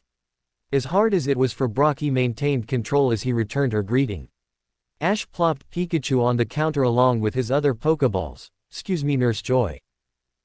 Are you related to the Nurse Joy in Goldenrod City?" Quote. Joy gave Ash her award-winning smile. "I'm the second cousin's best friend, uncle's sister's father's cousin's roommate to the Nurse Joy in Goldenrod City." Elle's sweat dropped as they wondered how that made her related. Joy covered her mouth as she began to laugh. "Sorry, just kidding, I'm her third cousin." They all had a giggle and soon got back to the task at hand. "Nurse Joy, could you revitalize my Pokémon for me?" Nurse Joy smiled and gathered his Pokeballs. "Of course, would you two like me to check your Pokémon as well?" Misty and Brock both nodded. As they threw in their Pokeballs with Ash's, Nurse Joy walked through the door leading to the lab. Pikachu sat on top of the pile, leaving Ash, Misty and Brock all alone in the quiet lobby. Their CKS dropped to the ground as they all slumped into a row of chairs, instantly falling asleep. Misty leaned against Ash. She then started to slip down of his shoulder and flopped over onto Ash's lap. He stirred but remained asleep. Joy had just finished with Brock's Pokémon and was about to begin with Ash's Pokémon. One by one she put the Pokeball on the revitalizer. She wheeled her chair over to a computer. With a few strokes of the keys the machine turned on and hummed loudly. The computer monitor flickered as she read the bios of the Ash's Pokémon. Let's see, Charizard, level 54, impressive. She stared intently at the monitor as the data poured onto the screen. Okay, Squirtle, level 34. Bulbasaur, level 29. She looked over her shoulder to see Pikachu sitting on the examination table, picking at its toes. She smiled and looked back to the screen. Okay, next, what? She leaned back in her chair and rubbed her eyes. She looked back up at the screen. 5 minutes later the initial shock sunk in and she screamed quite loudly as it woke up the 3 sleeping trainers in the lobby. Ash snapped his neck upright as he jumped off his chair, and in doing so sent Misty crashing to the ground in a heap. Brock was still curled in a small ball on a chair, dreaming of Officer Jenny. "Oh, Officer Jenny, you can lock me up any day." Ash stumbled around and rubbed the sleep out of his eyes. Reached over and shoved Brock off his chair. Misty was sprawled out on the floor, half asleep. He walked over and picked her up, sat her down and shook her awake. She soon came to and smacked her mouth, trying to get that layer of icky film of her tongue. "What, is it, Ash?" She placed her hand to her mouth and let out a yawn, which triggered a chain reaction that made Ash and Brock yawn as well. "Did you hear a scream?" Misty blinked as her eyes adjusted to the light. "No, why?" Brock walked up to the front desk and looked around for Nurse Joy. "What kind of a scream did you hear?" he asked. Ash thought a moment. "A loud one." Brock fell over, in stupidity. "I meant male or female." Ash rubbed the back of his head. "It was Fema, where's Nurse Joy?" he yelled. And as soon as he said it, Nurse Joy appeared in the doorway of the examination room, steadying herself on the frame. She was paler than she normally was and eyes were wide open and they had a dazed look to them. She slowl. Y walked over to the desk carrying Ash's Pokeballs. She set them down and stared at Ash. He looked behind him, at Misty, then Brock, then at Nurse Joy, then looked behind him again. "What? You have art, With that she passed out and crumpled over onto the desk. They all stared at her. Brock picked her up and heroically held her in his arms. "Nurse Joy. Nurse Joy, speak to me. Parting is such sweet sorrow. Thus with a kiss I die." Brock pursed his lips and leaned in to kiss Nurse Joy but instead smooched the sole of Misty's shoe as she kicked him square in the face. OWW. Ash moved over to the Pokeballs strewn on the front counter. "What happened? Oh wait, maybe I should have told her about my little secret." Misty returned from the examination room carrying Pikachu and the rest of their Pokeballs. That must have been a shocker, seeing the name Articuno on her screen. Just then they all heard the spot padding of little feet moving across the floor. They turned to see a Chansey standing over them. She looked at Ash, then Misty, then at Brock who was holding an unconscious Nurse Joy. Its face said it all as it reached out to Joy. Chansey. Brock and Chans. EY began to play tug of war with Nurse Joy, literally. Ash quickly pulled Chansey away and kneeled down in front of it. Chansey, it seems Nurse Joy worked too hard today, she just fell asleep, why Dawn? You help us take her to her room to rest. Chansey's anger dispersed as she grudgingly nodded and motioned for them to follow. After they laid the catatonic Nurse Joy to bed they all snuck out thinking it was best if they didn't stay over that night, with the trouble their presence has already caused. They all stepped into the night air and cringed at how cold it was, and how tired they were. Togepi yawned and withdrew into its shell. Misty yawned, can't stay awake, must sleep. Ash propped her up as they walked down the now deserted streets of Azalea Town. Brock however threw on his headphones and began dancing. Ash's sweat dropped. Where does he get his energy from? He pranced about the empty streets and twirled around the lampposts. He met her down at the old Moulin Rouge, strutting her stuff on the street. Ash sighed, it never ends does it? He turned his attention back at Brock whom at the moment was making a complete fool of himself. It was a good thing no one sees him, oh, except for that old man over there. The old man which Brock is way too close to. Hey watch out. Brock jumped a manhole cover and grabbed onto a low-hanging tree branch. All my sisters yay, huh. Ellipsis dot. Wah. Heads up. His fingers slipped off the branch and he was sent hurtling towards the unsuspecting old man. Ash cringed as he and Misty heard the sickening smack as the two collided. He slowly opened his eyes to see Brock's sticking tail end up in the hedge lining the street. The old man was lying on his back and the box he was carrying was on its side with its contents skewed all over the sidewalk. Ash and Misty ran to the aid of the old man leaving Brock to struggle his way out of the bushes. Ash helped him sit up. Sir, are you all right? The old man seemed dazed but uninjured. He cracked his neck and fixed his glasses. Yeah I'm okay, this old body is still resilient. And old he was, if Ash had to guess he would say he was nearing 75 or 80 years old. The old man jumped to his feet and stretched his back. He looked down to the ground and saw his stuff spilled everywhere. Oh my, I've made quite a mess haven't I? He was about to clean up his stuff when Ash waved his hands widely in the air. No, no, no. We'll do it. He got his knees and collected the eschewed items. Each one he picked up was more interesting than the last. A brush, a rock hammer, several books on rock removal, some plaster, and a few dozen files. He put them all in the box and handed them to the old man. You have some neat things there, what are they for? Why they're for digging fossils of course.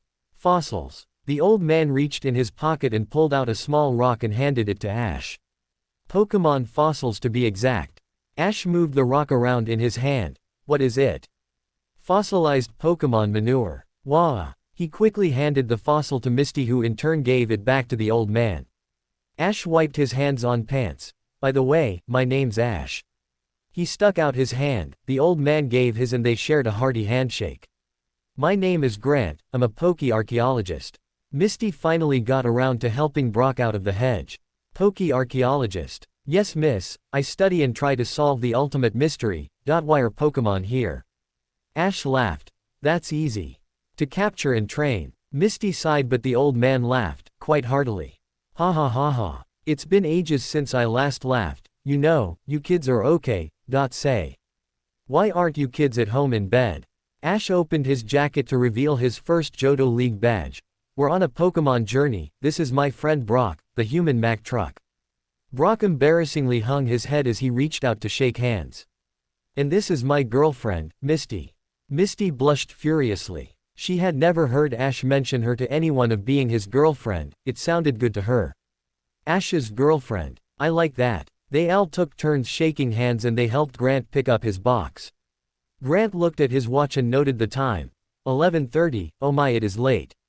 Well since you are miles from home and have no place to stay, you can stay at my house tonight, I would quite like the company of 3 fine, bright children as yourselves. They all happily accepted Grant's offer as they followed the old-timer down the still vacant streets of Azalea Town.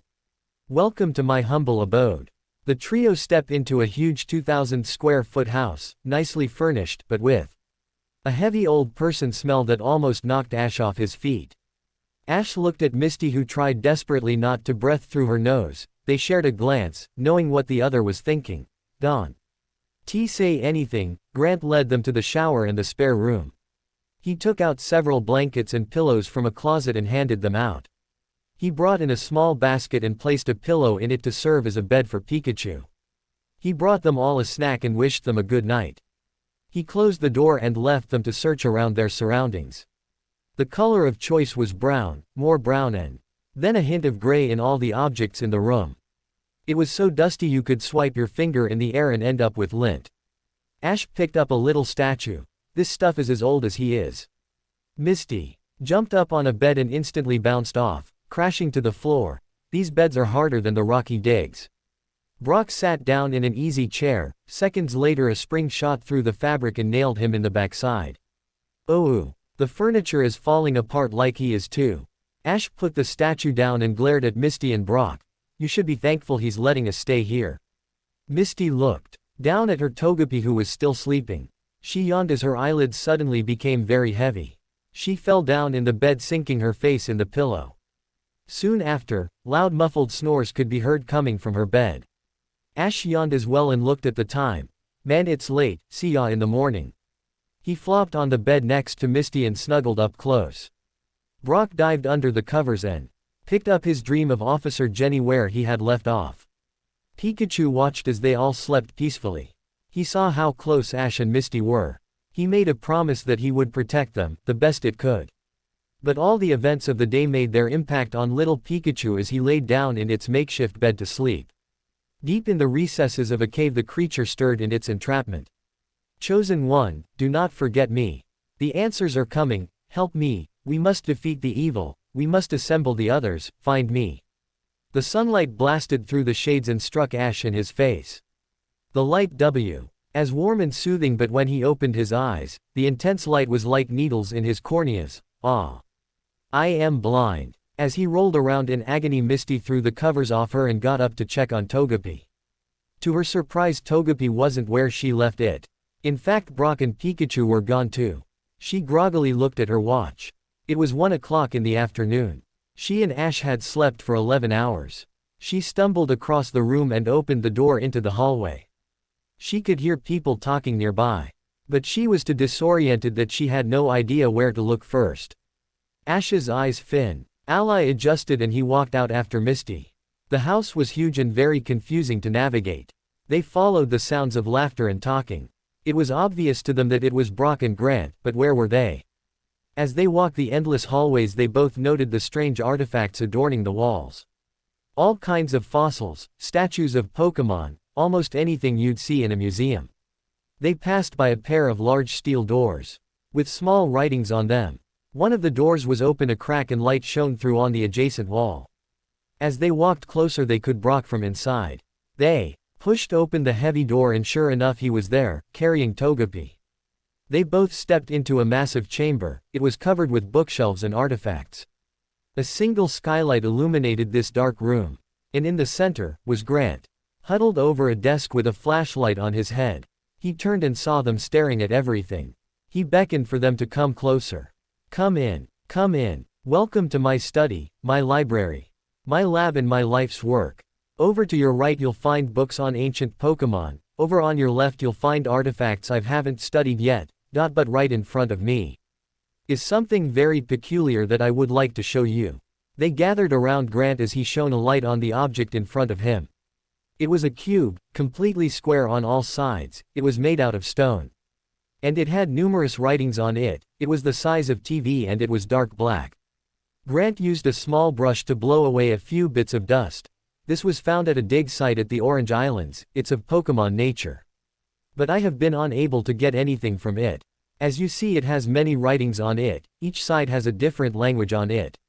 The only one I can decipher is this one here. He pointed at one side of the object. This is the ancient language of the Shimauti. Ash brushed his fingers over the raised stone letters. Wait, did you say Shimauti? Grant nodded. That's where we found it.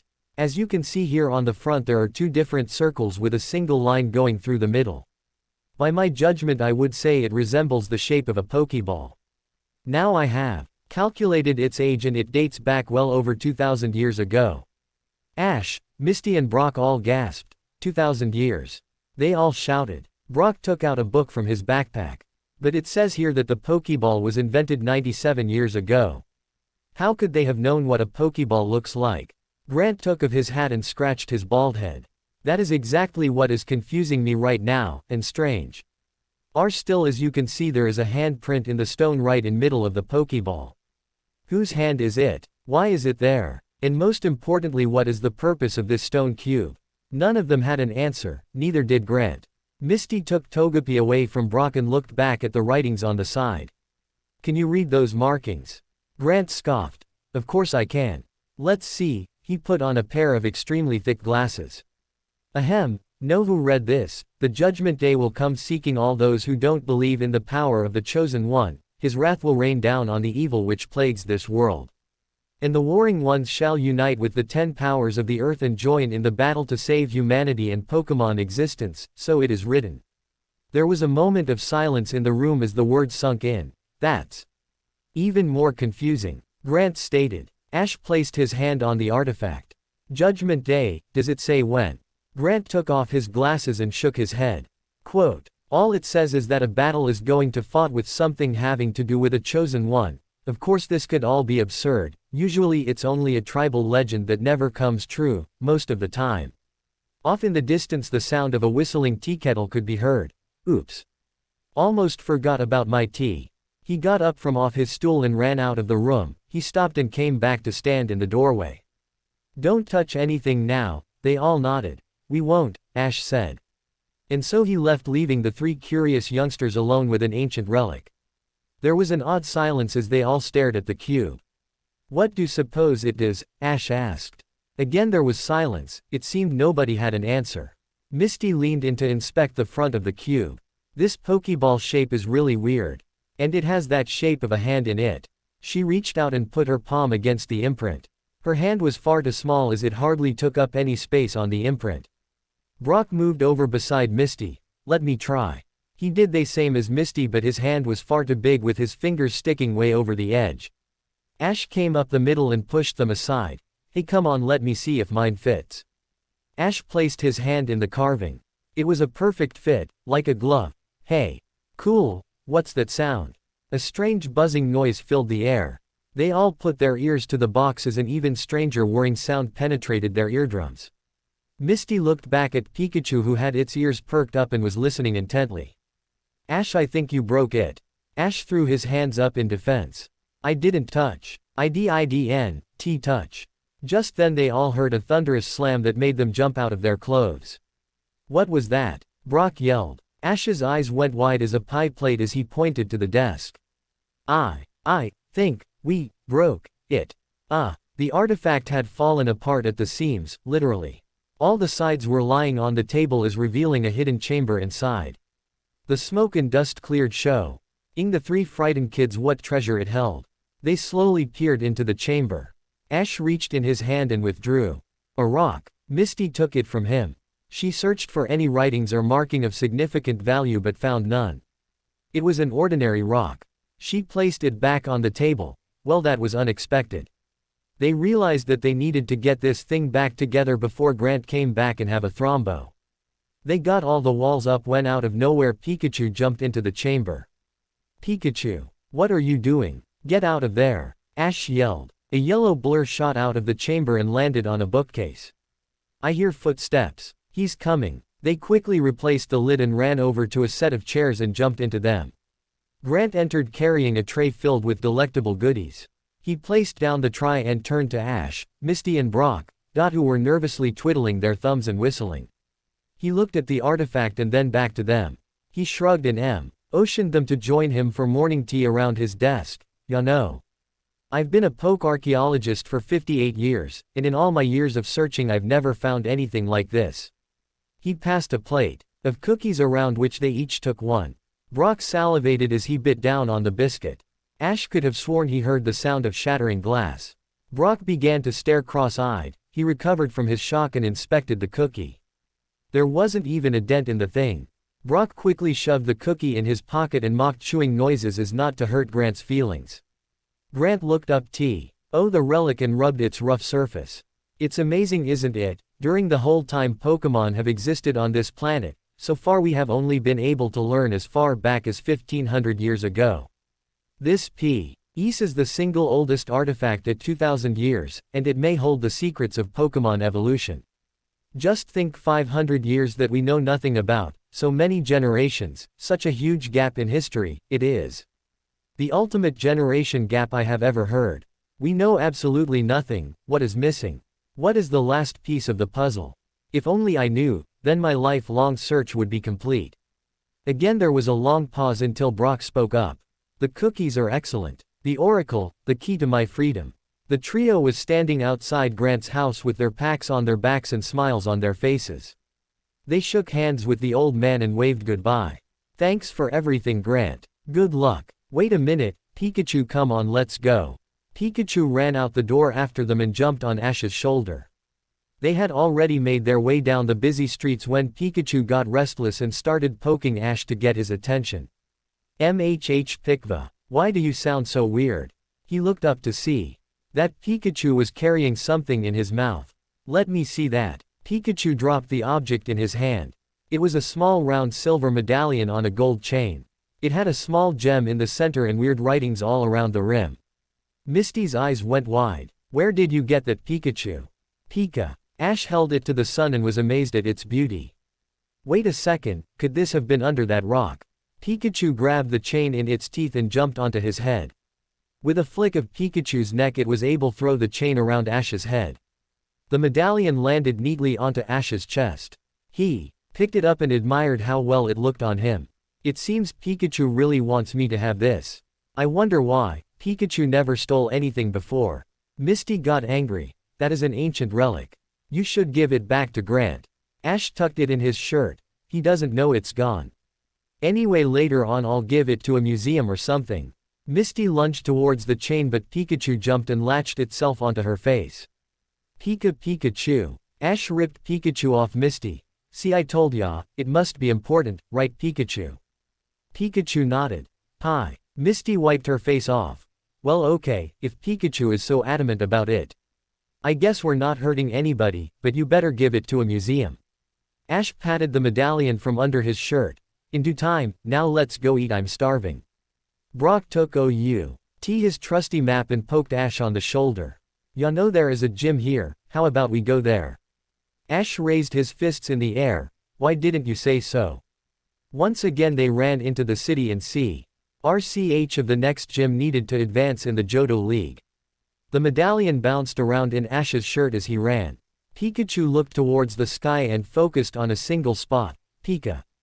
The Oracle, success, do not forget me, chosen one. Ash, Misty, Brock and Pikachu were standing outside a massive dome with a glass top and gray stone walls. A huge fiberglass Pokeball stood on top like any other gym. The design of the gym itself was more plain and ordinary. To Ash it looked like some kind of greenhouse. Well, a gym's a gym, right? Pikachu jumped off his shoulder and started to jog on the spot. That's it, Pikachu. Get revved up. Pikachu ran circles around Ash and scampered up the stairs, punching the air as it went. To make it more dramatic, Brock did the theme from Rocky. Da da da da da da da da and it's the eye of the tiger something something something something. Da da da. Pikachu made it to the top of the stairs and jumped around punching furiously. Pika, Pika. Pie, pie, pie. He stopped and turned to look at a sign that was staked in the ground near the entrance. It hopped over to it, looking at it befuddled, it yelled for Ash. Pika, Ash. Misty and Brock all puffed up the stairs and ran over to Pikachu, who was standing on the sign and pointing at it. Pikachu. Ash bent down to read it. It says, due to a loss of AP. Okiman, the Azalea Gym will be closed until further notice, signed Bugsy, gym leader. What? Ash reeled back as the words hit him. He sank to the floor and bashed his fist in the hard ground. This isn't fair. I need another badge and we came all this way. Misty leaned over Ash and read the sign again. Quote ellipsis dot. Loss of a Pokemon. Ellipsis dot dot. I hope it's nothing too serious. What do you think, Brock? Ash continued to thump the ground with his fist. Brock pushed him out of the way and inspected the sign as well. Maybe, there was a death. How sad, but I mean it could be anything. Ash had finally calmed down from the disappointment and got to his feet. He took one last look at the sign as was about to leave when something had caught his eye. He leaned over and saw someone exiting the building from a side entrance. Curiosity took over as he walked over to see who it was. Ash thought maybe that person could answer a few questions. He stopped as he saw the guy bend over and start routing through some hedges. What is he doing? Misty snuck up behind him. Hey! Ash went airborne, his hair stood on end and his heart palpitated. Wah! Don't do that. Misty giggled. Oh Ashy, you're so easy to startle. The guy looking in the hedges heard Ash scream and ran over thinking someone was in trouble. When he got there, he found Ash laying on the ground and Misty laughing her head off. "Excuse me, what happened?" said the stranger. At that time Brock showed up along with Pikachu. Ash dusted the grass stains off and glared at Misty. He then looked up to the stranger. He was about the same height as Ash. He wore green pants as well as a vest. The boy wore a cap with the Pokeball symbol on the front. He had bluish hair, a young dirty face, much like Ash's. "It's okay, nothing happened. My name's Ash and I want to be the world's greatest." Misty quickly bonked him on the head. "He doesn't need to know that, Dumbish," Brock laughed. "I like that, Dumbish. It sounds almost exactly like dumb." Whack! He collapsed to the ground with a huge throbbing sore on his head. Misty stood above him with her mallet resting on her shoulder. "We know what it sounds like. Anywho, I'm Misty, that's Brock." The boy's sweat dropped and politely waved. "Hi there, I'm Bugsy." Ash looked over Bugsy's shoulder. "What were you searching for?" he noticed as Bugsy became quite sad. He lowered his head to the ground and murmured something. Ash turned his ear to Bugsy. "What was that?" He raised his head. "My Pokemon, it's gone." Ash didn't know how to react as his face had a concerned look. "What do you mean gone? Where is it?" Misty shrugged. "Erg. If he knew he wouldn't be looking for it." Bugsy waved his hands in the air as he smiled nervously. No, it's okay. I'm sure it's around here somewhere, really don't worry about it." There was a moment of silence until Brock reappeared with a bandage on his head. What kind of a Pokemon was it? Bugsy reached into his pocket and pulled out a wrinkled photograph. He gave it Brock, who passed it along to Ash and Misty. "It's a Scyther, it's my prized Pokemon, or was my prized Pokemon, it ran away." Ash looked at the photograph. It showed a Scyther with a medal around its neck and Bugsy standing next to it, holding some sort of certificate. "What's with the medal and that thing you're holding?" Bugsy took the picture and looked at it. "That was the day I received my gym leader status."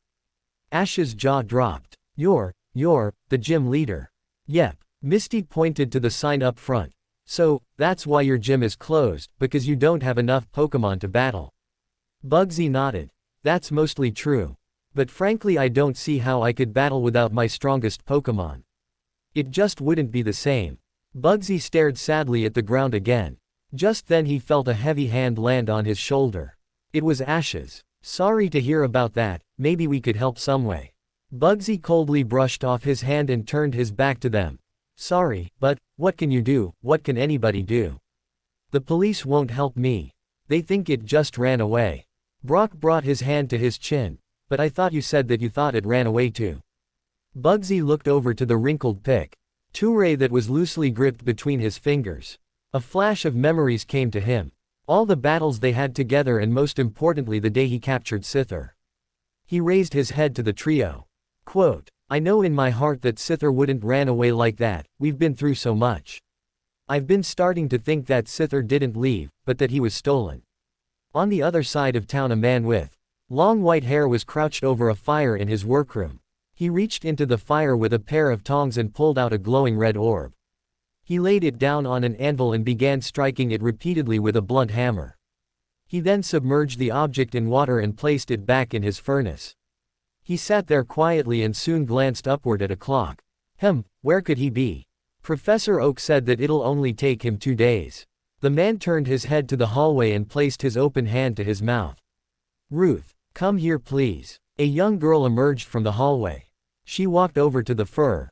Nason kneeled down next to the old man. "Yes, Dad." The old man gazed into the fire as the flames danced about. "I need you to go to the Pokemon Center and ask Nurse Joy if she has seen anybody named Ash Ketchum come by. I need to find him." The girl acknowledged her father by nodding her head. She bowed and got up to leave. The old man poked at the fire and released a large sigh. "Oh, and Ruth, tell him that Kurt wants to see him ASAP."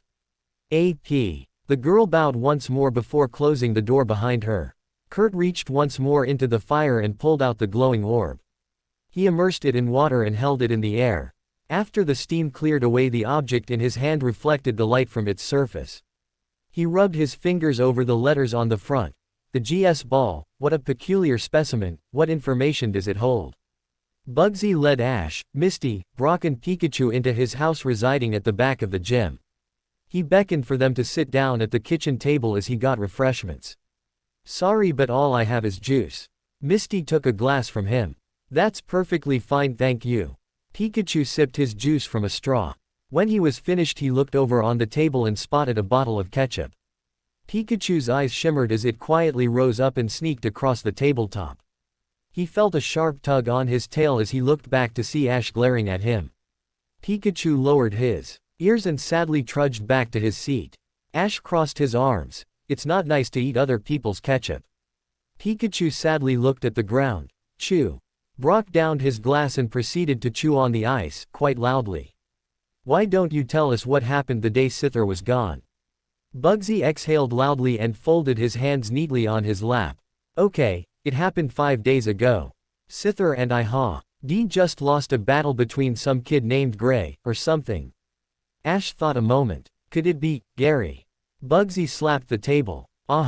That's it, it's been driving me crazy for days now.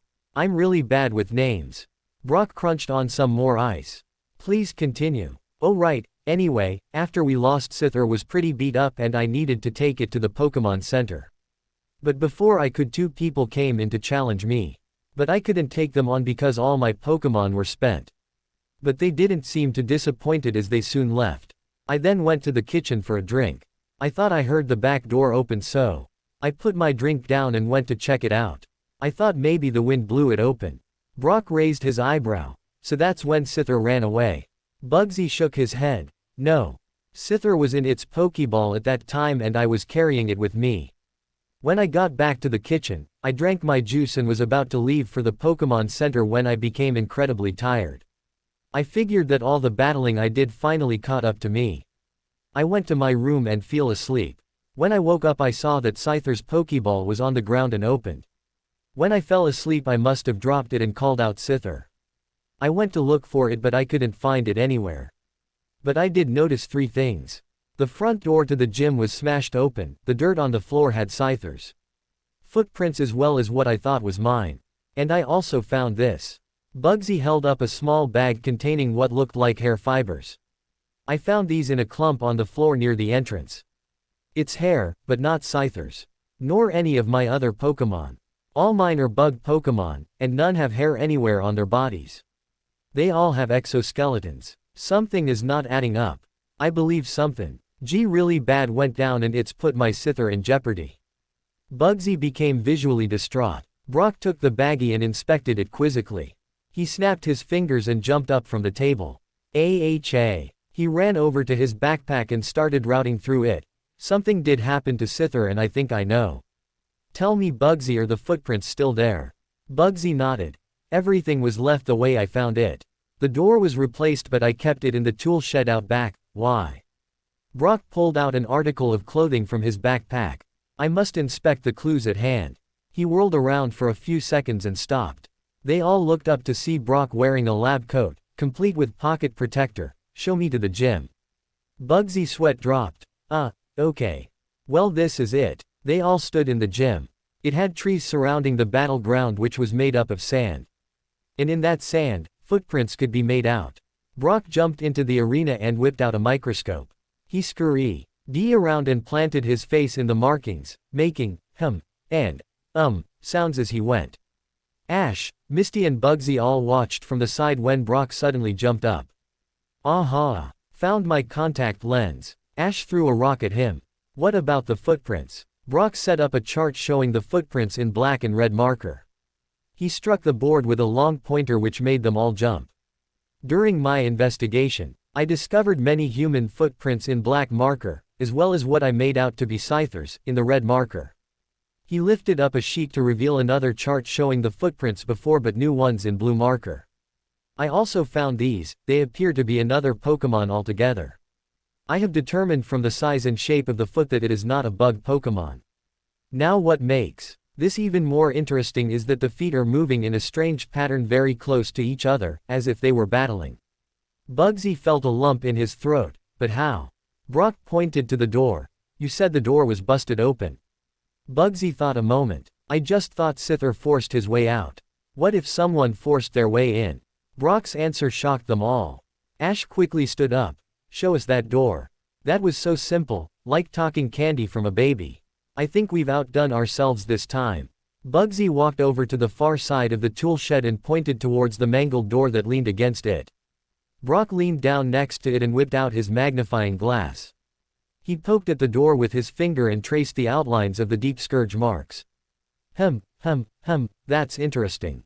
Misty leaned in. What is? My finger is really big. Gimme that. She reached down and grabbed the magnifying glass from his grip. Ash walked up to the door and rubbed the deep-cut marks. So you think Scyther did this? Bugsy showed them the picture. Its blades were very big and incredible sharp, they match perfectly with the cut marks. Brock stood up and rubbed his chin. Which direction are we facing it? Huh. Bugsy said. What side of the door are we looking at? I don't know what you mean. Ash walked up to the door and patted it. Is this how we WOU? LDC it looking at it in or out of the building? Busky thought a moment. Outside of the gym, why? Brock smacked his fist into his palm. Aha. Don't you see, the cut marks are on the outside of the door. If Scyther had done it the marks would be from the inside but it looks like somebody was breaking in. They all gasped as they heard Brock's explanation. Ash reached into his pocket and pulled out the bag with the clump of hair. It all makes sense. While you were asleep, you dropped the Pokeball and Scyther got out. And then, damn, I thought I had something there. They all fell over in stupidity. Ash rubbed his head confused. Something doesn't add up. How would the robbers know that Scyther was out of the Pokeball? And what's with this clump of hair? Brock took the baggie from him. There's only one way to find out. Nurse Joy was carrying a tray of medicine and numerous bandages. She turned her head as she heard the front door swing open. She went wide-eyed as an blurry object ran full speed toward her. Joy yelped as she dropped the tray and felt something grab her hands. Oh Nurse Joy. I love yo asterisk whack. The stunned Nurse Joy looked up to see Brock with a mallet inserted in his head. Oh, my, are you okay? She asked worried. Misty grabbed the dazed Brock by the ear and dragged him across the floor. Ash quickly went up to the desk and apologized. Sorry about that, it's hard to contain him sometimes. But not to worry, he's resilient. Nurse Joy shook it off and gave her usual warm smile. Now young man, how can I help you? Ash reached into his jacket and pulled the baggie containing the Mistor's hair. Please. Nurse Joy, could you tell us what Pokemon this hair came from? She looked puzzled at first but then took the bag from Ash and opened it. She took a few strands out and lifted them to the light. She crossed her eyes and put in her glasses. Ash and the others stood silent to wait for Joy's verdict. Well, I can tell you this, it is of a ground or normal type Pokemon, short hair. Dark coloring, and the split ends means it is not well kept. The trainer of this Pokemon should be ashamed. I mean it has no glossy or shiny feel to it, and the texture is very rough, whoops. Ventured a bit of topic there. Tell you what I can enter the variables into my mainframe computer and see what kind of Pokemon matchups I get. They all became very excited. Brock clenched his fists. Finally. Some hard evidence. With a few strokes of the keyboard Nurse Joy started the search program. After a few seconds Nurse Joy walked over to the printer and tore of the data sheet. She skimmed the page for a minute and handed it to Ash. I hope that helps with whatever you're doing. What are you doing? Ash didn't answer, he was too busy reading the sheet. Okay, it says, Tauros, Kangaskhan, Swinub, Vulpix, Mankey Ninetails, Raticate, Meowth. What? Brock and Misty grabbed the paper and stared at it dumbly. Meowth. They both shouted in unison. Bugsy looked uneasily at Ash. So, what about a Meowth? Ash put the sheet in his pocket and put his hand on Bugsy's shoulder. We have to talk. Huh. Bugsy sat at a table in an old diner. He had a pop in his hands and a blank stare on his face. I think I'm gonna throw up. They trio couldn't meet his gaze as all they could do was give him moral support. Bugsy slumped his head in his hands. When I thought Scyther had run away I was very worried, but now that I know that it was stolen I have an impassable sense of dread, sorrow and anger in me. So you believe a group called Team Rocket did this? Ash nodded. They have. Been trying to steal my Pikachu here for years. They usually always fail, but this time they got lucky. But it isn't over yet. I have a plan. He swept everything off their table and grabbed the salt and pepper shakers. Okay, here's the plan. He placed the shakers on the table near the edge. This will represent James and Jesse. Brock raised his hand. Which one is James? Ash sighed. He's the salt shaker. Now this sugar packet will represent Meowth. He reached into his pocket and pulled out some change. Okay, Misty will be the quarter, I'll be the dime and Brock will be the penny. Brock raised his hand again. Why am I the penny? Misty whacked him. Cause nobody cares about pennies. Ash reached over and grabbed the ketchup and mustard bottles. Okay, the ketchup bottle will represent Bugsy and the mustard will represent my secret weapon. Before Brock could raise his hand, Misty clocked him upside the head. Now, for the important bit, Pikachu will be represented by this piece of corn I found on the floor. He placed the morsel right in the middle of the assortment of condiments. Okay, now for my plan. Where'd the ketchup go? He looked down to Pikachu whose face and hands were covered in ketchup. Great, now Bugsy will have to be the mustard and my secret weapon will have to be my Pokeball. Okay, now here's my plan. Misty kneeled over and inspected her handiwork. Even T. Huff, the boys did most of the grueling labor. She touched it up to make it more susceptible to their awaiting prey. Pikachu was situated on a nearby tree branch looking over the park's endless pathways. Bugsy wiped the dirt of his pants and ran over to Ash, who seemed to be constructing some kind of camouflage duck blind. What are you doing that for? Ash threw a handful of grass and twigs on the structure. Well, we need some kind of cover when they come around. Are sure this will work? Look, wherever Pikachu is, Team Rocket is not far behind. Brock walked up next to Ash and dumped an armful of rope at his feet. Okay, I've finished. What about you? Ash pointed at the duck blind. I'm ready too. What about Mist? She's just finishing up, so everything is set. Ash rubbed his hands together. Excellent. Just then their ears perked up as they heard the shrill cry of Pikachu. It pointed excitedly down the path as Misty ran over to Ash and the others. Pikachu hopped down from the bank. He's and scurried over to the middle of the pathway. Everyone ducked behind the duck blind and threw leaves and branches on themselves. They all shushed each other as they watched Pikachu take its position the pathway. Minutes later, Brock could hear the rumblings of none other than Team Rocket coming from the trail. Jessie held the Pokeball containing Smeargle in her hand. Great plan, Meowth. Now we have a completely useless Pokemon that nobody wants. The boss is mad at us, and we now have 5 days to get a new Pokemon or else we get fired. Don't yell at me. James was the one who found it. He shot Meowth an angry look. But Jessie was the one who caught it. So it is completely her fault. As they continued to argue, they didn't notice the intense bolt of electricity streaming towards them. Pika-Achoo! The bolt hit them with incredible power. They convulsed in mid-air as the electricity surged through their bodies. The attack was over as soon as it had happened. Team Rocket lay in smoldering heap on the pathway. The tangled mass of arms and legs began to stir and they struggled to get to their feet. James raised his head to see Pikachu with a huge smirk on his face. Wah! It's Pikachu. Meowth clawed his way out from underneath James and stared at the smiling electric rat. Let's swipe it. They excitedly hopped to their feet and sprinted towards Pikachu. Just when they were about 4 feet away from Pikachu, the ground crumbled from underneath them. Team Rocket crashed down in a 10-foot vertical pit. As the dust settled, they rubbed their aching backs and stared out of the little hole. What the? Team Rocket screamed. Ash jumped from behind the duck blind and ran towards their trap, closely followed by Brock, Misty and Bugsy. He stopped at the lip of the hole and looked down at his capture. Team Rocket, on the other hand, were not impressed as they saw Ash looming over them. What are you doing, twerp? Jessie yelled. James took a handful of dirt and crushed it between his hands. Not only will you have to deal with us, but our lawyers too. We have a patent pending on the pitfall plan. Ash kicked some stones into the pit. Now listen up.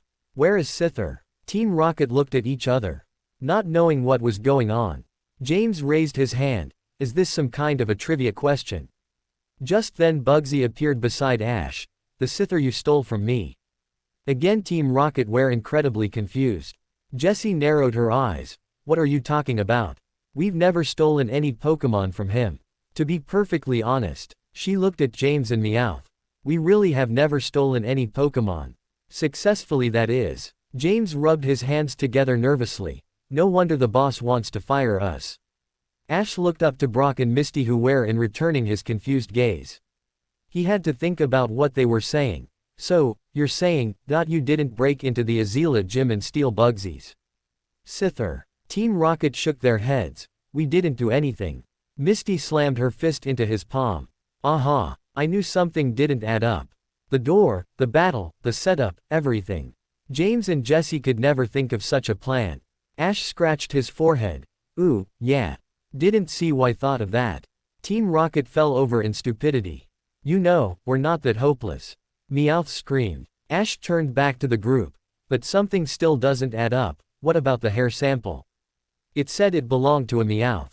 At this time Team Rocket had climbed out of the hole and collapsed on the ground. Misty reached into Ash's coat pocket and unfolded the data sheet they got from Nurse Joy. But it lists like a dozen other Pokemon. It could be anyone. Bugsy took the photo out from his pocket and sadly took another look at it. Quote ellipsis dot. Scyther. Ash and the others shook their head. After all they went through, they were as far away from solving the case than ever before. They were at square one, and had nothing left to go on. Brock took out the hair sample and inspected it further. It was much darker than Meowth's and it was a lot longer, and Meowth's fur was better kept. Obviously from the numerous cleanings it gave itself. Misty rubbed Bugsy's shoulder in an attempt to reassure him. It'll be okay, we'll just try something else. He continued to stare silently at the ground. Meanwhile Team Rocket were stretching out their sore backs from their spill. James rubbed his lumbago. Oh, the humiliation. To think the twerps caught us in our own trap. He looked down to see Pikachu walking past them. Wait a minute. Prepare for trouble. Jessie screamed. But before they could continue with their infamous motto, Ash saw an old couple walking down the pathway. He grabbed the photo from Bugsy and ran past Team Rocket, accidentally knocking James into the pit. Aheyeo ho ha ho. Bugsy called after Ash. What are you doing? Ash stopped and pointed to the elderly couple down the pathway. If we have any chance of solving this case, we need to do it the old-fashioned way. Ask people questions about Scyther. Misty threw a rock at Ash. You idiot. That won't work. Determined not to give up, he ran up to the elderly couple and held up the picture of Bugsy and Scyther. Excuse me, have you seen this Pokemon? The old woman wore a heavy coat and thick glasses. Her hair was long and gray and her face was scrunched up from the dozen of wrinkles. The man was just as decrepit. Only he was bald and a small tuft of hair grew from his chin. The elderly couple leaned into the picture and fixed their glasses. Soon they raised their heads and frowned. Sorry, young man, never seen it before in my life, the old man said. Just then Ash was spun around by Jessie and James, who were fuming mad. How many times do we have to tell you? James cried. Don't interrupt out motto. They all screamed. Misty and the others ran up to Ash with Pokeballs in hand, ready to battle. Misty pushed Jessie off Ash and thrust her Pokeball in her face. Now's as good as time as any to pay you back for what your Arbok did to my boyfriend. Jessie threw her arms up in defense. Hey, that was an accident. We may be evil but we never want. Ed, did you say boyfriend? Misty nodded. Yeah, that's right, she said proudly. Team Rocket burst into a fit of giggles as they pointed at the young couple. Ah, that's so kawaii, they shouted disdainfully. Jessie and James grabbed each other's hands and started making squishy kissing sounds. Misty and Ash turned crimson, but mostly from anger then embarrassment. IWUVU Ash, Jessie said sarcastically. And IWUVU twerp. Team Rocket broke down and laughed. Ash looked over to see the old couple snickering. Huh. Misty, however, could not take it anymore as she hurled her Pokeball at Team Rocket. It opened in midair and released Staryu, who whirled around, nearly slicing down Team Rocket as it flew inches above. Huh. Jessie wasn't about to back down from the twerps, she was about to throw her Pokeball containing Arbok. When suddenly a brilliant flash of light exploded from her belt. The Pokeball containing Smeargle had opened, much to Jessie's dismay. It materialized in front of Misty, who looked at it perplexed. What is that? Jessie rubbed her forehead. We're about to find out. Smeargle. Ellipsis. Quote. She bent down next to Meowth. What attacks can it do? How do I know? Meowth stated. Ash looked back again to the elderly couple who were once again snickering, and covering their mouths. Excuse me, what are you laughing at? The old couple seemed visibly nervous from Ash's question. The old man waved his hand in the air. Oh, nothing, young man, just thinking of a joke I heard. Not a second after he had said that, James' ears perked up. He brought his hand to his chin and began to think deeply. I know that voice, but from where? Jessie could have sworn she saw wisps of smoke pour out of James's ears. The rusted gears inside his head were working overtime as he struggled to find the answer. Ian, while the old couple were slowly sidestepping away from the melee. Well, we must be off, the old man said. Finally something clicked inside James' head as he thrust his finger at the old man. That voice. I thought I heard it from somewhere. It's Botch. The old man shook with anger as to everyone's surprise, ripped off his face, which was quickly reveled as a clever mask. My name is Butch, you idiot. Everyone stared in shock, but James was quite pleased with himself. It wasn't soon after that the fellow Team Rocket member had let his identity slip when the old woman shed her costume as well. It was none other than Cassidy and her counterpart, Butch. They were the successors of Team Rocket, and the rivals of James and Jessie. Cassidy brushed her blonde hair from her face. Well, it's good to be out those disguises. That mask did nothing, hid my beauty. Jessie clenched her fists, not exactly happy to see her nemesis. What are you doing here? She and Cassidy have had issue in the past. That she was Giovanni's favorite didn't help matters. Cassidy fixed her bunched up skirt and glared at Jessie. Well, isn't it the underachievers, haven't seen you a while, still failing as usual. She and Butch snickered at Jessie as James struggled to restrain her. Cassidy withdrew a Pokeball from her belt and spun it on her fingertip. We have been doing jobs, unlike you. You say, we have a brand new Pokemon to bring to the boss. What about you? She said smugly. Ash ran back to the group as they heard the four members of Team Rocket squabble. Ash gave the picture back to Bugsy, who, in the meantime, was watching Butch and Cassidy intently. I know them from somewhere. Everyone including Togepi was confused. Togi. It finally hit Bugsy like a ton of bricks. Those are the gym building inspectors. Although that wasn't exactly what they thought his answer would be, they were curious nonetheless. Bugsy snapped his fingers. I knew I saw them before. They came by the gym to give it the biannual inspection. Why would they do that? Ask asked. Allow me, said Brock. The Pokemon League issues building safety inspectors to Pokemon gyms. They have to meet up to a standard code of safety. After so many Pokemon battles, lots of damage can occur that could make the building unstable and unsafe for Pokemon and trainers. If you pass, you stay open, or if you fail, they shut you down. I had them over at my gym. They come twice every year. Ash nodded. Oh, I see. But when have Cassidy and Butch been Pokemon League building inspectors? Brock narrowed his eyes. They haven't. They looked back to where the Team Rocket members were about to break out into a Pokemon battle. Jessie released Arbok, which made Ash and Misty wince as they thought of that frightening day where they had almost lost each other. They also watching intently as Cassidy released Eradicate. Ash looked down at the datasheet and made a startling realization. The name before Meowth was Raticate. He looked at Misty and Brock, who were obviously thinking the same thing. Without wasting any time, they leapt into action. Ash withdrew his secret weapon. He stared at the shining Pokeball with an immense sense of pride. Now would be his time to use Articuno in a real battle. The excitement was too much as he stepped forward in front Team Rocket. He shamefully pointed his finger down on Butch and Cassidy. It was you who stole Scyther. And now you will give it back to Bugsy or pay. Ash's little dramatic outburst surprised Butch and Cassidy, who for the first time saw Bugsy on the far side of the path. They were both visibly worried now, knowing they had been found out. But they attempted to remain cool, but collected. They both knew what Ash was capable of, since they had met up with him in the past. He quickly whipped his hat around. He loosened his grip on the Pokeball and let fly.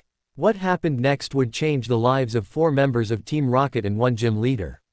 The Magnifice. NT blue Arctic bird burst out from the confines of the Pokeball and stretched its wings as ice crystals filled were carried by the wind. Butch and Cassidy stared dumbly at the beautiful legendary bird. Bugsy turned to Misty and Brock and slowly waved his finger in the general direction of the Arctic bird. It's Articuno, he said astonished. Articuno. Blizzard. The mighty bird lifted its heavy wings in the air. Butch and Cassidy grabbed onto each other in terror. Wah! And that's what happened, officer. Right, and I'm a Mankey's uncle. Legendary bird, sheesh, well anyway you did capture them. Which deserves a great amount of respect. And we were able to retrieve your Pokémon after we defrosted the suspects. Anyway, well thank you for all your help, and we'll let you carry on with your normal business. As the dim-witted police officer left, Bugsy was of higher spirits. He had his prized Pokémon back and he witnessed an incredible sight. Needless to say he now had higher respect for Ash Ketchum than he could have ever dreamed of. He pushed open the kitchen door and sat down next to Ash at the table. Well, that about solves everything, I can't thank you enough for what you did. Ash patted him on the back. We were all glad to help Bugsy, it was really interesting to see how it all came together in the end. Bugsy nodded and turned to Ash. How did you know that they did it? It's really quite simple really. Brock cleared his throat and took a deep breath. 1 week ago when Butch and Cassidy came by posing as the building inspectors but were really checking out the gym for possible points of entry and escape. Soon after they left you began battling again and soon after that closed up the gym and got something to drink. You then heard the back door open. When you left to close it, Butch had already snuck into the kitchen and applied a sleeping drug to your milk. When you guzzled the milk, seconds later you became very drowsy and went to sleep. You had the Pokeball in your hand when you went to sleep. All Butch had to do was knock the ball out of your hand and lure Scyther to the gym where Cassidy had broken into through the front door. That was their first mistake. A battle then ensued between their Raticate and Scyther, and during the match, Scyther sliced a clump of hair off Raticate. They were able to corner it and capture it. It seems that the Pokeball you found on your floor wasn't your Pokeball at all, it was a decoy. All they had to do was make it seem that Scyther was trying to escape and call it back into the Pokeball. Of course they didn't count on their own footprints being in the dirt. That was their second mistake, their third was messing with us. Ash and Brock high-fived each other across the table. Misty narrowed her eyes at Brock. How did you know that? Brock shifted in his seat. Well, I just used my fantastic sense of logic and observation, and I was so able to discover. Misty continued to stare at Brock coldly. That, He shamefully stared at the ground. Butch voluntarily confessed after Ash partially froze them using Articuno, cough. They all laughed at Brock and his honesty. The case was solved and things could finally return to normal. More importantly, Ash could now battle for a badge. Bugsy triumphantly led Ash and his friends to the gym. He stood opposite of Ash, Pokeball in hand. Ash, I know I might not have much of a chance against ya, but it will be my honor to battle you in Articuno. He reached back through his Pokeball. He gazed proudly as Scyther stretched its arms and wings. It's great to have you back, Scyther. I knew you never would run away, ready to battle. Scyther nodded and jumped into the battlefield. Ash did his trademarked hat thing, and reached to his belt. Ask and you shall receive. The air in the gym dropped a few degrees cooler as Articuno popped out of the ball. As Bugsy and Ash exchanged a smile, Brock slowly raised his hand. Trainers ready. Begin. Scyther, sword dance. The second piece of the puzzle will soon come into play, hurry chosen one. Sir, Jesse and James are here to see you, they say they have some urgent news about a CERTAIN trainer and a Pokémon that demands you immediate attention. Oh really? Send them in. Giovanni stood at the far side of his office, gazing out the large window. There, lay before him was his destiny. The chance of a lifetime had presented itself in the most unusual of circumstances. This was what would be the turning point in his master plan. Soon, I will be anointed as the chosen one and obtain my rightful place in Pokémon history. He continued to look out onto the hundreds of houses, buildings, trees and people as they carried out their daily business. An evil smirk crept across his face. These people are my destiny. They will become my ever-loyal slaves. He began to laugh maniacally, the city-goers below oblivious to his presence. In his right hand, rests the hive badge. In high S left the Pokeball containing the legendary bird Articuno. Ash had wiped the floor with Bugsy's Pokémon. The battle was so seemingly unfair. Even Bugsy's newly reunited Scyther didn't stand a chance against Articuno. Even after he had lost, he still had the biggest smile on his face, knowing that he was able to battle such a beautiful and rare Pokémon. He had promised Ash not to tell anyone of his amazing capture. He had never really sat down and thought about the events on that day. It was so peculiar how he ended up with Articuno. They hadn't even broke out into a battle. It was like it wanted to be caught. This was the most confusing this of all. Also the voices he heard was starting to creep him out. He had never told anyone about the dream he had or the strange voices that kept him awake. What was happening to him? With every answer he got more questions. As he shifted his weight on his bed he could feel the medallion jingle around beneath his shirt. He carefully pulled out the chain and stared at it. Again this was one of those questions that popped in his mind. What was this thing? Why was Pikachu so dead set on him having this piece of metal?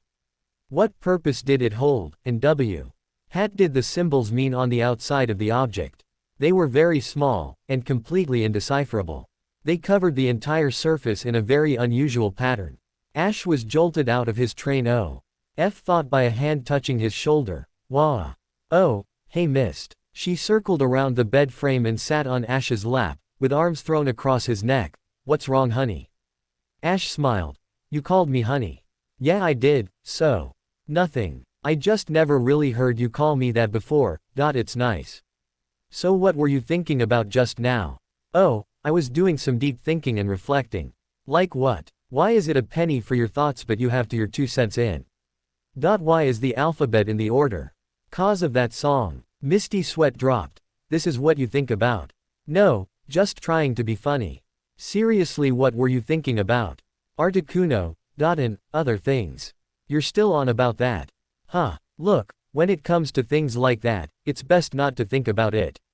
Maybe Articuno chose you because you're such a wonderful trainer that has amazing skill when it comes to handling Pokemon. Quote. Ash, you okay? Who are you and what have you done with Misty? Misty lunged for Ash's armpits and started tickling him. Haha stop. Gasp. Ash attempted to counter Misty's attack by grabbing her feet and tickling her toes. You like that? Huh. Misty began shaking in fits of laughter. They both toppled off the bed and rolled along the floor. They were about to kiss when Brock walked into the room. You just can't keep your hands off each other, don't make me throw cold water on you guys. Quote. They both blushed and stood up, eyeing the bag that Brock was holding. What's that? Misty asked. He turned the bag upside down and spilled the contents on the bed. One after another, super potions and antidotes fell onto the covers. I thought I might swing by the Poke Mart and pick up some supplies. Ash crossed his arms. I thought it was food, they all sifted through the medicine and picked out some things for their own kits. After Ash's battle with Bugsy they had spent the night at the Pokemon Center, after a quick explanation to Nurse Joy about her discovery of Articuno. Ash didn't want her to pass out the second time in 3 days. But it was Nurse Joy's honor to give a room to what she called Ash, the greatest trainer in Johto. But what both irked Ash the most was that he never actually captured Articuno. It was some kind of blind luck. At times he didn't feel he deserved to lay eyes on it. Articuno was such a gentle and beautiful Pokemon that had such destructive force. At Shimao-T, Articuno was the first to fall, mortally wounded by Moltres. The events of that day are still fresh in his mind as the image of the near-total destruction of Earth lingered in his thoughts. That's what was bugging him more than anything. There were no drastic weather changes or earthquakes or anything. On the day he found Articuno he had heard on the radio from Professor Oak that the 3 legendary birds were looking for something, but what? Where were Moltres and Zapdos? Again with every answer, he uncovered more questions. Since he had been Victorio is in Bugsy's gym it was time to move on to the next challenge. They packed up and left the center without Nurse Joy looking, knowing she would ask a million questions that Ash didn't have the answers to. They managed to quickly leave the gates of Azalea Town without causing some kind of scene. So far the day was going exceptionally well. Ash prayed that it would stay quiet so that he could do some desperately needed thinking. Of course, if had learned anything from his past experiences, his life was, if anything, not normal. They had yet to make it half a mile from the outskirts of the city when, off in the distance, they saw someone running towards them. Something in Brock clicked as his libido fire into action. It was obvious to him that the person was indeed a woman, even though he could not clearly see. Ash thought that it might be an early morning runner, out for some air. As she got closer, they were able to see the distraught look on her face. She grinded to a halt in front of them, and sucked in oxygen as she tried to heal her burning lungs. The woman hunched over as she caught her breath. Brock blushed over her fine figure and pretty face. Before Brock could attempt to grab her hands, Ash pushed him out of the way. "Excuse me, miss. Are you all right?" The woman looked up to Ash with a very worried expression. Ash jumped back as she shoved a picture in his face. "Have you seen my son?" she said hysterically. They all shook their heads. The woman collapsed to the ground and sobbed. They were all taken aback from her sudden outburst. The tears were literally flowing from her eyes as she had sprung a leak. All three of the young trainers tried to calm her down at once, flailing their arms at a lame attempt to make her stop crying. She rubbed her eyes on her sleeve and bowed to the three teens. "I'm sorry. It's just that I can't find my son. You see, we were walking in the forest and I looked back and he was gone." She crushed the picture to her chest. "I looked all over the place. But this isn't the first time this has happened. But I usually always find him soon after he runs off. It's been 2 hours and I'm ever so worried about him, all alone in that dark scary jungle." Ash, Misty and Brock looked at each other. They automatically knew what each person was thinking. Ash extended his hand to the woman. "Cheer up, we'll help you look for him." The woman jumped and wrapped her arms around the three of them. "Oh, thank you." Misty tried to wiggle out of her death grip, but to no avail. Finally she let them go and urged them to follow her back to the forest. They were hesitant at first, but they did say they would help. As they made their way up the winding forest trail, the woman suddenly stopped and pointed to a clearing. "This is where I lost track of my son, Lee." They all turned their heads and inspected the area. It was densely populated with trees and undergrowth. It would be very easy for somebody to get lost. The woman suddenly bowed. "I'm sorry, I haven't told you my name yet. I'm Mel." They all exchanged greetings and asked for descriptions of her son. After a few moments they were off on the search. Brock and Mel went off in one direction and Ash and Misty left for another direction. Before setting off, Brock had Zubat comb the skies to further enhance the chance of finding Lee. Misty found this whole thing quite befuddling. Sooner than 12 hours ago they had just finished the search for Bugsy's stolen Pokémon, and now they were on a hunt for a lost child. "It never ends," yelled Misty as she pushed a tree branch aside. As she stepped out the way, Ash moved aside just in time to dodge the branch from slamming him in the end. Pikachu moved ahead off them with his ears perked up to locate Lee. Ash released all of his Pokémon, except for Articuno. He was hoping that the more eyes searching meant the faster he could be on his way. Where could have this kid have gotten off to? They entered a dense patch of forest near a mountain range. The peak was not that high and the terrain wasn't as rugged as most mountains. Along the cliff face, dozens of dark ominous caves were carved in the mountainside. Ash shrugged and wiped his brow. "Where is that kid?" They all took a break and gathered some food. Discouragements were on high as they had spent over 2 hours searching deep in a forest for a lost boy. And Ash was worried that they would be lost themselves. Pikachu slumped down into a patch of moss and breathed a heavy sigh. It was unable to pick up any signs of the little boy, and it was frustrating not knowing if the boy was around and it just couldn't hear him or not. Completely stumped, Ash was surprised to hear his Pokegear ring. He fumbled around with the buttons, still having not mastered the technology. The screen flickered and an image of Brock appeared. "Tilda, hey Ash. Tilda, where are you calling me from?" "Tilda, we're at Officer Jenny's outpost. We have good news. We found Lee about a half hour ago. He ran off chasing a Rattata and got a little lost. But he's fine and Mel's fine, so get over here so we can get on the road." Tilda. Ash breathed a sigh of relief. It had been the first good news he had gotten that day. "I copy that, Brock. We'll be there in about 20 minutes. Misty slumped down on a log. "Geez, we went through all that for nothing." Ash sat down next to her. "Aw, come on, what's wrong with lending a helping hand?" "Nothing. I just wished these people would plan these things better. We've traveled for 3 weeks and have only gone through 2 cities. Ash wiped the sweat from his dirty cheeks, so we've gotten a little sidetracked. But I'm still gonna be the world's, Misty cut him off. Greatest Pokemon Master, yeah, I've heard it a million times, she said sarcastically. She reached out and yanked his hat over his eyes. Ash jokingly pushed her off the log and laid down next to her. They rolled around in the pine needles and threw dried up leaves at each other. Misty quickly tackled him and assaulted him with a few kisses to his face. Misty had found out that he was very ticklish in the nape of his neck. She smiled and gently breathed down his back. Ash began squirming under her, desperately trying not to laugh. He didn't want to give Misty the pleasure of seeing him in agony. Their little escapade was ruined when they heard Pikachu call for them. It was tired and hungry and wanted nothing more than to get to the Pokemon Center and crack open a bottle of ketchup. The young trainers stood up and shook the dirt from their clothes. Ash grabbed his bag and latched the Pokegear back onto his wrist. He took one step and stopped. He whipped his head from side to side and stumbled along the forest floor. The panic finally set in when he realized the possibility that now he was the one who was lost. Not knowing what direction was what, he hung his head in defeat. Misty would not be happy. Misty, bad news. Having traveled with Ash for so long, Misty knew the tone of voice well. Let me guess, we're lost. But in my defense let me say that I love you, he said sheepishly. But to Ash's sheer astonishment, she wasn't angry, nor was she vaguely upset. Something was rotten in the heart of Johto. Like I said before, who are you and what have you done with Misty? She nonchalantly walked over and pointed at his belt. Just use Articuno to fly us out, problem solved. Ash shrugged, thinking to himself why he had not thought of that. He reached down to his belt and took the Pokeball which held Articuno.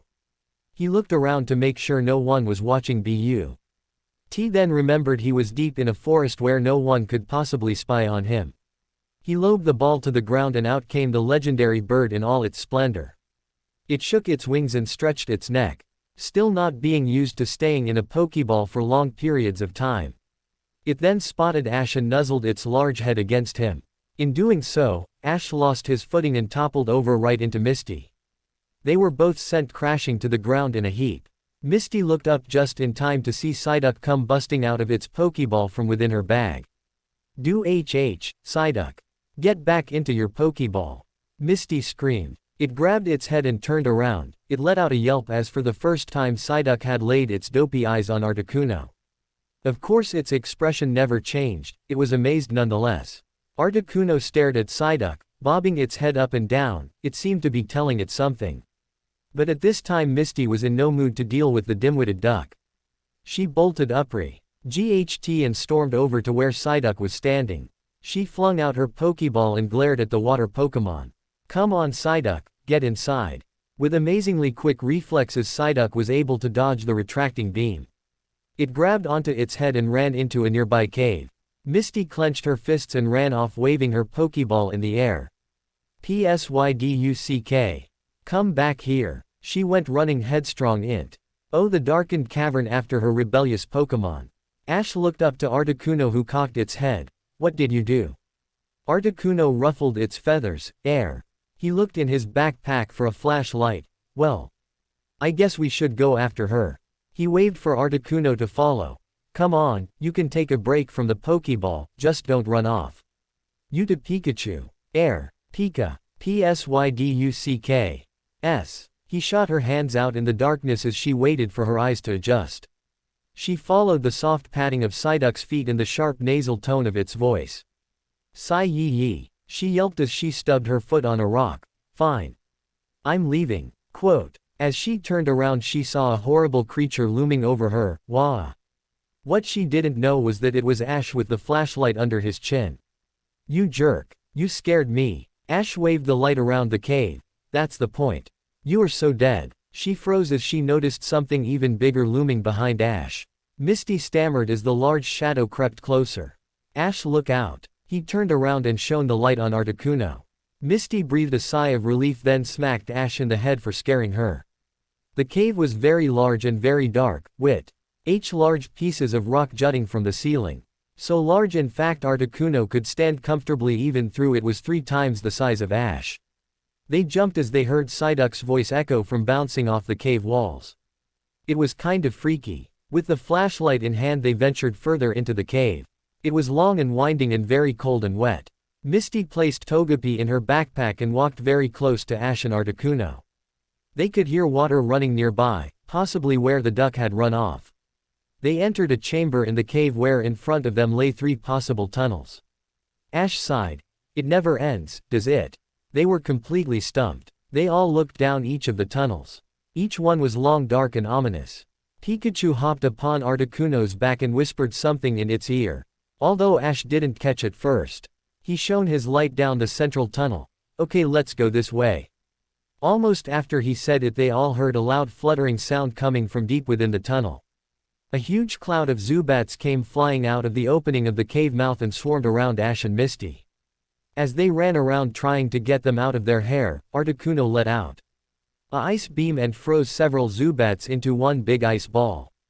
Scared for themselves, the Zubat retreated from whence they came. Ash and Misty slowly got up, still dizzy from the bewildering attack. Ash picked up his flashlight and looked back down the center tunnel.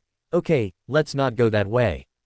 Once again they all heard Psyduck's voice emanating from the far right tunnel. Sigh yee. Misty leapt into the tunnel. I'm coming, Psyduck. Quote. Ash and Articuno entered the tunnel and chased after Misty. Misty, we shouldn't spilt up. But it was too late, Misty was well out of reach. Ash looked down and saw his flashlight beginning to flicker. He smacked it a couple times but it quickly went dead, and the area around them became very, very dark. Ash on the other hand, had control of the situation and called out Charizard to use its tail as a lantern. The cave tunnel completely lit up and they were able to see well in front of them. They ran off in search of Misty with Charizard in front holding its tail. It wasn't soon before they heard Misty scream in the distance. Misty. Ash jumped on Articuno's back. Charizard, Articuno go. Both of the powerful Pokémon spread their wings and took flight down the narrow tunnel. Ash had to duck so not to scrap his head against the ceiling. They entered a huge underground chamber, even bigger than the one they were first traveling in. The rocky ceiling rose as high as a building. In fact it was so big you could fit an entire city block. The trail in front of them dropped down into a large underground lake. And hanging from the cliffside was a very freighted Misty. Ash, help me. Charizard quickly flew down and grabbed her before she could fall into the water 100 feet below. Charizard dropped her to the wet ground and flew over to Ash. Misty kissed the rocky surface and thanked the dragon for saving her. Once she had regained her wits she stood up and inspected Togepi who was giggling profusely, again oblivious it was seconds from plummeting to a watery grave. Ash and Misty embraced and turned to inspect the immense watery cavern. There was absolutely no cave floor, just clear blue water with no end in sight. He gazed up to the ceiling where he saw a large gaping hole. And from that hole he could see the soft glow of sunlight. All right, a way out. Misty smiled but was hesitant at first. What about Psyduck? Sigh yee. Misty screamed, and was almost sent flying over the edge again. Ash grabbed her in the nick of time and hauled her back up.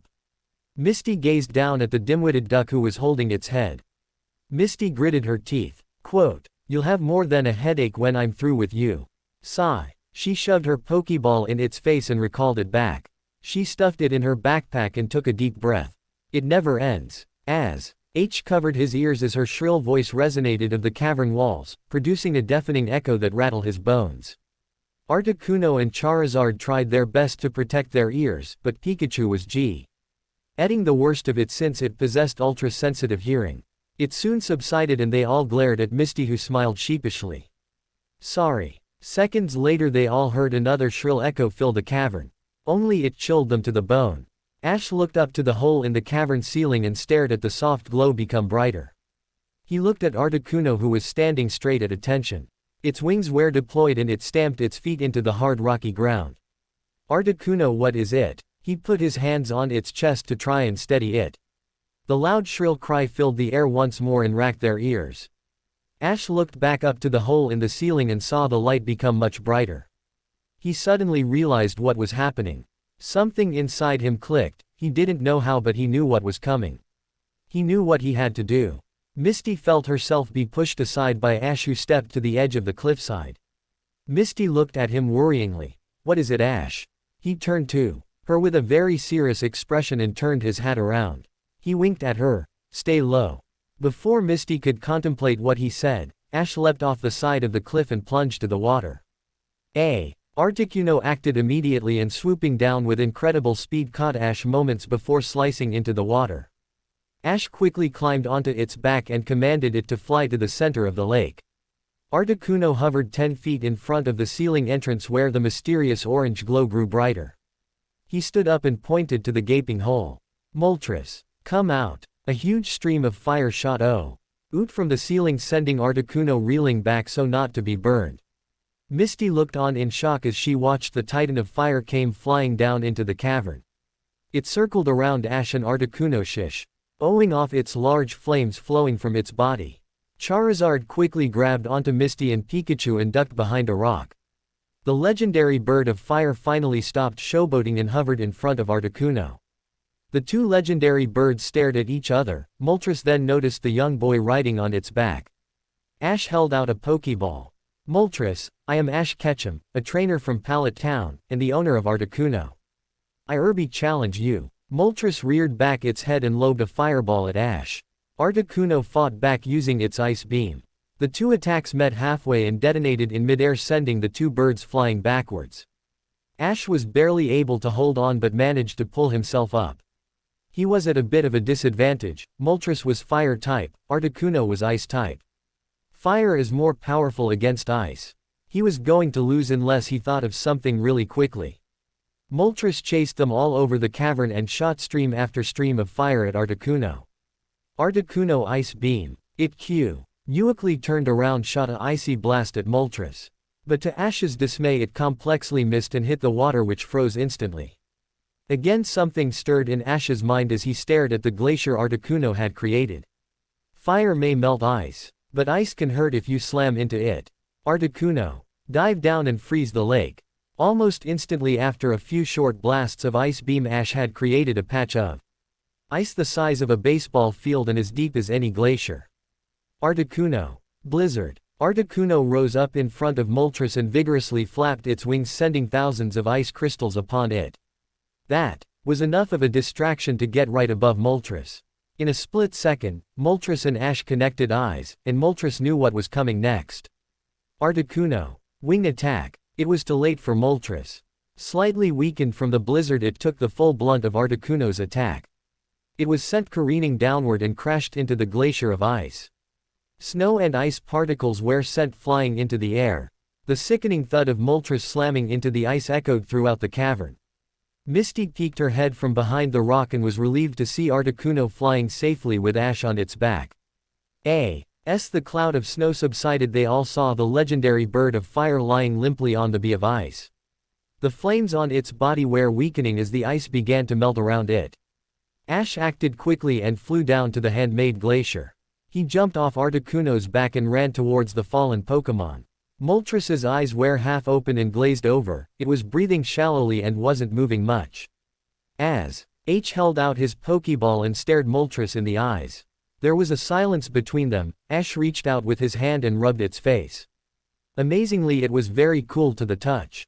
MMMOOOOLLLLL. It looked over at Articuno, who nodded its head. Moltres breathed in deep and closed its eyes.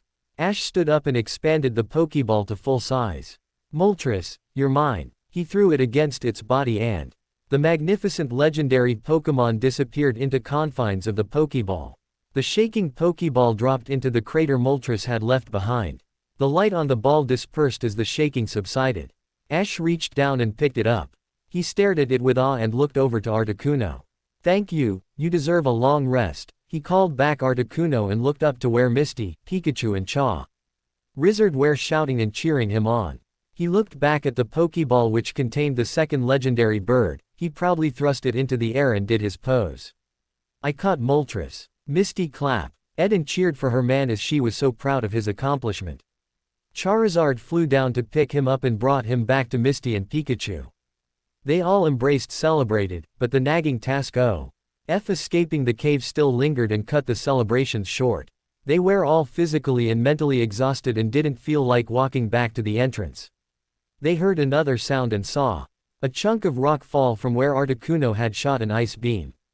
But what was most important was that they could see a single ray of sunlight poke through the cave wall.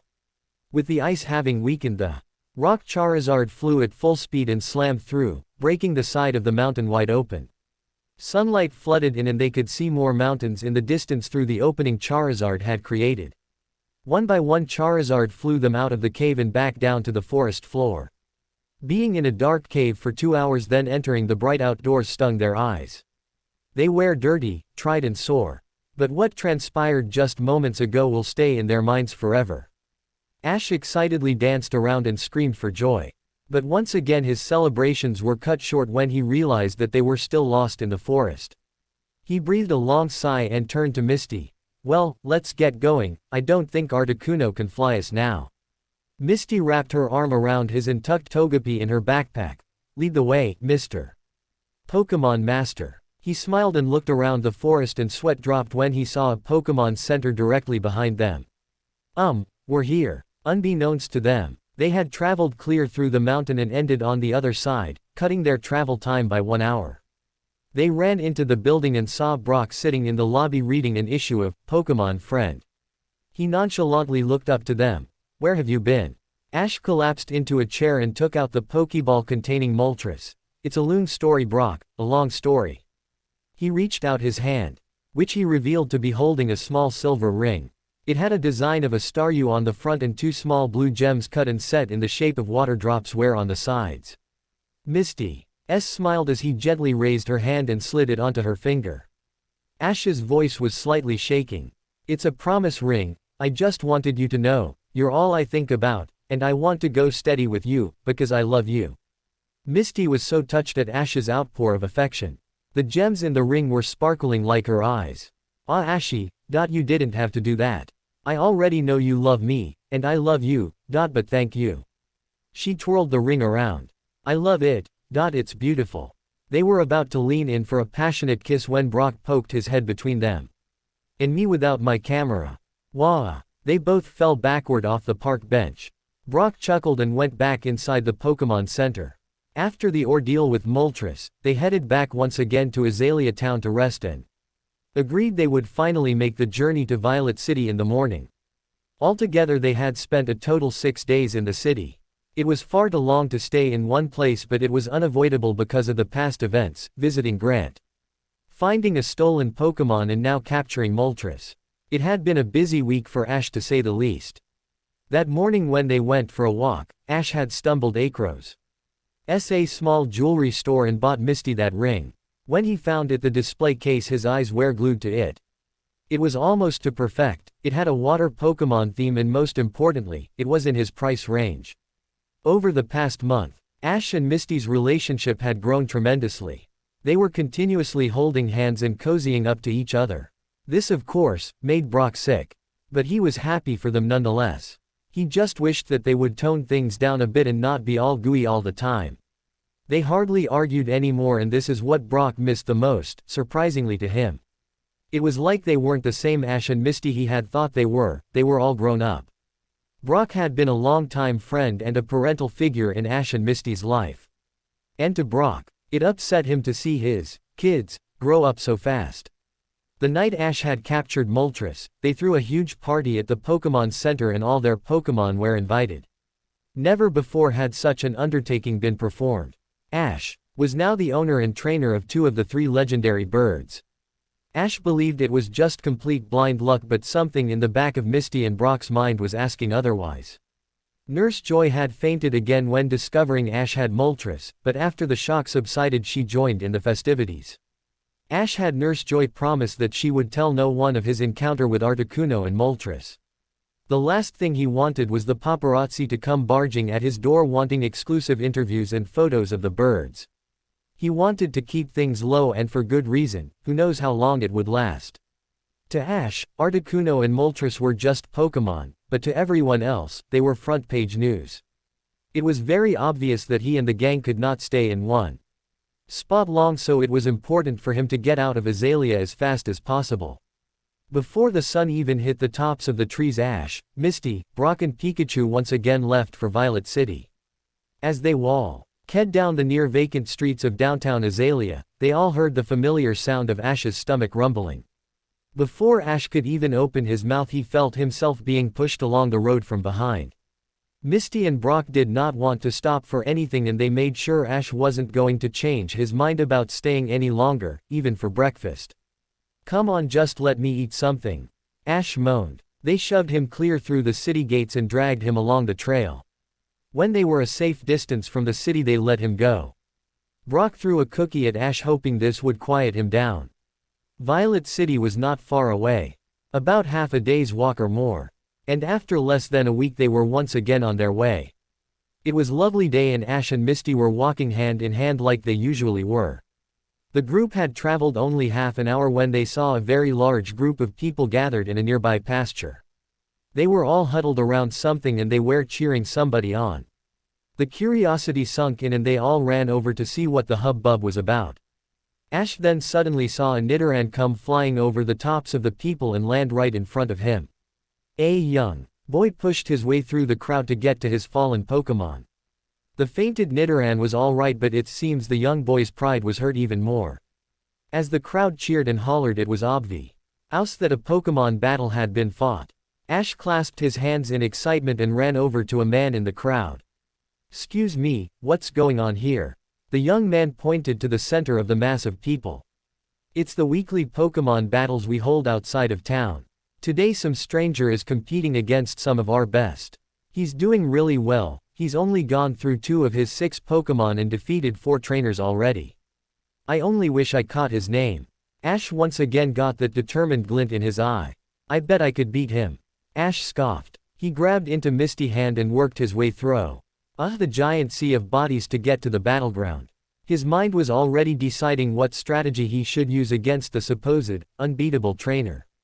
He was almost there when he heard a voice emanate from the center. "All right, who's next?" Almost instantly 100 hands shot into the air. He squeezed past the last 2 people and was now standing on the makeshift battlefield. The crowd beckoned quite as they awaited the inevitable battle that would proceed. Ash looked for the mysterious trainer and found him hunched over searching through his backpack. He was attaching Pokeballs to his belt. Ash cracked his knuckles and flipped his hat around. "I am Ash Ketchum from Pallet Town. I challenge you to a Pokemon battle." The mysterious trainer seemed to jump at the sound of his name. He slowly stood up and turned to face Ash. His eyes almost popped out of his head as he looked upon his rival, Gary Oak. Everyone clapped and cheered, but Misty and Brock stood there, deathly still, knowing the confrontations they have all experienced before. This was going to be very messy. Gary smugly ran his hand through his hair. "So it's you again, came all this way to get beaten by the best." Ash was beginning to tremble with rage as he reached down to the Pokeballs containing Moltres and Articuno. He wanted to teach that no good punk that you don't mess with Ash Ketchum. But there were a lot of people around him. People who would tell other people, and then a large chain will form and the proverbial house of cards would tumble on him, knowing his secret would be out. He shoved his finger at Gary. "Have we forgotten what happened no less than a week ago concerning a certain mystical Pokémon?" He said sarcastically. Gary was visibly shaken as the memory of Ash soaring out of the gorge on the back of Articuno. He didn't understand how Ash could have possibly captured the legendary bird. It should have been him with all the glory. Without another word, Gary flung his Pokeball into the field, much to the delight of the crowd. His Arcanine burst forth from the Pokeball and let out a tremendous ball fire. "You're still a pathetic little runt that knows jack about training Pokemon." Gary stuck out his tongue and pulled down his eyelid, trying his best to annoy Ash. And it was working a little too well. Ash was pulsating with anger towards Gary, and now beating his Arcanine with extreme prejudice didn't seem too bad. He glanced over to Misty and saw the worried expression on her face. But she understood what Ash had to do. She thrust her hands in the air. "Kick his ass, baby." But BEF. Or he cold do a thing. A young girl jumped into the fray and ran up to Ash. "Are you Ash Ketchum?" the young girl asked. Ash was a bit confused but nodded his head. The girl grabbed his hand and yanked him out of the field. Ash was surprised to have this young girl pull her right out of a battle. Wah! What are you doing? I have a battle to win. The young girl put her hands on her hips. Don't you remember? Remember what? I have no idea who you are. At this time the crowd was becoming unruly and wondering why the challenger was pulled out, and so was Ash. It was at this time that Brock, Misty and Pikachu found him. The young girl reached into her pants pocket and pulled out a folded piece of paper and handed it to Ash. Aren't you the one that has to see my dad about the GS ball? Ash almost dropped the paper. As usual, he had completely forgotten. He opened and read the letter and found that it was from Kurt requesting he follow his daughter to his house to get the GS ball. He rubbed his face in his hands from embarrassment. He only hoped that Professor Oak didn't find out. Just then he remembered that he had a battle to win. As he was about to re-enter the battlefield, Misty grabbed his arm. It's too late, Ash. Gary left already, we should get going to Kurt's. Ash let out a long sigh, another chance to show up. Gary has passed him by. But he knew that there would be other chances. The most important thing now was to get the GS ball and to finally get to Violet City. As they made their way through the unruly crowd, he was able to catch a glimpse of Gary waking in the far distance. As he stared at his back, the anger returned to him. Pikachu jumped onto his shoulder and patted him on the head. Pika, pie. He smiled and scratched its chin. The day will come, and I will be ready. Ah, this is the good life, James moaned as he sank back into the jacuzzi. Meowth threw some grapes into his mouth. You can say that again. Luckily for them, because they gave Giovanna such interesting information regarding the troop and Articuno, they were given many perks, such as room service, a new jeep and a hearty raise. It seems what mistakes they made in the past had been forgiven. Although, like they say, nobody forgets where they buried the hatchet. Just then Giovanni barged into their room holding an office file folder. James and Meowth quickly ran over to their boss, being sure to put on their robes. They both gave Giovanni a salute and stood at attention. The leader of Team Rocket cleared his throat and tried to not look at the mound of shampoo suds on James's head. Quote, I have a new assignment for you, where's Jessie? He stated. James raised his hand in the air and waved it back and forth as if he were a student getting the teacher's attention.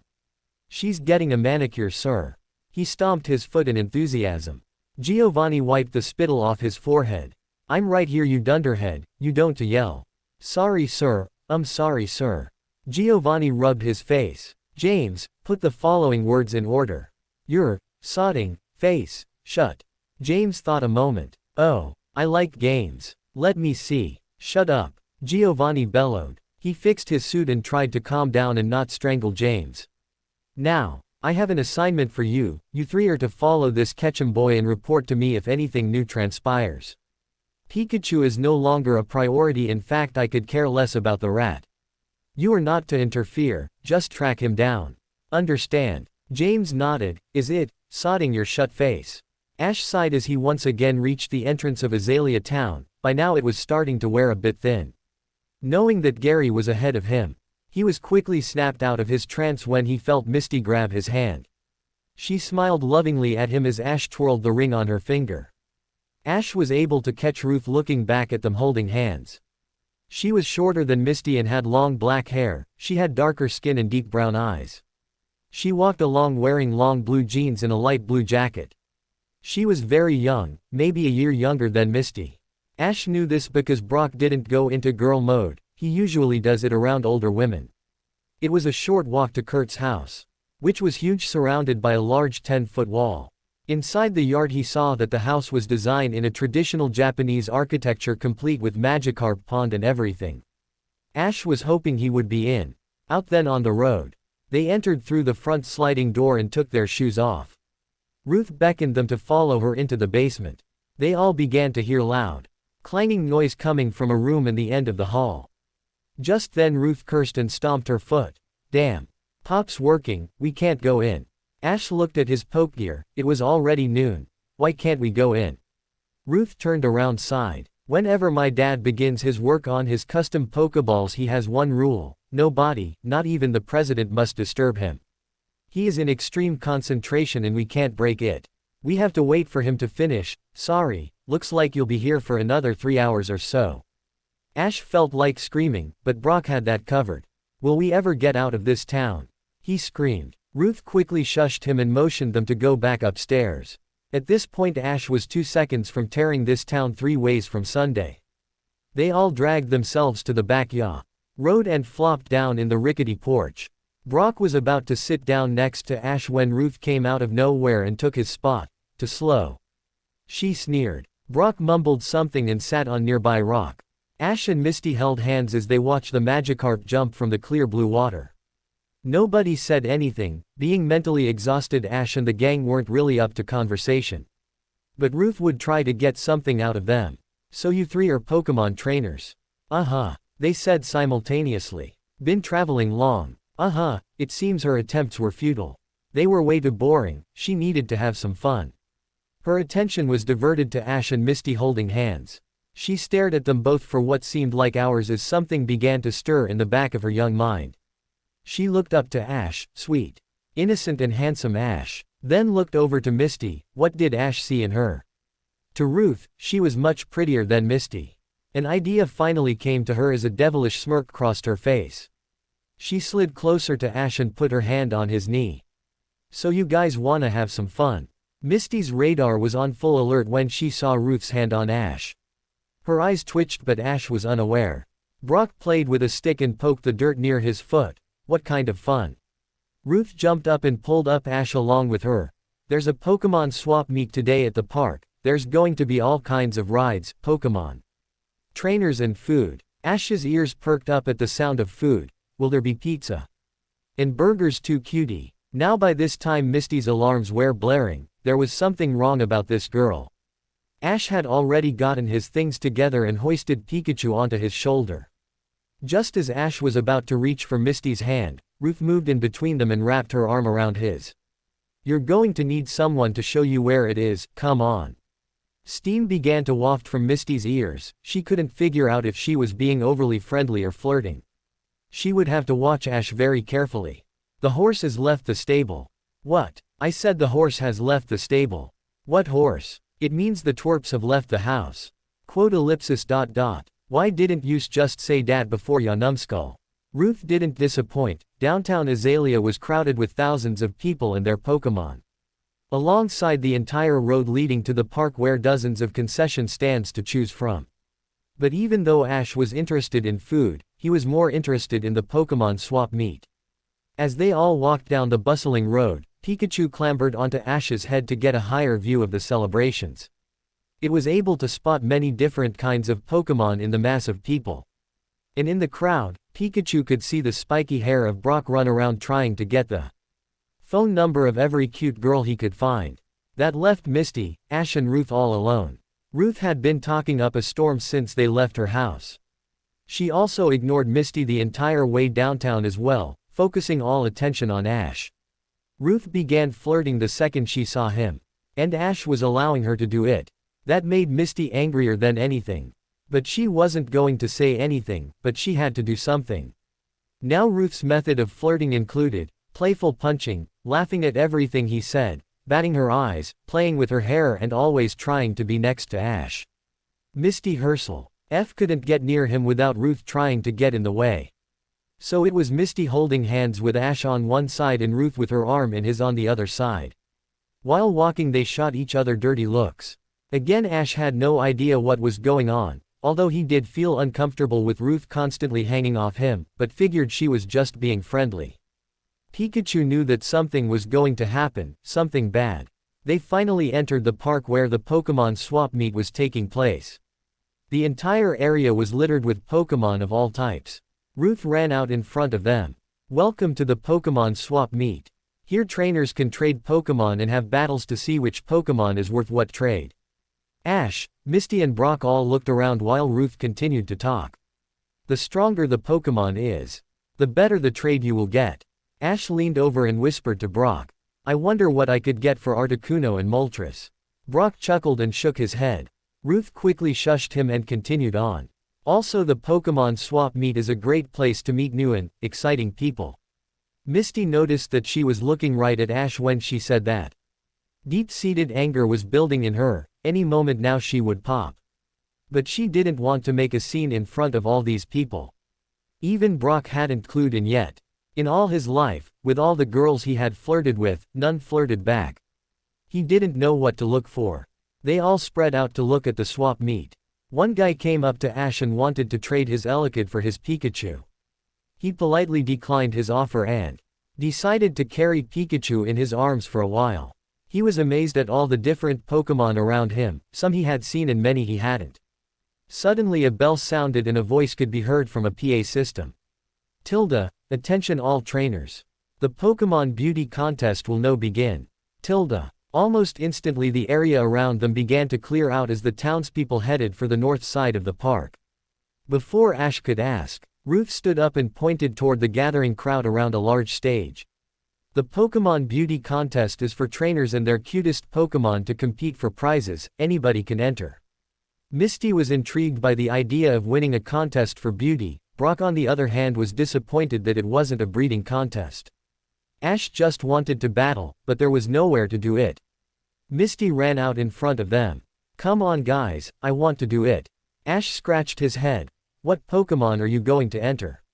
Misty ran up and shoved Togepi in his face. Togepi. The baby egg-shelled Pokémon grabbed onto his face and laughed. Brock smacked his fist in his palm. Of course, Togepi's cuteness level is off the map, coupled with the fact that it's a rare Pokémon, you're sure to win. They all ran off to the stage area with Ruth following closely behind. Will you look at all these Pokémon? Don't even think about ya mangy alley cat, we're not supposed to interfere. Just follow and report back to Giovanni, don't mess up our chance to become team leaders. Alright, but it seems like such a waste, can't we just steal a little one? No. Asterisk asterisk asterisk asterisk asterisk asterisk asterisk asterisk asterisk. The audience see. Heard as the contestants walked on stage, followed by the panel of judges. Misty was the second last person on the stage and she proudly carried the giggling Togepi with her. As the contest began, trainers was called forward to present their Pokémon. The audience clapped and cheered as each contender came forward and walked off. A trainer came up with a ghastly and was almost booed of the stage. It was almost Misty's turn when Ash felt Ruth put her hand on his thigh. The alarms were finally going off in Ash's head as he tired to think of what to do. He quickly stood up and cheered Misty in. At the same time flinging Ruth's hand off his leg, talk about slick. He sat back down but this time moved further away from Ruth. His attention was diverted to the shrill scream of Togepi as it played with the judge's microphone. Ah! The entire crowd smiled at the cute egg Pokémon. Soon after a unanimous decision from the judges, they gave Misty and Togepi first place. The audience erupted and cheered the victor. Ash and Brock jumped up and screamed along with the crowd. Misty blew Ash a kiss and waved to her public. After seeing this, Ruth knew she wouldn't able to compete, so she had to take drastic action. She stood up and yanked Ash's hat off. Wah! What are you doing? Ruth ran out of the bandstands and waved his hat in the air. You want it back, you'll have to catch me. Ash was already running full speed after her. Brock and Pikachu looked at each other in bewilderment. Why would she take his hat? Pika. Just then Misty ran up to them adorning the ribbon she won. Hey guys. Wasn't that awesome? Ellipsis dot. Where's Ash? Brock pointed in the direction they had ran off. Ash and Ruth went that way. But before Brock could explain why they ran off, Misty was off herself. That two-timing jerk. I'll kill him. Brock stared down to Pikachu. I bet I'll get blamed for this. Pika. Give me back my hat. Okay. Ruth ran into a secluded area of the park and put on his hat. She spun around and walked up to Ash. Here ya go gorgeous. Wah. As she removed the hat and went to put it back on his head, she quickly grabbed his jacket and pulled him in for a kiss. Ash was too surprised to react in time and their lips met. His eyes went wide as he ripped himself from her grip and quickly broke off the kiss. What the hell are you doing? Ash yelled. He noticed that Ruth wasn't looking at him. Instead she was staring at something. The alarms were now screaming in his head. He slowly turned and saw Misty with her hand over her quivering mouth. How could you? Her voice was filled with so much hurt and pain. Misty stared down at the promise ring wrapped around her finger. She quickly yanked the ring off and threw it at Ash before running away. Ash stood there heartbroken. He reached down and picked up her promise ring. Misty, it's not what you think. The tears flowed with tremendous force as Misty ran blindly through the crowded park. A million thoughts went through her head as she came to grips after what she saw only moments before. How could he? I never want to see that jerk again. Never. She looked up just in time to see Brock running towards her. She reluctantly stopped and tried her best to hide her stinging tears, although she failed. What happened? Where's Ash? Brock asked inquiringly. Misty lowered her head to the ground. Wherever you find the two-timing jerk you'll find Ruth. She was about to run off once again when Brock stopped her. Hey, don't be crazy, the last time I saw Ash was when Ruth stole his hat and ran off. What could he have possibly done? Misty trembled with rage. He kissed her. Brock began to laugh, much to her surprise. Oh, you're right. Ash is crazy in love with you. If anything, she kissed him. You know in your heart that he would never do that. Right. She wiped away another tear. I don't know anymore. It wasn't long before Ash located Misty. Their eyes met, but their lips remained motionless, neither of them knew what to say. It was very awkward. Ash knew that it would be difficult to explain that Ruth forced herself on him, but he had to try. Misty, it's not what you think. Ruth kissed me. I know Hat you must be thinking, and you have the right to be upset. I would too, but you must believe that I would never intentionally hurt you. Misty wanted to believe him, but the image of the two of them kissing was too painful to conceive. She turned away from him as more tears began to fall. I don't know if I. The hurt in her voice was clearing hurt as Ash gently wrapped his arms around her. Tired to fight him but found his embrace naturally comforting. He slowly turned around to face him. She looked into his big brown eyes and stopped crying. Misty, you must believe me. I love you. There was an incredibly long period of silence that seemed to last for days as Misty continued to probe into his eyes. Brock, who had been watching the spectacle unfold, was becoming uneasy, and decided to step in. Misty. It was a total setup. It wasn't Ash's fault. If anybody is to be blamed, it's Ruth. She was the one who was flirting with Ash, she was the one who took his hat, and it was her that kissed him.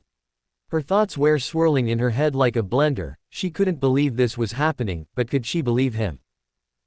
I believe you, Ash. I'm sorry. I should have trusted you more. Brock and Pikachu all breathed a heavy sigh of relief, while Ash almost collapsed to the ground after holding in his breath during the whole ordeal. Ash and Misty embraced each other and breathed in each other's scent. He was about to go in for a kiss when Misty pulled away. It's too soon. I keep thinking of how she touched those lips, just give me more time. Ash sighed and reluctantly nodded his head. He tried his best to give her a smile. Sure, Misty, time heals all wounds. Ash knew that their relationship would prevail. He knew that time healed all wounds, but then again, nobody forgets where they buried the hatchet. They all gathered themselves and left the festivities so as not to run into Ruth again. While walking, Brock leaned over to Ash. Damn dude, you came this close to snatching you ass in a bear trap. Ash chuckled. If I ever see that girl again, it will be too soon. He had stopped and looked over the horizon. Huge dark clouds spread over sunny afternoon sky like water on a kitchen floor. Far in the distance, bright flashes of light indicated that it was a huge thunderstorm. Wow, it's coming up so fast, we better get inside. No sooner had he said it then the clouds opened up and released a torrential downpour. Many of the park visitors rushed under storefront canopies to escape the rain.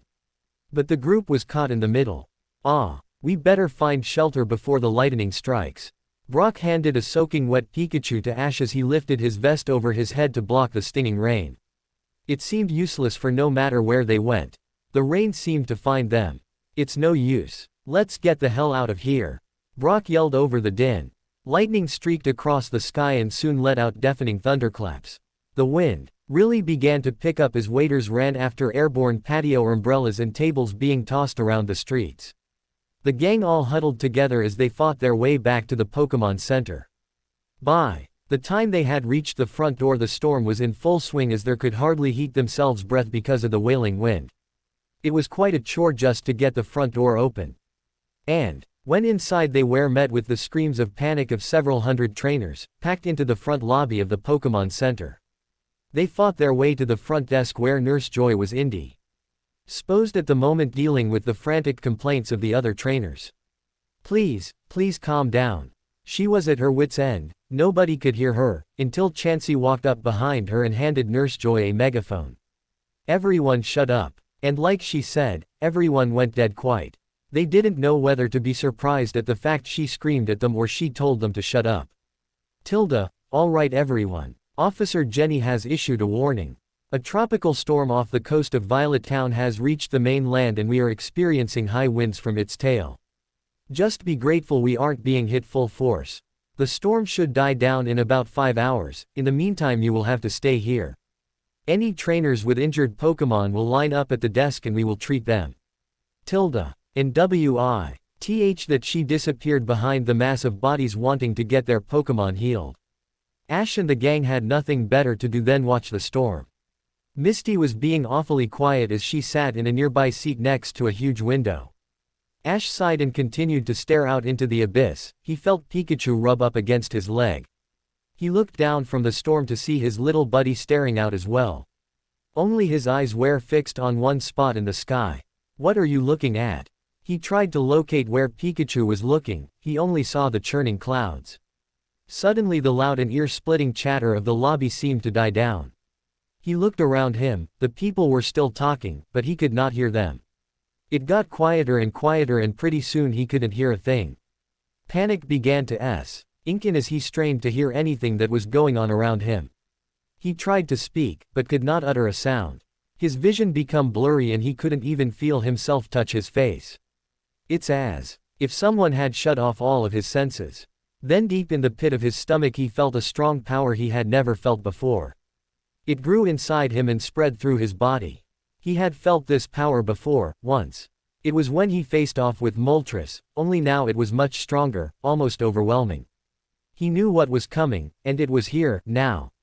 Almost as soon as began, it mysteriously subsided. His vision came back and the noise level picked up. Ash spun around stunned, still gripping with what he had just experienced. His eyes were as wide as dinner plates as he stumbled around the lobby. As he regained his composure he sought out to find Brock in the mass of bodies. Ash finally located him trying to get near Nurse Joy, although Brock wasn't having much luck. Brock, we need to go now. Brock stopped his flirting and glared at Ash. Are you crazy? Why in the world would you need to go out there? He exclaimed his point by motioning to the raging storm outside. Ash leaned in and whispered so that no one could hear. Zapdos. Quote ellipsis ... I'll get my jacket. Misty looked up from the window to see the crowd parting down the middle and Brock emerging out in front, paving the way for Ash. She noticed they were dressed in heavy rain gear and clumpy solid boots.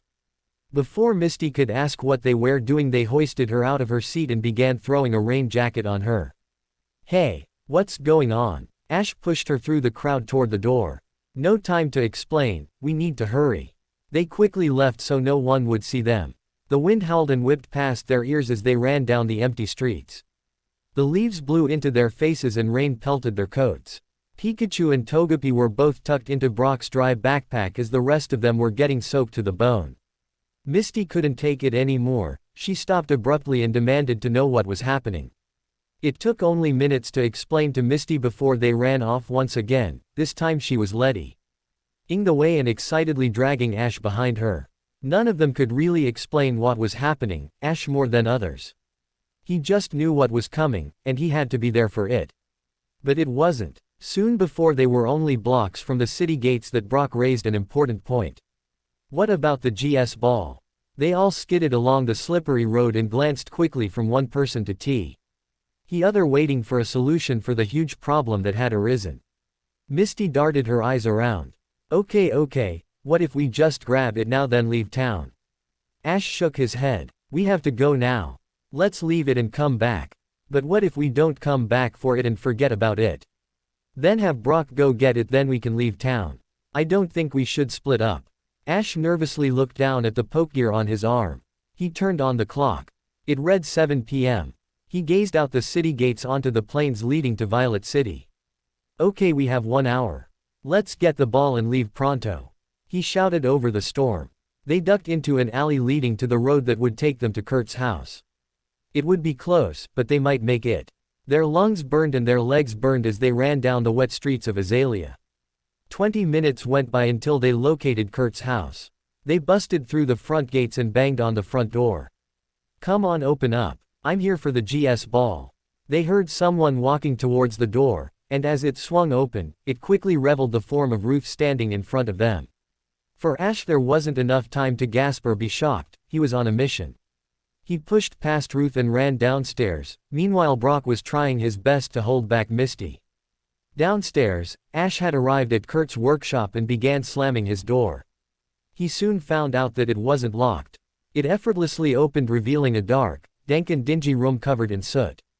And in the corner of the room an old man sat down before a kiln. It was obviously Kurt. "Ash, quick." Lee ran over to him and tapped his shoulder. Kurt jumped in the air, and whipped his head toward Ash. "Who are you? What do you want?" Ash waved his hands in the air. "I didn't mean to startle you, I'm Ash, I'm here for the GS ball." The old man exhaled and laughed softly, holding a hand over his rapidly beating heart. "You scared me. I'm glad you're here though, the GS ball is right here." He ran behind a picture frame hanging on the wall and revealed a small safe. After failing to get the combination right, he opened the heavy door and withdrew the mysterious GS ball. He buffed its surface on his shirt as if it were an apple. After admiring it for a few seconds he handed it over. Ash quickly snatched it from his hand, dipped his hat in respect and headed out the door. He stopped when he heard Kurt yell, "Wait, young man, remember I need you to test it on what kind of Pokemon it works on. Don't forget." Ash nodded and ran back out the door. Back upstairs, Brock was having trouble holding back Misty. Ruth had said nothing this whole time, knowing what she did, she was already ashamed. Ash blew past her once again, without acknowledging her presence. With the GS ball in hand he led the others out the door and out Ruth's sight for the rest of their lives. Brock scratched his head. I thought there would be a huge confrontation, ah well. The storm was still going strong as they raced down the windy streets. Pikachu had poked his head out of the safety of Brock's backpack to see what was going on. The skies had blackened and visibility was at its lowest. They sprinted out of the city towards the forest they had found Moltres. Lightning streaked across the sky, one bolt after another in succession. The area around them began to light up, revealing spooky shadows on the trees. At this time, the group had been running for almost an hour and ran clear across town non-stop. Misty and Brock's legs screamed for as much oxygen as their burning lungs could pump out. Although Ash seemed to be alright. In fact, he had yet to break a sweat. Upon entering the forest, Ash's senses once again flared. He strained to pinpoint this strange feeling to find what direction Zapdos was in. After a minute, he ran off due north into the thicket with Brock and Misty trying their best to catch up. Ash had found an energy deep within him that he had never experienced before. He only wished he knew how to explain it. Ash burst through the brush and found himself standing in a large clearing with the forest surrounding it like a large fence. Misty and Brock emerged from behind and collapsed to the wet ground, sucking in air to relieve their lungs. With all the trees that surrounded them, the wind wasn't much of a problem anymore. But the lightning continued to strike down to the forest floor, igniting small fires that were quickly put out from the rain. Ash slowly turned to Misty and Brock and told them to be very quiet. He then pointed to the sky. They looked up to a spot in the sky which revealed gray swirling clouds. As the lightning came down with more speed and power, Misty and Brock had to take cover, but Ash still stood staring with his piercing gaze towards the clouds. Misty gasped as a funnel began to reach down from the sky. It came down a short distance and opened up.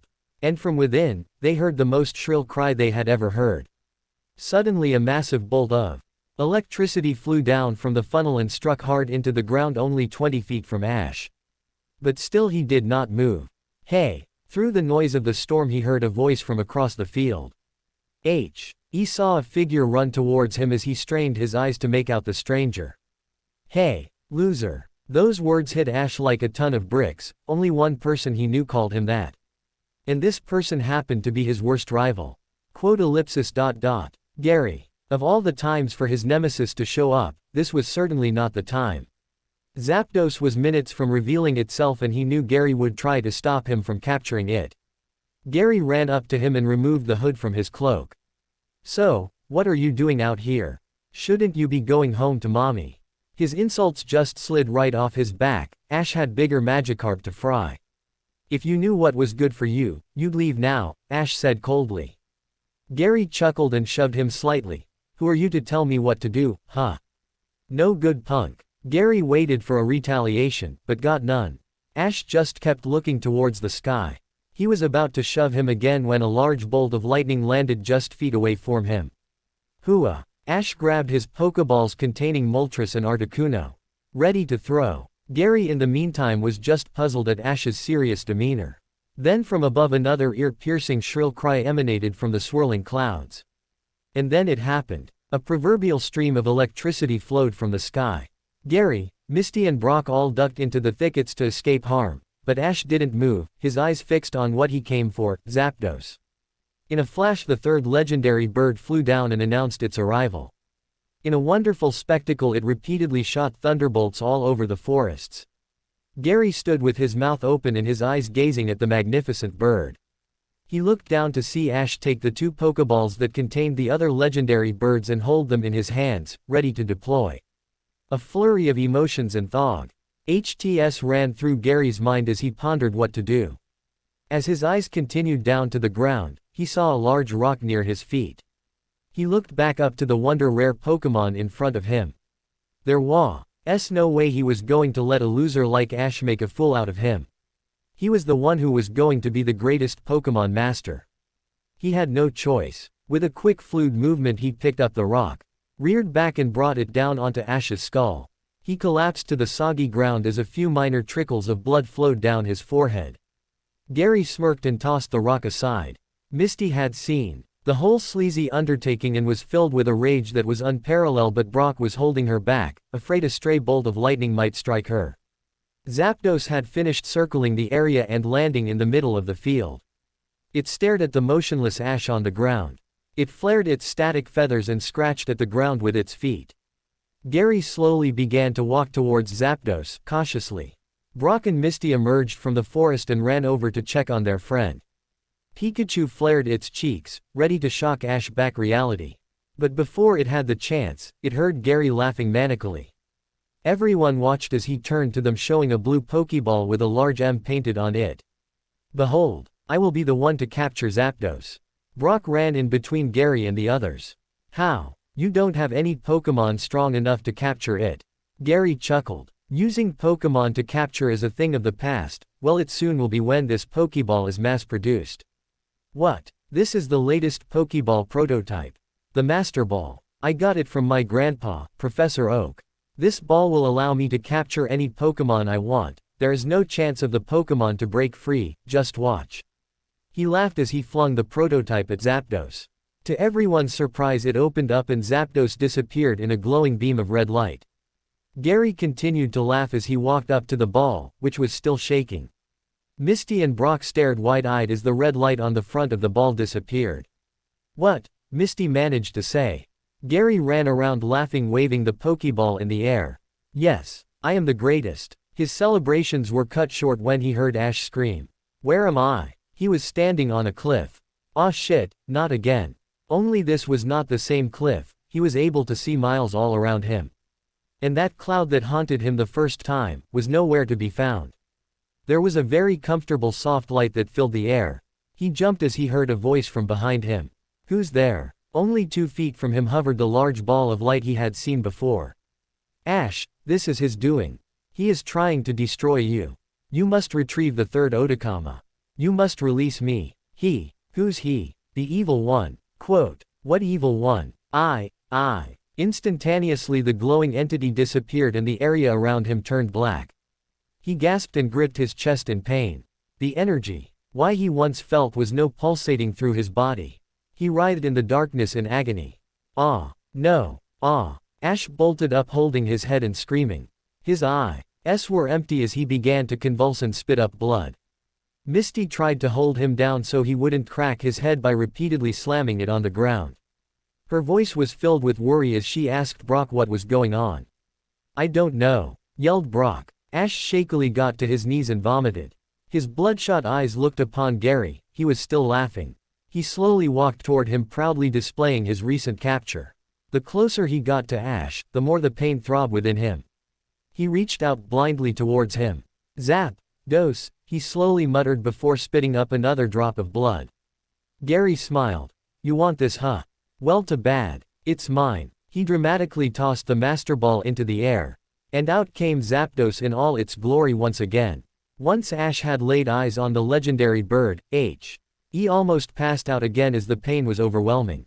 Brock tried to help his friend when he noticed that Zapdos was almost on the edge of falling over like Ash was. Brock looked into its eyes, and could see that it was in a great deal of pain.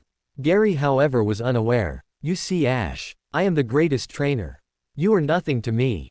The storm around them seemed to explode, the rain fell harder, and the wind blew stronger. Suddenly something clicked inside Misty. She somehow knew what was happening. From her experience at Shimouti and the mysterious man who captured two of the legendary birds, the horrible storm that followed.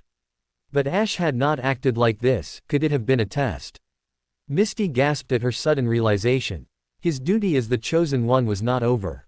The pieces slowly came together. Although the picture was fuzzy, she knew what she had to do. She let go of Ash and pushed against the wind towards to get to Gary. The young trainer was still laughing his head off. He had just enough time to see a fist come flying toward his face. Kapow! The sound of Misty's fist hitting the now mangled face of Gary resonated throughout the night sky. Brock looked on in shock while Ash continued to convulse in pain. The next sound was Gary's limp body slamming into the wet, muddy ground. Misty grabbed her tender fingers and rubbed them to get the feeling back. She quickly read about the Master Ball and grabbed it from Gary's limp hands. She ran over to Brock and Ash and placed the Master Ball on the rock. Brock, hand me that rock. Brock did what he was told to do and gave Misty the rock Gary had used on Ash. It still had his blood on it. With the storm at its highest peak, she lifted the rock far above her head and brought it down hard onto the surface of the Master Ball. The rock split in half due to the force of the blow, and so did the prototype of the unbeatable ball. Brock was speechless. You broke it. Their attention was diverted when they heard Ash mumble something. Misty bent over to hear him better. Help me up. It was clear to both of them that whatever was happening to Ash had up and stopped. And what was possibly more amazing was the fact that the storm had practically disappeared. There was no more rain and the galling winds were now slight breezes. Brock tossed his arm around him and propped Ash up. The blood still trickled down Ash's forehead as he walked over to Zapdos, who was lying on the ground. He carefully knelt down and placed his hand on the legendary bird's head. He slowly took out a Pokeball from his belt. He raised it to Zapdos, who let out a little cry as its strength regained. The two of them stared into each other's eyes, sharing an unspoken bond of trust and respect towards another. Zapdos, you're mine. The third legendary bird disappeared in the soft light of his Pokeball. The shaking subsided and the light dispersed. Misty and Brock looked on silently as Ash struggled to get up under his own power. Pikachu happily ran up to him and hugged his leg. Ash managed to give him a smile and his trademark peace sign. I'm okay, buddy, just a little too tired to celebrate right now. He looked at the ball in his hand and was shocked to see it disappear in front of him. Ash stared at his empty hand and looked around to see if Team Rocket had sucked it up in a giant vacuum like they usually do. But he suddenly remembered that when you have more than 6 Pokémon at a time, the 7th Pokémon gets transported back to where you got your first Pokémon, and of course in his case, it was Professor Oak. Oh no. Professor gonna have a coronary when he sees Zapdos. And would you know it, almost completely on cue, the Pokegear on his wrist began to ring. He was hesitant at first but flipped the switch to reveal none other than Professor Oak on the other line. Ash. Yeah. Pretending that nothing was wrong. There is a legendary Pokemon in my lab. Oh yeah, right, I knew there was something I forgot to tell you. What? I also have Articuno and Moltres. Professor. I need to sit down. Would you please check on Zapdos for me, his energy is severely drained. I'll explain more later. It would be an honor. Have you seen my grandson? I gave him a new Pokeball to test and I haven't heard from him. Ash looked down to Gary still lying still in the mud and then at the completely destroyed Master Ball. Nope, haven't seen him. Bye, Professor. Remember, I want to know what has happened with you. Ash stared into the sky. So do I, Professor, so do I. They all decided to make a hasty getaway before Gary was to reawaken. Ash was still in pain from his experience before. There were so many questions, but again hardly any were being answered. Ash didn't know what was happening to him, or what would happen next. Brock undid his backpack and handed the slumbering Togepi to Misty. Hey Misty, how did you know about the Master Ball? Somehow, I had a feeling that Gary having Zapdos was doing something to Ash. And if I destroyed the Master Ball, then Zapdos would no longer belong to Gary, and then, I wish I could explain it more. This is so confusing. Ash walked out in front along the path to Violet City. I have a feeling the answers will come. We just have to keep our eyes open, Misty. Yeah. Ash stopped and dug into his pocket. I was wondering if you would like this back. He pulled out her promise ring and blew off the lint. Misty smiled and gave Ash her hand so he could put it on her. She twirled the ring on her finger and leaned in to give Ash a sweet passionate kiss.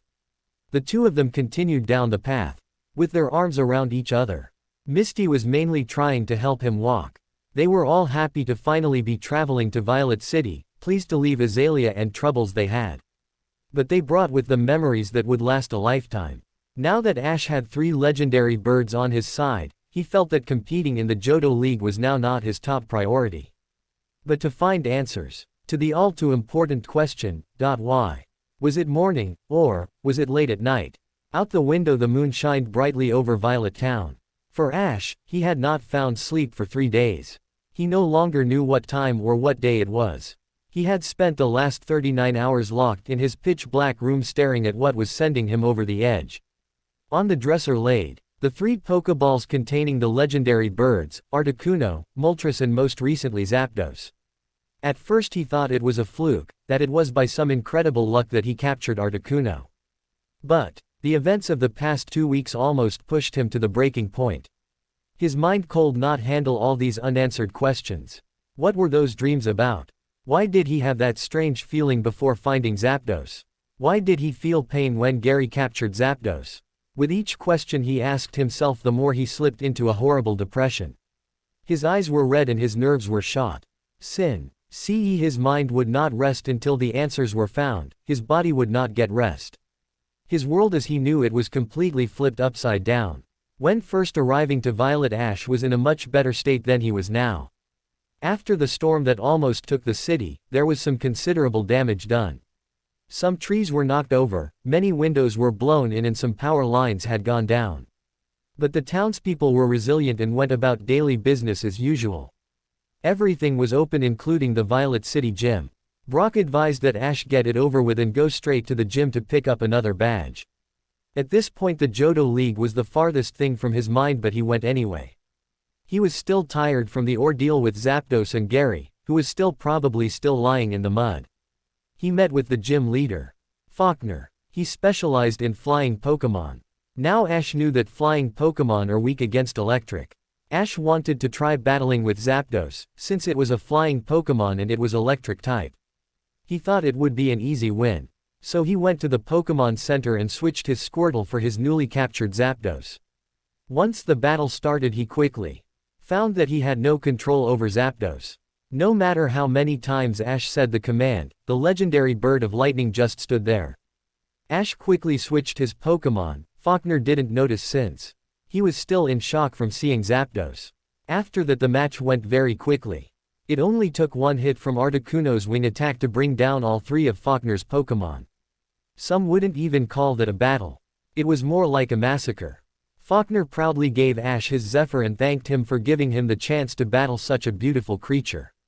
He also swore to Ash that he would not tell anyone of the events of the battle and their meeting. As Ash looked at the badge, he didn't feel the excitement he used to get after winning a gym battle. He didn't feel proud like he once felt. Because of the past few weeks, everything he knew was different. Things could never be the same. At that very moment Ash Ketchum was no more, there was a lost little boy instead. He went from the gym to his room and hasn't left since. Brock and Misty were obviously very worried, Misty more than Brock. They tried to communicate with the catatonic state that was Ash, but to no avail. The only times He left his room was to go to the bathroom and grab a 2-month-old pre-made wrapped sandwich from the vending machine in the foyer. He wouldn't even let Pikachu inside the room. Brock looked up in me from his couch to see Ash make one of his few trips to the bathroom across the hall. Ash looked and felt like the proverbial hell on earth. He needed help and no sense that Misty and Brock were making seemed to work. They needed to bring in the big guns. Misty and Brock ran over to the phone sitting in the corner and put out a call to the one man that could make all the difference. "Professor Oak will know what to do," stated Brock. "I hope you're right, Brock." They both watched as the screen flickered and reveled an image of the professor in his robe. I've been waiting to hear from you guys. Where's Ash? He has some explaining to do. I've been trying to call him on the Pokegear forever. It's not broken, is it? That cost a lot of money to make. Brock shook his head. "No, Professor, he just turned it off. Something has happened to him, he's not his usual self, he's different." "Really? How so?" Misty grabbed the phone from Brock. "He's been locked alone in a room for a day and a half. He won't talk to any of us. Especially me of all people. I'm really worried, Professor Oak. I think he's given up on everything." Extreme depression. I wonder if it has to do with the 3 legendary birds. Actually, I would bet that's what's bothering him. Alright, looks like I will have to come down there myself." Misty breathed a sigh of relief. If his friend couldn't talk sense into him, and his girlfriend couldn't do it, maybe his mentor can. "Thanks you so much, Professor Oak. Beside this might give me the chance to finally understand what has been happening the past 2 weeks. I will charter a plane down today and I should make it before lunch. Perhaps we can solve this perplexing mystery together. We await your arrival, Professor. I knew we could count on you." Pikachu jumped on Misty's head. "Pika." She gently scratched its chin. "Don't worry, Pikachu, Ash will be back to normal soon. He's just going through a phase." Hi. Inside the darkened room, Shish laid on the unmade bed and stared at the ceiling. His mind was a torrent of thoughts and questions. The stress was too much for the young trainer. He could feel himself becoming paranoid. One of the symptoms was that he kept hearing voices in his head. They started coming to him about 7 hours ago. The voices were quiet at first, but got louder and appeared every 20 minutes. It was hard to make out what they were saying since he still tried to deny to himself that he wasn't hearing anything. But the voices got louder and had to be heard. They said the same chant over and over again. "Urit, Sim, EHTK, Canoe."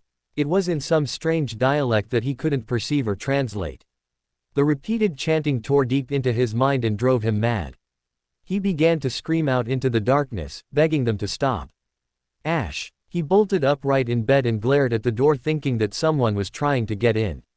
But the door remained closed, locked and untouched. The voices spoke up once again. "Ash! Urit, Sim. EHTK, Canoe."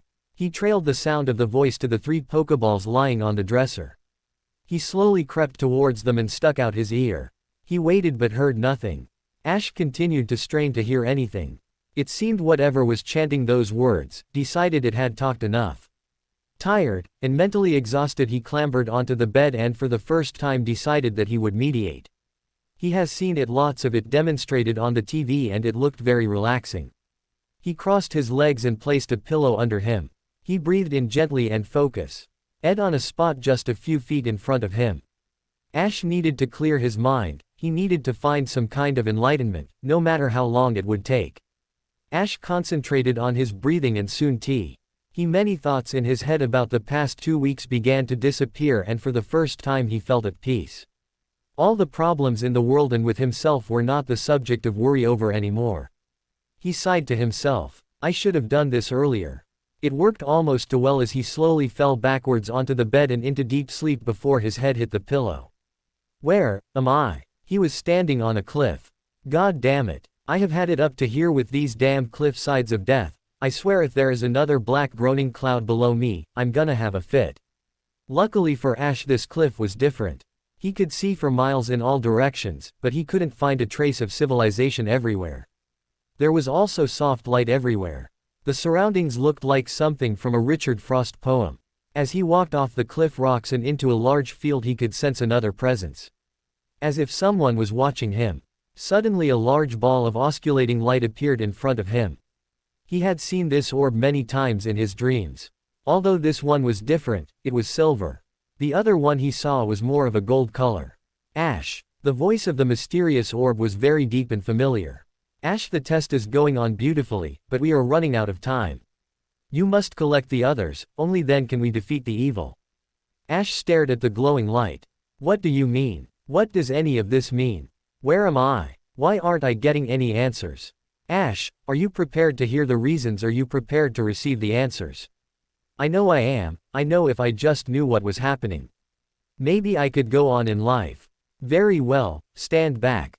Ash heard something overhead and saw 3 glowing lights come floating down from the sky. They flew down in a line and circled around Ash. Each one was a different color, blue, red and yellow. What are they? The lights continued to swirl around him. They were much smaller than the silver orb that floated just a few feet in front of Ash. Ash, you should already know the answer to that. Feel them, Ash. What did they say? He stared at the bouncing orbs of light in confusion. Then the blue one broke from the chain and hovered right in front of him. Ash reached out and touched the orb.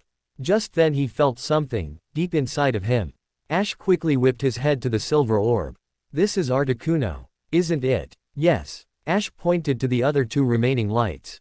And those are Moltres and Zapdos. The orbs bounced around happily as they began to glow extremely bright. Ash, concentrate, you do remember, don't you? Bring together all 3. Their treasures combined, tame the beast of the sea. Ash's eyes went wide, he slowly raised his finger to the silver orb. You're, Lugia. Yes, you're beginning to understand. Not really. I'm still confused, he said while scratching his head. Of course you are, and it's partly our fault. But it is time for you to learn of your past and why you are the chosen one. But I thought I already did my task as the chosen one. Ash, it has hardly begun. Suddenly the floating orbs began to shift and warp into different shapes.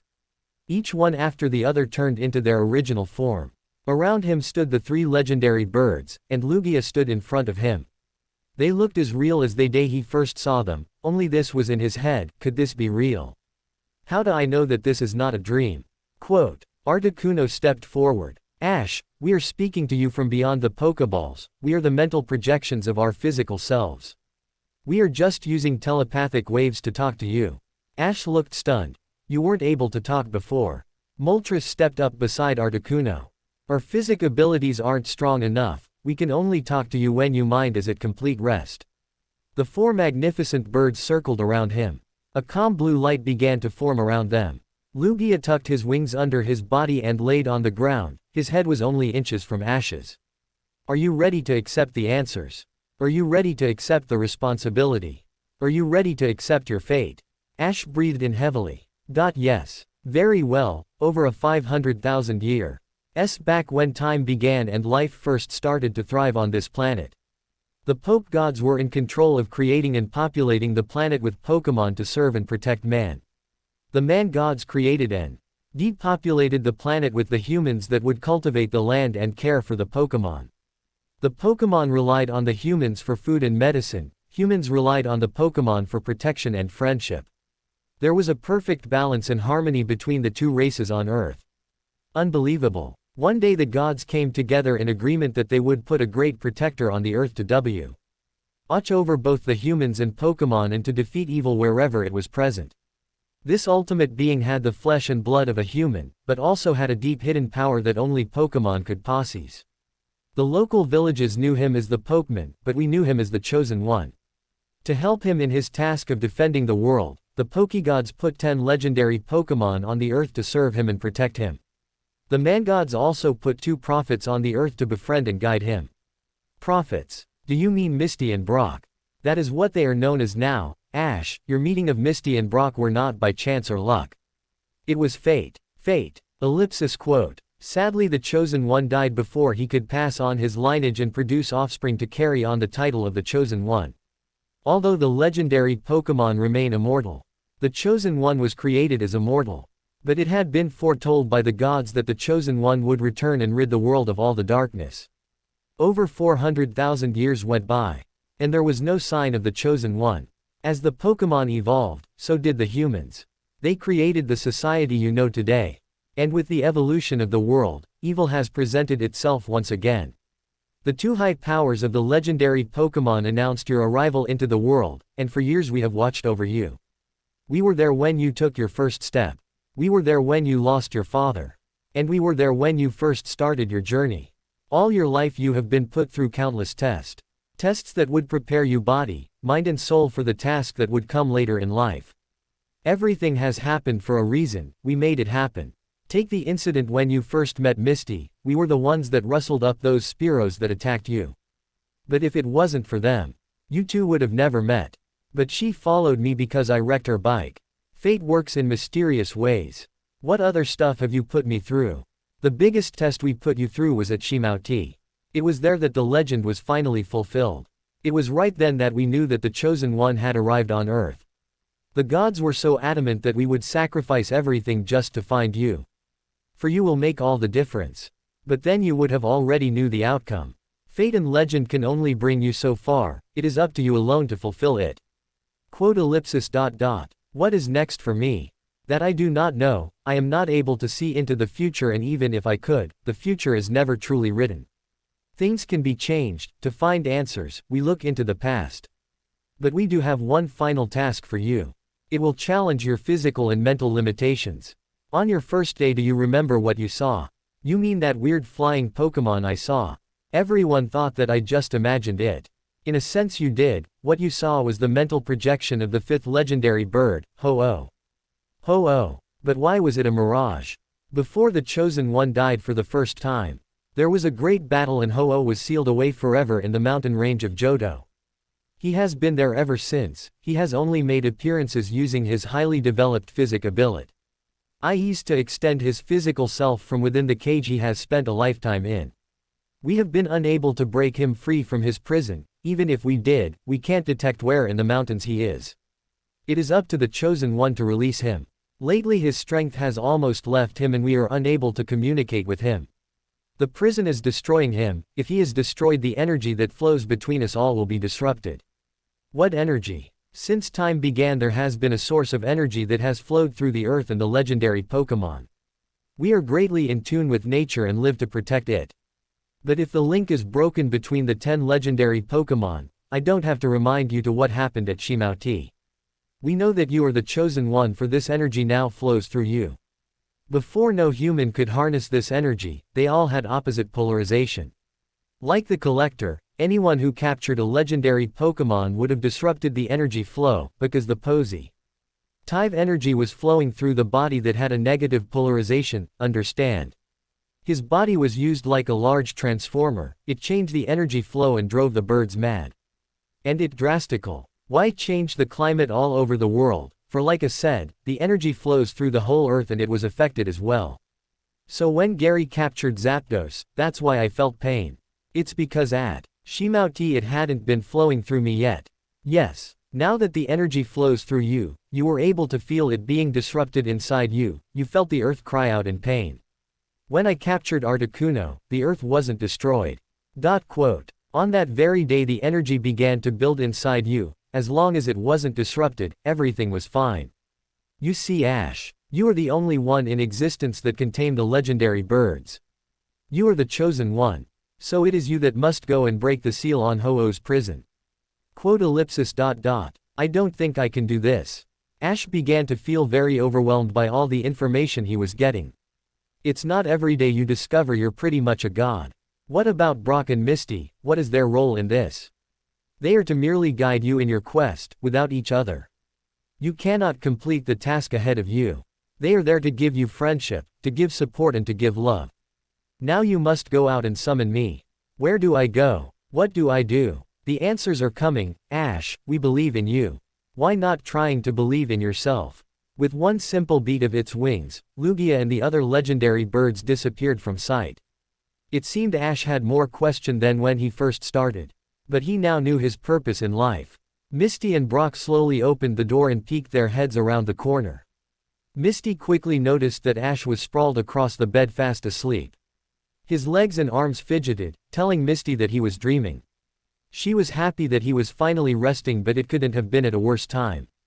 Professor Oak had just Arrived at the Pokémon Center after riding on the Goldenrod Express bullet train. It had only taken 6 hours for the professor to get there, it took the kids 3 weeks. Misty was startled when she felt Professor Oak's hand on her shoulder. "Let's wake him up," Misty protested. "This is the first he has slept in 36 hours, give him a break. I don't have much time to spend here, I must talk to him now." Luckily for Professor Oak, Ash woke up all by himself. He took a few seconds to determine where he was and then jumped of the bed and ran to the dresser. Ash sighed after realizing that the Pokeballs were still there. After rubbing the sleep from his eyes, he noticed Brock, Misty and Professor Oak of all people standing in front of him. Hey, what is the professor doing here? Before he could even get an answer to his own question, Ash bolted out of the room carrying his jacket and his Pokeballs. He stumbled down the hall as he tried to make his legs wake up as well. But with his severe lagging, Misty, Brock and the professor were all able to catch up to him. Misty grabbed his wrist. "Where do you think you're going?" Ash squinted at Misty, his eyes hadn't even the chance to adjust to the light. "I have to get to the beach." "Why?" Misty screamed. Ash finished putting on his jacket. "Listen, I can't really explain it right now, but something amazing is happening to me, right now, since the very day I was born. I have something I need to do, you guys can come too, perhaps you will get your answers, just as I did." With that, Ash whistled for Pikachu and ran out of the Pokémon Center.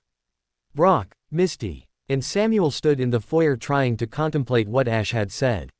Misty crossed her arms in frustration. "I'm not going after him, what about you guys?" She plummeted to the floor when she saw Brock and Professor Oak sprinting towards the door. Misty scrambled to her feet and grabbed Togepi, and began chasing after all three of them.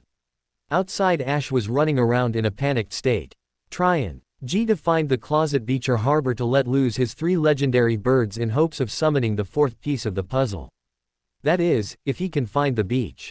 He soon discovered that he was running in massive circle as he ran into Professor Oak and nearly toppling Brock into a ditch.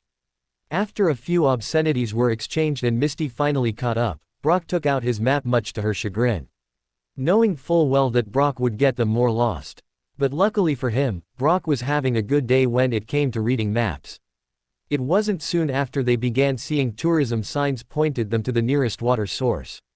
As they ran down the near empty streets, they noticed that the roads were still clattered with garbage from the storm of the previous night. It seems that the townspeople were busy in their homes cleaning the messes there, as the streets were completely void of people. There was a torrent of thoughts going through Ash's head right now. He was worried that this wouldn't work and he would fail in whatever mission that was being put out in front of him. The smell of salt filled their lungs as they ran around the corner and entered the harbor. Luckily, the beach was completely empty since there was so much seaweed and driftwood that had washed up. They stopped at the edge of the water and caught their breath. Misty, Brock and Professor Oak all wanted to ask so many questions. But Ash was sick and tired of being asked questions. He had been asking them himself for the past weeks. With one fluid movement he lobbed all 3 Pokeballs into the air. And in a brilliant flash of light, for the first time after Shimauti, all 3 birds were together in the open air. They looked absolutely magnificent. Professor Oak couldn't help but let out a few tears from seeing the legendary birds. Articuno, Moltres and Zapdos flew around the beach, feeling the cool breeze flow through their wings. They all descended gracefully towards the ebbing waters and stood proudly in front of their master. Ash smiled and walked up to them. He ruffled their chest feathers and spoke softly to them. Misty, Brock and Professor Oak all marveled at their beauty, even though Misty had been at Shimauti and at the capturing of both Moltres and Zapdos, but every time she saw them, Misty had to remind herself that this wasn't a dream. Suddenly the birds slowly circled around Ash and began to gently flap their wings, kicking up a lot of sand in the process. Then, much to everyone's amazement, the 3 legendary birds and Ash standing dead still in the middle began to glow an eerie blue. A large gust of wind seemed to appear on where Ash was standing. Pikachu ran out of the circle and rolled onto the sand, having been almost blown away by the force of whatever was coming from Ash. His clothes began to ruffle, even blowing of his hat, but Ash didn't move from his spot. The birds all closed their eyes and touched wingtips, completing the circle. Misty huddled next to Brock and tried to cover her eyes from the sand. What's going on? Brock had no trouble keeping the sand out of his eyes. I have no idea. Then three of them continued to watch in awe as Ash slowly rose off the ground and began to hover in midair. The professor took out a small video camera and tried to focus on the anomaly unfolding in front of him. This is amazing. I have never felt so much power. Oak fell. His camera began to tremble and then explode in a million fragments. Wah! My video. Now no one will believe me. To their extreme astonishment, the blue aura began to swell and grow as a beam of light began to reach toward the sky. Ash clenched his fist as a massive energy burst hit him. Small electrical bolts jumped from his skin. The two awestruck trainers and professor gasped as they watched. A large waterspout tornado explode formed the calm waters of Violet City. The churning pillar of water snaked its way towards the shore. And Misty for the first time heard a familiar sound.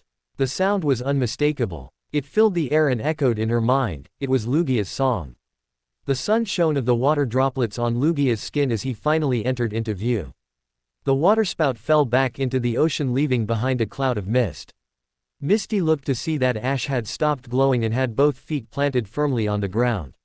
She diverted her attention back to Lugia, who had flown over and began speaking, only it was telepathic. So Ash, you have felt the energy that flows through us all. It is a great power that has been given to you by the gods themselves. Every time you gather a legendar white Pokemon together, you will become more powerful and harness more energy. Over great time you will learn how to use it, but for no, experiencing it for the first time is all you need. Ash breathed evilly after reliving in his mind what just happened to him. I could feel. Ash thought a moment to find the correct word to express what he was feeling. Everything, the trees, the ocean, the people, they were all inside me. Lugia nodded. The question still remains, will you be ready? Will you take your place in history? Will you accept your role as the chosen one? Ash looked over to Brock, who was holding Pikachu. He had a very confused look on his face. Professor Oak was grinning madly, being the first Pokemon researcher to experience such an event and having someone dear to him involved. His gaze turned to Misty. It wasn't her expression that worried Ash, she covered up her true feelings. But Ash could see it, deep within her eyes, for they could not lie. She was scared, and he couldn't blame her. He was too. But what was the right thing to do? Ash could easily back down, and return to his previous life. No, that was impossible now. He couldn't run from past, or his future. Ash slowly looked back up to Lugia and the three legendary birds of fire, ice and lightning. Lugia. Everyone watched as he reached behind his jacket, and pulled out a Pokeball. You're mine. What would you do? What would you do if you found out that you alone are the protector of the earth? The sole man chosen by the gods themselves to eliminate evil wherever it reared its ugly head. What will you do knowing the lives of billions are in your hands? That's what Ash wants to know. Since that fateful day when Articuno came into his life, nothing had been the same since.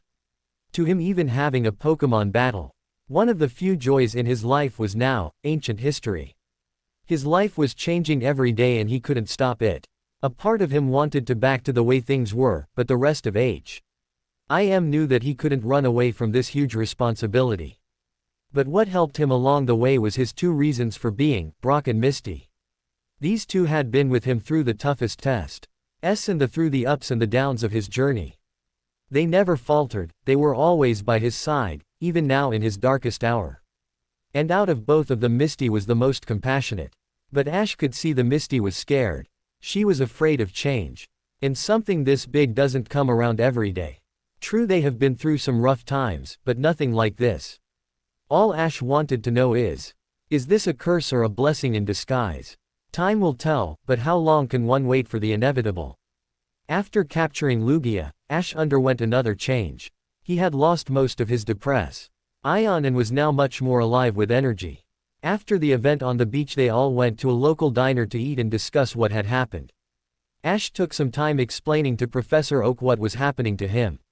And the more he talked, the more Misty's grew wide with fear. As Oak took down a million notes, his excitement was very clear as he smiled and laughed from ear to ear. Brock's calm demeanor didn't change the whole time Ash had been talking. He only brought his hand to his chin, signaling that he was thinking, but he never said anything. As their breakfast was served, that's when Brock noticed the first change in Ash. It was soon after he had picked up his glass of orange juice that it shattered in a million fragments, sending the juice onto his pants and the glass shards sticking into his hand. He screamed, mostly from surprise, and began yanking out the glass. Misty ran over to a waitress to bring a large towel and some water. The wounds began to flow with blood and he cursed the cheap manufacturing of the glass. When Misty finally came back with the towel, she noticed that he had stopped bleeding. For several deep cuts, that wasn't right, by all means it should have bled for more than a minute. Ash took of the glove on his hand and inspected the cuts. They were so small all they could see were big red lines where the glass had sunk into his flesh. Other than that, his hand looked completely fine. Brock gasped and grabbed his hand. He held it under the light and yelled for everybody to look. As they leaned in to see, they noticed that the thick red lines were slowly disappearing right before their eyes. Soon the red marks became very faint and then disappeared, leaving only the pale color of his skin. They all stared in shock. Even Professor Oak hadn't seen anything like that in all of his years healing Pokemon. How did you do that? Was that a trick or something? Brock yelled. They began to scream at each other, bewildered at what just transpired. Ash inspected his hand and there were absolutely no trace of cuts, or scars or any damage. He was starting to get freaked out. The gears in Brock's head began to turn as he reached for his knife. Ash looked at Brock, then at the knife and the crazy glint in his squinty eyes. Hold him down. The professor lunged for his arm and pinned it to the table as Misty tried to keep herself as well as Ash calm. What are you doing? Ash yelled. A science experiment, Brock proclaimed. And with a simple swipe of the blade he made a semi-deep cut on the tip of Ash's finger. As he cursed and screamed, they began to get a lot of attention from the other diners. Brock turned to them. We're rehearsing a play. The diners seemed content with that and continued to eat their meals. Brock quickly sat down and looked at Ash's hand. There was more blood on his finger and he couldn't see anything. After taking a napkin and wiping off the finger, he gasped as he couldn't find the cut he had just made. His finger was completely healed. Even Pikachu, who had now just jumped onto the table, was looking very confused. Accelerated healing. All three trainers and Pikachu whipped their heads towards the professor. What? They all screamed. It's accelerated healing. Ash's body can somehow repair itself very rapidly. I myself have seen it in some Pokemon, but never in a human. Those words struck deep with Ash. He recollected his conversation with Lugia while he was in that dream world. He had the flesh and blood of a man, but he also had the deep hidden power of a Pokemon. Ash fell back into his chair. I think I'm gonna throw up. Brock brought his hand back to his chin as he once again, much to Ash's dismay, began to think. Brock quickly began to clear the table and once completed stuck out his arm to Ash. Come on, let's have an arm wrestling match. Ash sighed. But I have never been able to beat you. I have to know something, just do it. Misty, you say, go, alright. Ash reached out and grabbed Bro CK's hand loosely as he had no intention of winning, since in the million times they have done this, Brock had always won. They stared each other down in the classic arm wrestling way and waited for Misty to cue them. Ready. They tightened each other's grip. Brock began to squirm when he felt Ash almost crush his hand. He was about to go back on the whole thing when Misty screamed, go. Almost instantly Ash slammed down Brock's arm and sent him tumbling out of the booth. Ash stared dumbly at his hand and frowned. You let me win, didn't you? Brock bolted upright and sat back down in the booth. He quickly put out his hand. Let's do it again. Whump. Again. Whump. Again. Whump. Brock rubbed his arm and picked himself off the floor for the fourth time. Embarrassed and sore, he sat back down and sulked. How did you do that, Ash? Quote. This was all happening way too fast. Not only was his way of life changing, but his body as well. It felt like the room began to circle around him. He found himself breathing harder as his heart began to palpitate. Professor Oak quickly got a bag from off another table and gave it to Ash as he began to hyperventilate. It was no use. Ash's eyes sunk back into his head and he passed out over the table. Brock poked him with his fork, then raised his hand to the waitress. Check please. Tilda, sir, there is some people here to see you, Tilda. I don't have any appointments. What did they look like? Tilda, well, kinda tired, Tilda. What? Are they part of Team Rocket or not? Tilda, yes sir they are, they have a Pokemon with them, it talks. Ah, that's Jesse and James. My two low-class subordinates doing a little undercover work for me, send them in. Tilda, yes sir. Tilda. Giovanni leaned back in his chair and awaited the arrival of James and Jesse, and whatever horrible news they might have brought with them. The door from across his office slow opened and in stepped, well more like limped in the three loser of Team Rocket. They propped himself up with sticks and had many rips in their uniforms. Their hair was messed and they were quite dirty. Giovanni looked at them in disgust. What on earth are you doing here? You're supposed to be out watching that kid for me. And salute me when you're in my presence. They quickly straightened their sloping backs and gave respect to their leader. Jesse spoke up first. Sir, we have urgent news, even we are surprised at the recent events surrounding the twerp. I mean the subject in question, she said, trying her best to sound professional in front of her boss. Giovanni tapped his desk with a pen as he stared them both down. Well, let's have it. I'm a busy man. Quote. Team Rocket jumped at his outburst. Jesse quickly took out a notebook and videotape. Instead of telling you, let's show you instead. Jesse handed me out the tape. He scampered over to the TV on his shelf next to the text and popped in the video. The screen flickered to life as the video queued up.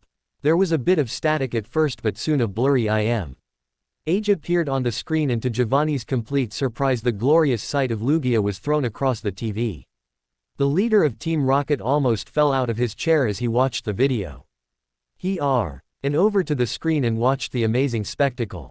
On the video the footage panned to the left and he could also see the other three legendary birds, but he could also see something in between them. It was hard to make out. There was a lot hazy blue light around him. Then suddenly the video went out and nothing but static could be seen. Giovanni whipped his head towards what he first thought were bumbling fools but were in fact the most brilliant members of Team Rocket he had ever had. Where did you get this? He yelled as he rewound the tape. Meowth polished his claws on his coat. Why, it was care of the professor. Youse, see, we were snooping around like you told us to and suddenly we were smack dab in the middle of a huge storm. We got tossed around like rag dolls and ended up lying on a beach. When we came to we saw the twerp running down the beach followed by the other twerps and the old professor. We didn't want to be found so we quickly disguised ourselves as driftwood and spied on him. It was one of the most amazing experience I have ever witnessed. The twerp began to glow all blue and rose into the air, and on top of that, Lugia appeared out of nowhere. And much to our surprise the twerp actually captured Lugia. During the, whatever it was the professor was making a video but the camera exploded. After they left he left the bits behind, we recovered the tape, Althaug. Slightly damaged we were able to extract this footage. Meowth proudly beamed, also trying its hardest to sound professional in front of the boss. Giovanni was at a loss for words. Something wasn't right here. He played the tape again and watched the figure in the center of the birds as it hovered there in front of Lugia. Are you saying that the twerp has captured Articuno, Zapdos, Moltres and Lugia? James raised his hand. Yes. This is very interesting. Giovanni walked around his desk as he brewed up a plan in his clouded mind. Okay, this is what we do. I allow this twerp to capture more Pokemon for me. Then we will strike. It's brilliant. Since I am the chosen one, I will be the one to rule all Pokemon, even the legendary Pokemon. This boy will do all the work, and I will reap the benefits. It is true that he is an astonishing trainer to have captured the legendary birds, but I am the chosen one. And when I want something, I am bound by fate to get it. For now you will continue to follow this boy and report back to me. I will begin the preparations for the strike. Tell me, is the boy competing in the Johto League? James raised his hand. Yes sir. Excellent. Tell me, what is the boy's name? I would like to know the name of the one whose life I will destroy. Team Rocket looked at each other. Well, his name is Ash Ketchum. Quote ellipsis dot dot. Ketchum you say? Yes sir. What's wrong? You look troubled. It's nothing. I've heard that name before, somewhere. Now get out of my sight. Team Rocket ran out his office leaving the tape behind. Giovanni rewound the video and watched it for the third time. Something is not right here. He watched as Ash was brought once again into the air. And in the background he could hear some voices. One was a gruff male voice, the other a sweet girl's voice. So he is not alone. Now he has entered the game, one that he will surely lose. He ejected the tape and locked it in his desk. Perhaps, a trade-off will be in order. Ash awoke in very odd surroundings. He was staring at a very bright light and could just make out the shadowy lines of faces looking over him. Where am I? In a hospital. Someone placed their hand on his brow and soothingly rubbed it. No. You're in a Pokemon Center. What? He screamed. Ash bolted up and off the table as he stared at Nurse Joy. What am I doing here? Ash erratically ran around trying to understand where he was. Just then Professor Oak and Brock burst in to try and calm him down. They soon had him pinned to the wall. Listen, Brock began. Just take it easy, there's a reason you're here. Professor Oak is just running some tests and he needed Nurse Joy and her equipment to help. Ash finally calmed down and grabbed his bearings. He was very dizzy, like he had just spent a wild night on the town and was paying for it the day after. Just then from across the room Misty entered carrying a pot of tea in one hand and a slumbering Togepi in the other. And by her feet, Pikachu wa. Lked and carrying a tray of cups on its head. Professor carefully led Ash onto the exam table. Listen Ash, I believe I have a theory to why you have these mysterious powers that have only now surfaced within you. Every Pokemon on this earth have special cells within their body that not only generate the powers that they use to battle but we also use them to measure what level that Pokemon is at. They are called Otakama cells. They form throughout the Pokemon and become stronger over time. Now since we first discovered them we have only found these on Pokemon and not on humans. But using the mass scanner here at the Pokemon Center we were able to find a significant trace of these cells throughout your entire body. In fact in an average Pokemon level standard, you are at level 31, for whatever reason this has happened. It is truly amazing. You are adopting the abilities of many different Pokemon although you remain completely human. Ash was stunned. But why is this happening now? Oak looked at a clipboard where he had scribbled numerous notes. It's without a doubt the side effect of your role with the legendary Pokemon and being the chosen one. It is quite conceivable the energy, the Lugia described that is flowing through you is making the Otakama cells inside start reacting and thus creating more, in a sense, you are evolving. Those words hit so hard with Ash. How could this be happening? One day he was Ash Ketchum, a rising star in the Pokemon League. Now he was the chosen one, a mutating freak of nature put on the earth by the gods themselves. He began to cry as all the news finally caught up with him. Misty quickly ran over to him and gave him a shoulder to cry on. She was always there for him, even through his torment and pain of accepting the truth. For his life was changed forever. But Ash had Misty to count on always. Their love could survive anything, even something as serious as this. As he wiped away the last of the few sting tears from his eyes, he felt a renewed sense of energy and lust for life. He couldn't see this as a curse, but as a blessing. But would his heart accept it? Either I can go on, and live this life. Battle evil. Become something that people may fear and hate. And live a life that has no written outcome. Or I can go back to what it used to be Ash Ketchum, Pokemon trainer. To wake up every morning next to my friends. To capture Pokemon. To feel the thrill of winning a battle. To grow old, have a family and die in peace. But do I turn my back on the world? Or do I turn my back on my dreams? Ellipsis. Quote. There W. As a long silent pause that seemed to drag on for years. Professor Oak slowly put down his clipboard and gave him a penetrating stare. It seems to me Ash that you're in between a rock and a hard place. It seems the chosen one is troubled. Nonsense, in the end he will make the correct decision. Are you certain? Of course. I was surprised to see his dormant powers develop so quickly. True that this is a fantastic surprise. He will be ready. The only problem now is to locate Ho-Oh. Yes, and the Oracle will help him in his journey. The only thing to do now is to wait and see and hope. May the gods watch over you, chosen one. Ash sat in the lobby of the Pokemon Center holding Pikachu in his lap. He had been there for quite some time as he pondered what to do next. Pikachu W.H.O. was starting to get a friction burn on his head where Ash was petting him a little to heart turned around and starting thumping his chest. Pikachu, what are you doing? The little electric rat continued to push against Ash's chest. Pika. He then knew what Pikachu was trying to tell him. He could feel the cold metal of the medallion that was tucked safely under his shirt. Ash quickly reached down and brought it out of hiding. Ash rubbed his thumb over its surface. He had forgotten about it since the day Pikachu found it. What could be so important about this pendant that Pikachu continually tried to tell Ash? Just then Misty appeared beside him and took a seat on the lobby couch.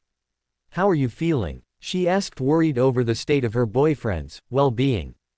Ash gave a long sigh and looked up towards Misty. "I'm scared, nervous, anxious, excited, worried and angry at the same time. I don't know how to feel, everything has changed so much." Misty took his hand into hers. "Ash, everything changes over time. In one way over the other. To be honest, when all of this first started, I was scared. I was scared for you and what you might become. But for the past 2 days, I've discovered something. To me, you are still Ash Ketchum. You're still the boy I fell in love with and are still the person that has always done what his heart has told him. I say, Ash, don't run away from you fate, embrace it. Sometimes I think it was fate that brought us together, and I accept it, you should too." Those words meant so much to Ash. Finally he had a clear-cut answer. He couldn't run away, and above everything else, he was still Ash Ketchum, damn it. He was still the guy that loves to laugh and eat in battle. He was still himself and no god or fate could take that away from him.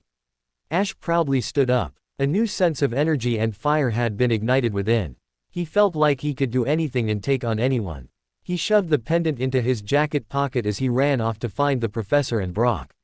Misty grabbed Togepi and ran after him. "Where are you going?" Ash glanced back as he flew through the backroom doors. "I need to say goodbye to the professor." Misty stopped dead in her tracks. "Goodbye. Where are we going now?" In the emergency room, Brock was drooling over Nurse Joy as Professor Oak continued to work on the data he got from Ash. His work was interrupted when his experiment burst into the room. "Professor Oak, I know what to do now. I have to go and I'm taking Brock and Misty with me." Samuel Oak gave Ash a confusing stare. "What on earth are you talking about?" "Professor, I have to embrace my future and accept my fate. I have to go find Ho-Oh.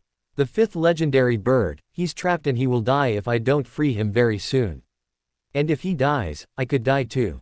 Brock finally snapped out of his girl-crazy trance to listen to what Ash was trying to say. Ho-Oh is trapped somewhere deep in the Johto Mountains. The other legendaries don't know exactly Here he is, but they believe that I can find him. Professor Oak smiled. "Well, make sure you back in time to win more badges and compete in the Johto tournament. I'm sure you will do quite well. After all, that's what you do best, isn't it?" Ash smiled and gave the professor a thumbs up. Just before leaving he thanked Nurse Joy and dragged Brock out of the room by his ear. "Oh Lego. You know this is usually Misty's job." Before you knew it they were packed and raring to go. Ash was now on a mission, one that he would complete against all odds. The team of young trainers ducked behind the Pokémon Center and made their way to the very back of the yard. Ash then inspected his Pokebelt. He had Moltres, Articuno, Zapdos, Lugia, Charizard and Pikachu's Pokeball, making 6. He was quickly running out of room. But he threw that aside as he grabbed the Pokeball containing Lugia. And with a flick of his wrist, Lugia was set free in a glorious shower of light. It slowly stretched its wings and lowered its head to Ash. "I hate being in that thing. Well, have you decided?" Ash smiled. "I will do what I can to become the chosen one. Right now, I want to go after Ho-Oh." "Excellent, I will bring you to the mountain range where he is being held captive." He glanced down to the wide-eyed stares of Misty and Brock. "Ah, it seems you brought the prophets along with you. They should be of great use." Misty narrowed her eyes. "Prophets? What does he mean by that?" Ash looked around nervously as he tried to come up with a logical excuse. "Oh, nothing, he meant, profits, as in, this wad of money my mom gave me, remember? He's just saying that this money will be of great use. Yes, that will do nicely." He then leaned into Lugia. "Ixnay on the prophets he whispered through gritted teeth. Lugia rolled his eyes and bent down to allow Ash, Misty and Brock to get on. Once everybody was safely aboard, the legendary beast of the sea flew off the ground at amazing speed. They closed their eyes as the wind made their mouths flap open in the wind. "Slow do wwwnnn." Ash finally managed to say. Lugia then softened the pace and flew more gently. I don't think I will ever get used to that. He breathlessly exhaled. They were already flying quite high up as they could see almost everything around them. Over to the far east they could see the beginnings of the Indigo region. The many giant cities looked like splotches of gray amidst the green canvas of the trees. And to where they were headed, he could see the unforgiving terrain of the mountains. Peaks that seemed to pierce the very sky loomed out of the rocky, twisted ground. The mountains seemed to go for miles, a never-ending land of wonder and danger. Near the bottom they could see lush green forest, then the tree line nothing but rocky cliffs and overhang. Then neath the top of the peaks, the whitest snow he had ever seen. They face many challenge terrains ahead of them. And the fact they had to find a legendary bird in this mess seemed almost impossible and way above his head. He now knew why the other birds were having so much trouble locating him. Ash leaned in and yelled into Lugia's ears. Where do we start? Without warning, Lugia tucked in its wings and plummeted to the ground. In turn, almost sending our beloved heroes careening over its back and into the thin air. But with extreme precision, Lugia managed to touch down on the side of a mountain without seriously injuring its passengers. Brock was the first to fall off, then Misty and then Ash. All three lay haphazardly on the rocky ground with wind-swept hair and erratic heartbeats. After Ash yelled a short exclamation, he thanked Lugia and inspected the surroundings. From above it looked like a magical place, but when you were in it, the mountain range looked dark and dangerous. Off in the far distance he could hear the smacking of rock against rock as they slide down a mountainside. The wind made a howling sound as he whipped past the many peaks and crevasses. It looked like hell on earth, but without the fire. It seemed impossible to anything to live in this desolate place. The perfect spot to seal away a legendary bird. He looked up to Lugia, who was also scanning the terrain. It seemed to be searching for some sign of Ho-Oh. As Ash glanced back to Misty and Brock, he saw that they were quite shaken although unscathed. Misty's eyes went wide as she flew through many objects in her little red backpack. She sighed when she found Togepi safely sleeping in the bottom next to her Pokeballs. You can sleep through anything. Ash cleared his throat. Okay. We're gonna have to figure out what to do next. Brock raised his hand. Didn't you already have a plan? Well, not really, I'm kinda making this up as I go along. Brock and Misty sighed. They should have already known that answer. Just then, to their surprise, Lugia spoke up. Ash, it is quite simple, use the oracle to guide you. What oracle? Pikachu clambered up his leg and started tugging on the string around his neck. Ash didn't clue in at first, but after Pikachu's incisive tugging he finally pulled out the rusty old pendant. Look Pikachu, if you want to play with it, you have to. It finally clicked. This thing is the oracle. Quote. Ash asked while looking up to Lugia. Yes. It's been a long time since I've last laid eyes on it. What is it? This was a speckle tool given to the chosen one by the gods. It was created to keep track of the 10 legendary Pokémon. You can use it to locate Ho-Oh. Ash rubbed his thumb over the tarnished metal. On the outside he could see little tiny symbols. They looked almost like letters. But it might have been some ancient language. The words they formed ran all along the rim of the oracle. Ash shook his head in frustration. What does it say? It says, Y Tray, Sim, EHTK, Canoe. I've heard that before in my dreams. What does it mean? Some things are not always as they appear to be. That doesn't make any sense. Wait a sec. Ash inspected the letters and noticed a pattern. The last letter on the oracle was much bigger than the others. It must be a capital. Saying it is one thing, but reading it is another. Ash then had a strong realization within him. He flew over to where Misty was putting her many things back into her bag. He dumped out the contents. Misty tried to berate him, but he quickly shushed her. Ash hurriedly searched for her compact mirror. Once he found it, he quickly breathed a sigh and stood back up slowly. Ash unfastened the compact and held the mirror in front of him. He slowly raised the oracle to the mirror surface and gasped at what he saw. Brock and Misty looked at each other confused. They then both heard a slight laugh coming from Ash. You're right, Lugia, Sam. Things are not always as they appear to be. He turned to Misty and Brock and proudly held the oracle in front of the tiny mirror. It's written backwards. It actually says, unlock the mystery. The lightning streaked across the desolate sky as the mountain face began to erode from the pelting rain, wind and sand. It had been a horrible few hours as this freak storm wreaked havoc on the mountain range. Our heroes managed to find a small shallow cave to sleep in as the storm continued on. Brock was able to build a small fire using twigs and bits of leaves that had blown up from the forest. It was a pathetic little fire, but they were able to heat up their dinner with it anyway. For days the weather had been terrible and unpredictable, due to the rising temperatures and odd winds coming from all directions. What was really terrible about it was that it really hindered their travels. Every time there was a storm or a shower, they had to stop and take shelter. And being in the mountain sides was no different. They had been on the mountains for 2 days and had hardly made any real progress. The cave they were in was as dry as one could get and quite small. All 3 trainers had to sleep side by side in order to fit. Everyone agreed that this mission of finding Ho-Oh wasn't going as smoothly as first planned. Lugia had told Ash that when a legendary Pokémon was near, the Oracle would glow blue and pinpoint its location. But the Russell pendant didn't do a blasted thing for 2 days. It just lay there in his hand, being of absolutely no use. It's hard to say how many times Ash wanted to chuck the damn thing of the side of the mountain. And if he did, it would go really far too. Heck, just a while ago he was so bored he lobbed a rock over the cliff and it went reaming through the air like a Zubat out of hell. It was still hard for him to get used to his newfound strength that he possessed. On their way into the cave, Ash had taken Misty's hand to guide her. Unfortunately, he almost crushed her poor fingers. He now had to be extra careful when doing things delicately. But he sure didn't mind having accelerated healing.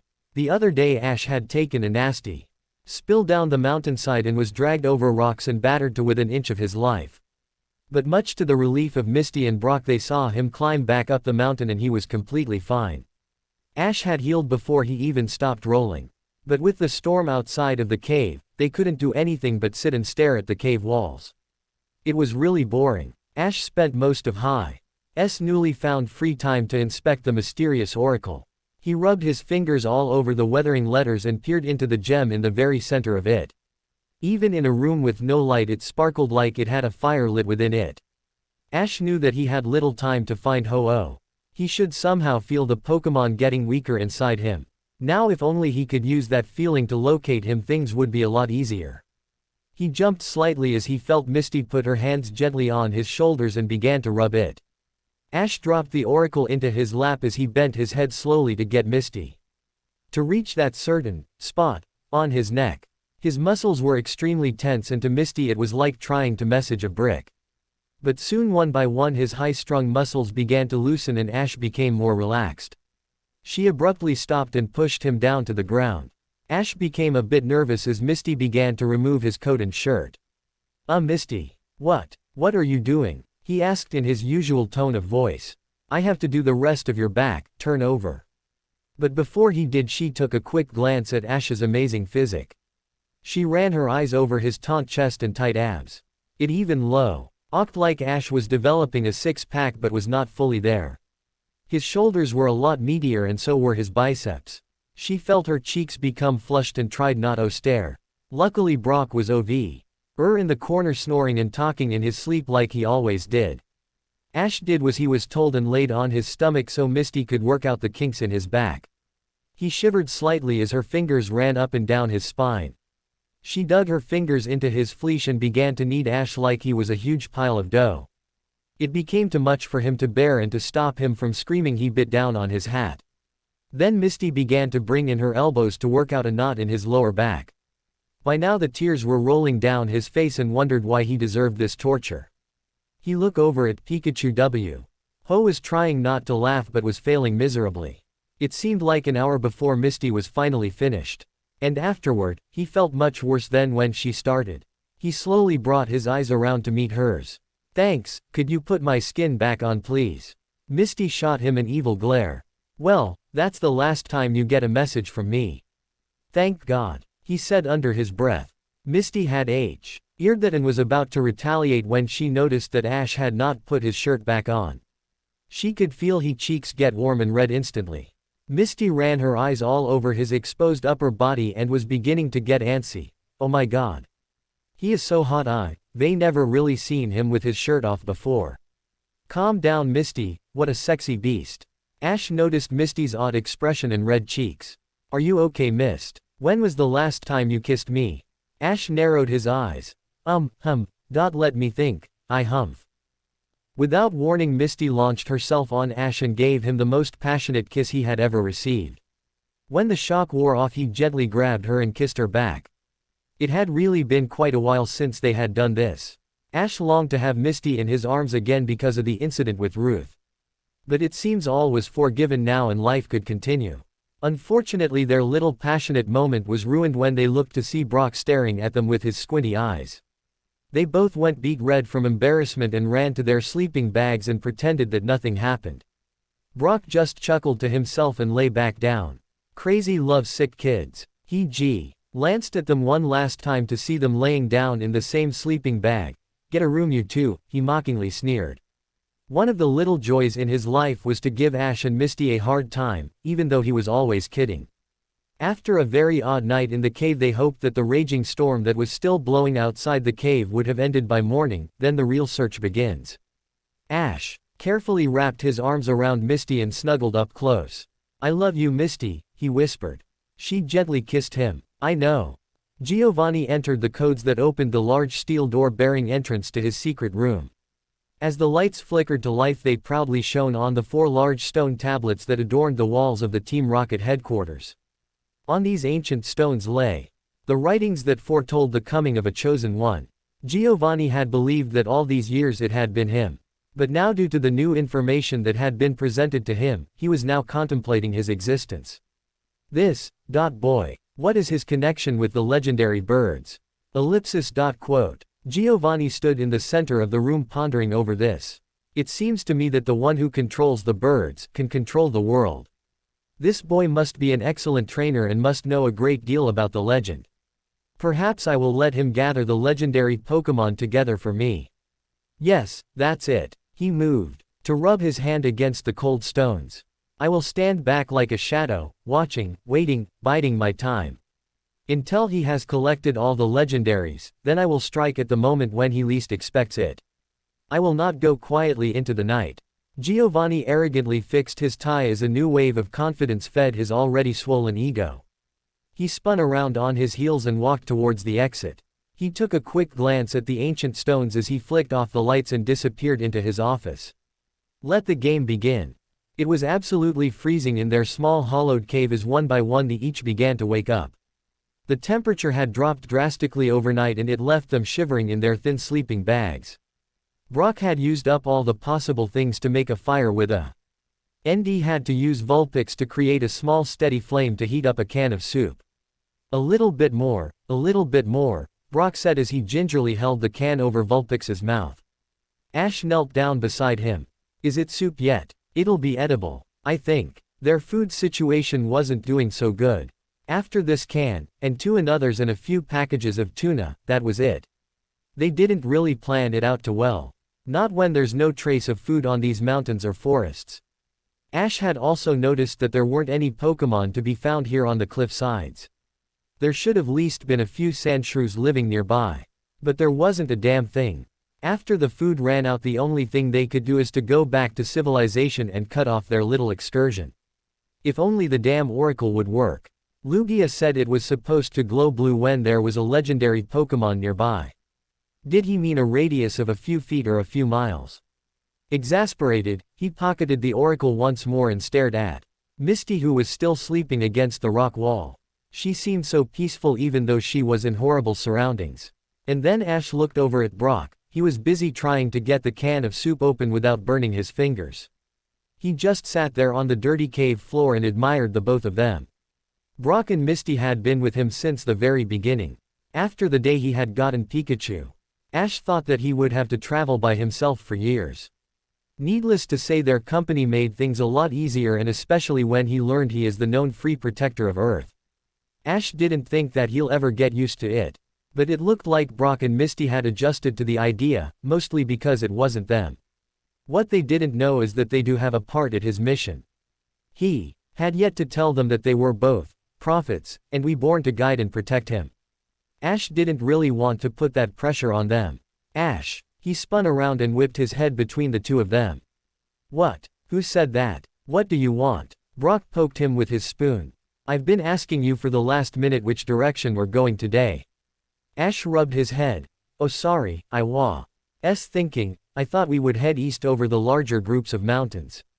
Brock shrugged. You have to make everything difficult, why don't we head east? The mountains are much smaller over there.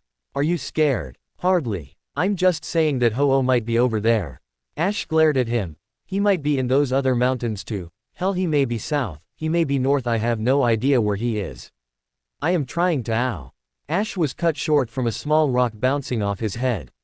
He glared at Misty, who held her hand outstretched, evidence that she had thrown it. Shut up, I'm trying to sleep. I think you've slept enough. Come on, get up, Ash stated. Misty disappeared under her blanket with Togepi. But it's so dark and cold out, just give me another 5 minutes. Misty pleaded. Brock began to chuckle. You starting to sound like Ash. What? Misty screamed as she jumped out of her sleeping basket. Wow, I feel refreshed, she said sarcastically. They were all tried from their journeys all over the mountains. The paths they took were very treacherous and long. Their bodies were very sore from the constant blow from the rocks as they either tripped or stumbled into them, or the rocks would be dislodged from the cliffside and roll down at them. It was very dangerous here, and it was obvious why there were no Pokemon. But there had to be at least one, there had to be Ho-Oh. As three young trainers entered the open air, they shivered as the cold bite of the morning chilled them to the bone. But they had to press on and continue this wild goose chase, as Misty put it. It took them hours just to get to another mountainside, and as they began to scale this behemoth it proved almost impossible due to crumbling footholds and high winds. Already they were beginning to feel lactic acid in their muscles as their tired legs carried them over the rocky terrain. Every once in a while Ash would take out the oracle to see if it was working. He smacked it a few times and shook it, but nothing happened. Ash was starting to get fed up as they made their way to the third base of mountain today. I don't get it. How the hell is this thing supposed to work? Ash was just about to chuck the damn thing into a rock when Misty stopped him. Can I see it? She asked with an outstretched hand. Ash sighed and lobbed it over to her. Have fun. Misty smiled and took the strange oracle into her hands. She fumbled with it and turned it around in her hands a few times. She greatly admired the gem in the center of the oracle. It was placed directly in the center and was protruding out both sides. Misty raised the oracle to her face and looked through the sparkling gem. Everything made it look like a kaleidoscope. She was just about done when she tilted the oracle towards the sun and had just caught something in the corner of her eye. Misty wasn't sure but tired it again. As she brought the oracle towards the sun it began to sparkle, but unlike any gem she had seen before. Inside, she could see all kinds of colors dancing inside the precious stone. Whoa, pretty. Hey, check this out, Misty said as she held the oracle towards the rising sun. The two boys crowded around her as Hey watched the colors inside the gem begin to brighten and swirl. It truly was a beautiful thing to watch, but highly unusual. As the light peeked over the mountains the gem began to glow. Almost unnoticeable at first, but soon became visible with more light that shone over the mountains. What do ya suppose it's doing? Ash asked. But it seemed no one had an answer. Misty continued to hold the aura towards the sun as her eyes became transfixed on the vibrant gem. And in her hands Misty could feel warmth penetrate her fingers and skin. The stone glowed brightly as the sun rose higher into the sky, and at a very instant, just as it got at the right elevation, the gem turned ice blue and began to glow like a neon light. Wow, see that? He said while pointed erratically at it. Misty, it seemed, had solved the mystery of the oracle. All this time it had been stormy and cloudy and the sun had not been out in days. But when Misty held the oracle towards the light it began to heat up. Like an engine, it seems it won't work unless properly warmed up. Ash guessed that when it reached a certain point the oracle would flare up and finally start working. It's blue, so we must be close, but how am I supposed to pinpoint a legendary Pokemon with this? Ash said as he stumbled around holding the oracle in front of him. Misty was so proud to have discovered the secret and her ego was inflating a bit. Well Ash, Looks like you'll have to figure that one out. Now I can't do it for y'all all the time since you're the chosen one," she said very sarcastically. Ash just ignored her and wandered around, aimlessly trying to get a fix on Ho-Oh's signal. He wasn't picking up anything, or he thought he wasn't anyway. Damn, he cursed to himself. This wasn't working. Ash stared back down towards the glowing blue gem in the center. He felt an odd feeling as he looked at it. What did Lugia say before? Things are always not what they seem. What if? He just took a chance, but he held it in front of his face and stared back directly into it. Ash could see the mountains through the gem as if it were a window. Then by surprise the image and the gem began to move out over the horizon. He was scared, but looked down and saw that he had not moved.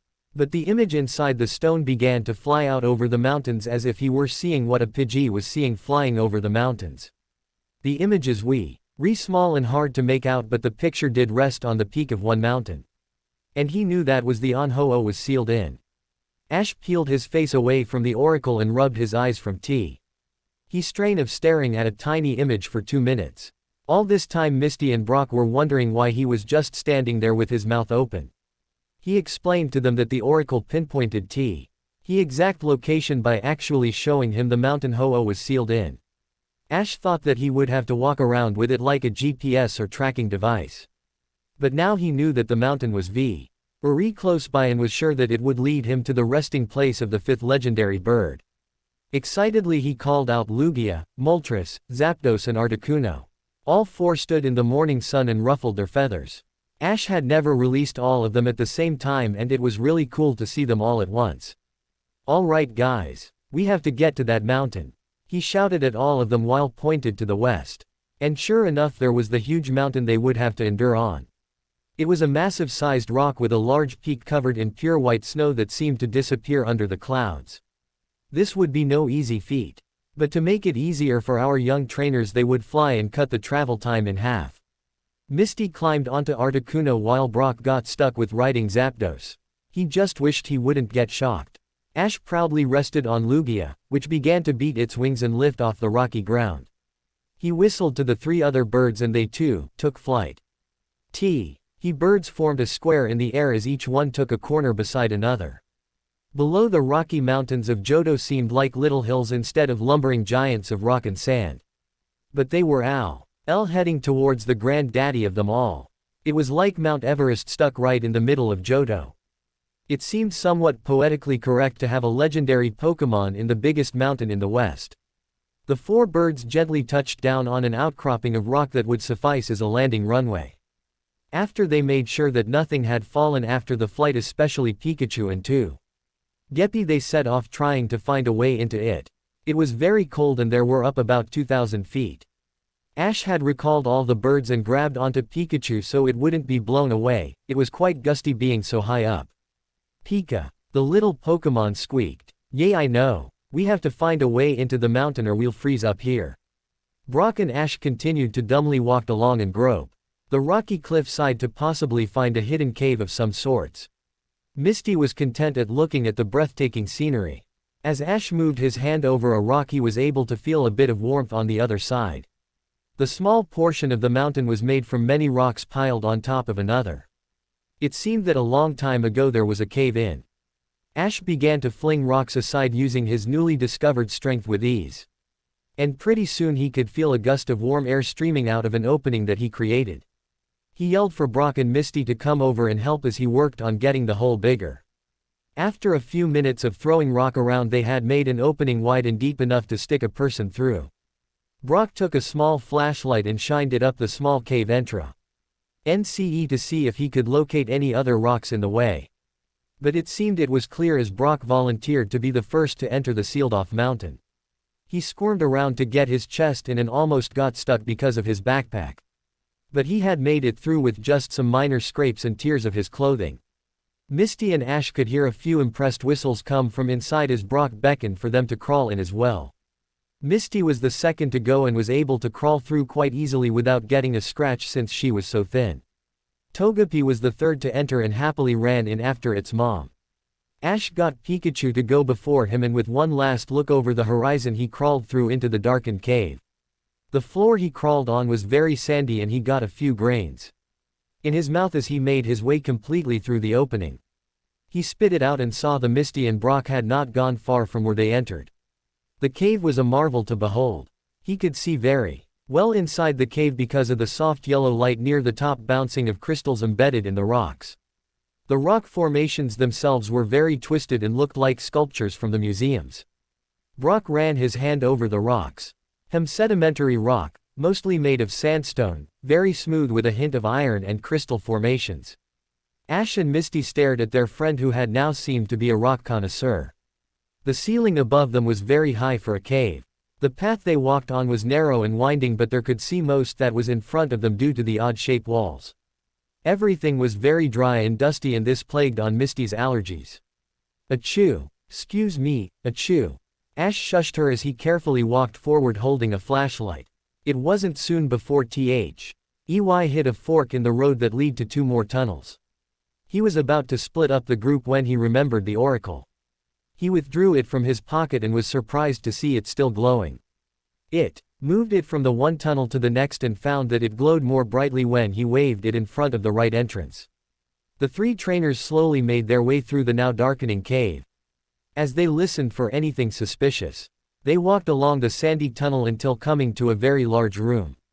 The ceiling was just as high, but the cave room was very open and clear. The air was very musty and stank of rotten something. Ash went around and dropped a few glow sticks into the sand to brighten up their surroundings. The cave room was mostly bare, but Ash continued to inspect it further. Holding his flashlight up, he wandered away to the far corner of the room and saw a small little cavern cut into the wall. He walked into the cavern and only saw a large lump of sand in the end of the shallow cave.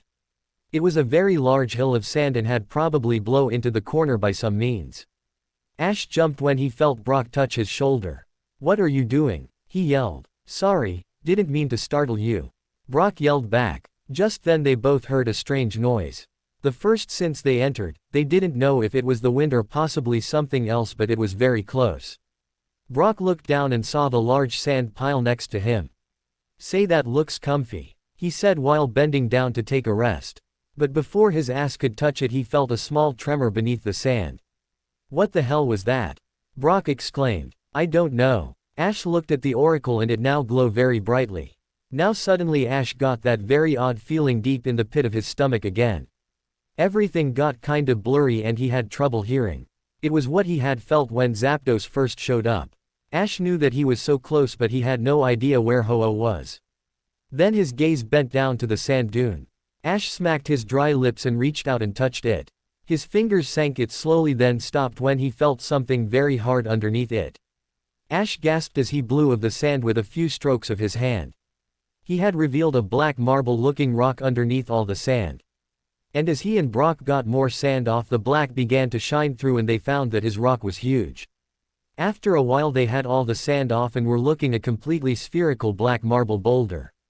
Although he didn't look spherical because a lot of it was still buried in the sand, Brock could tell just from the rest of it.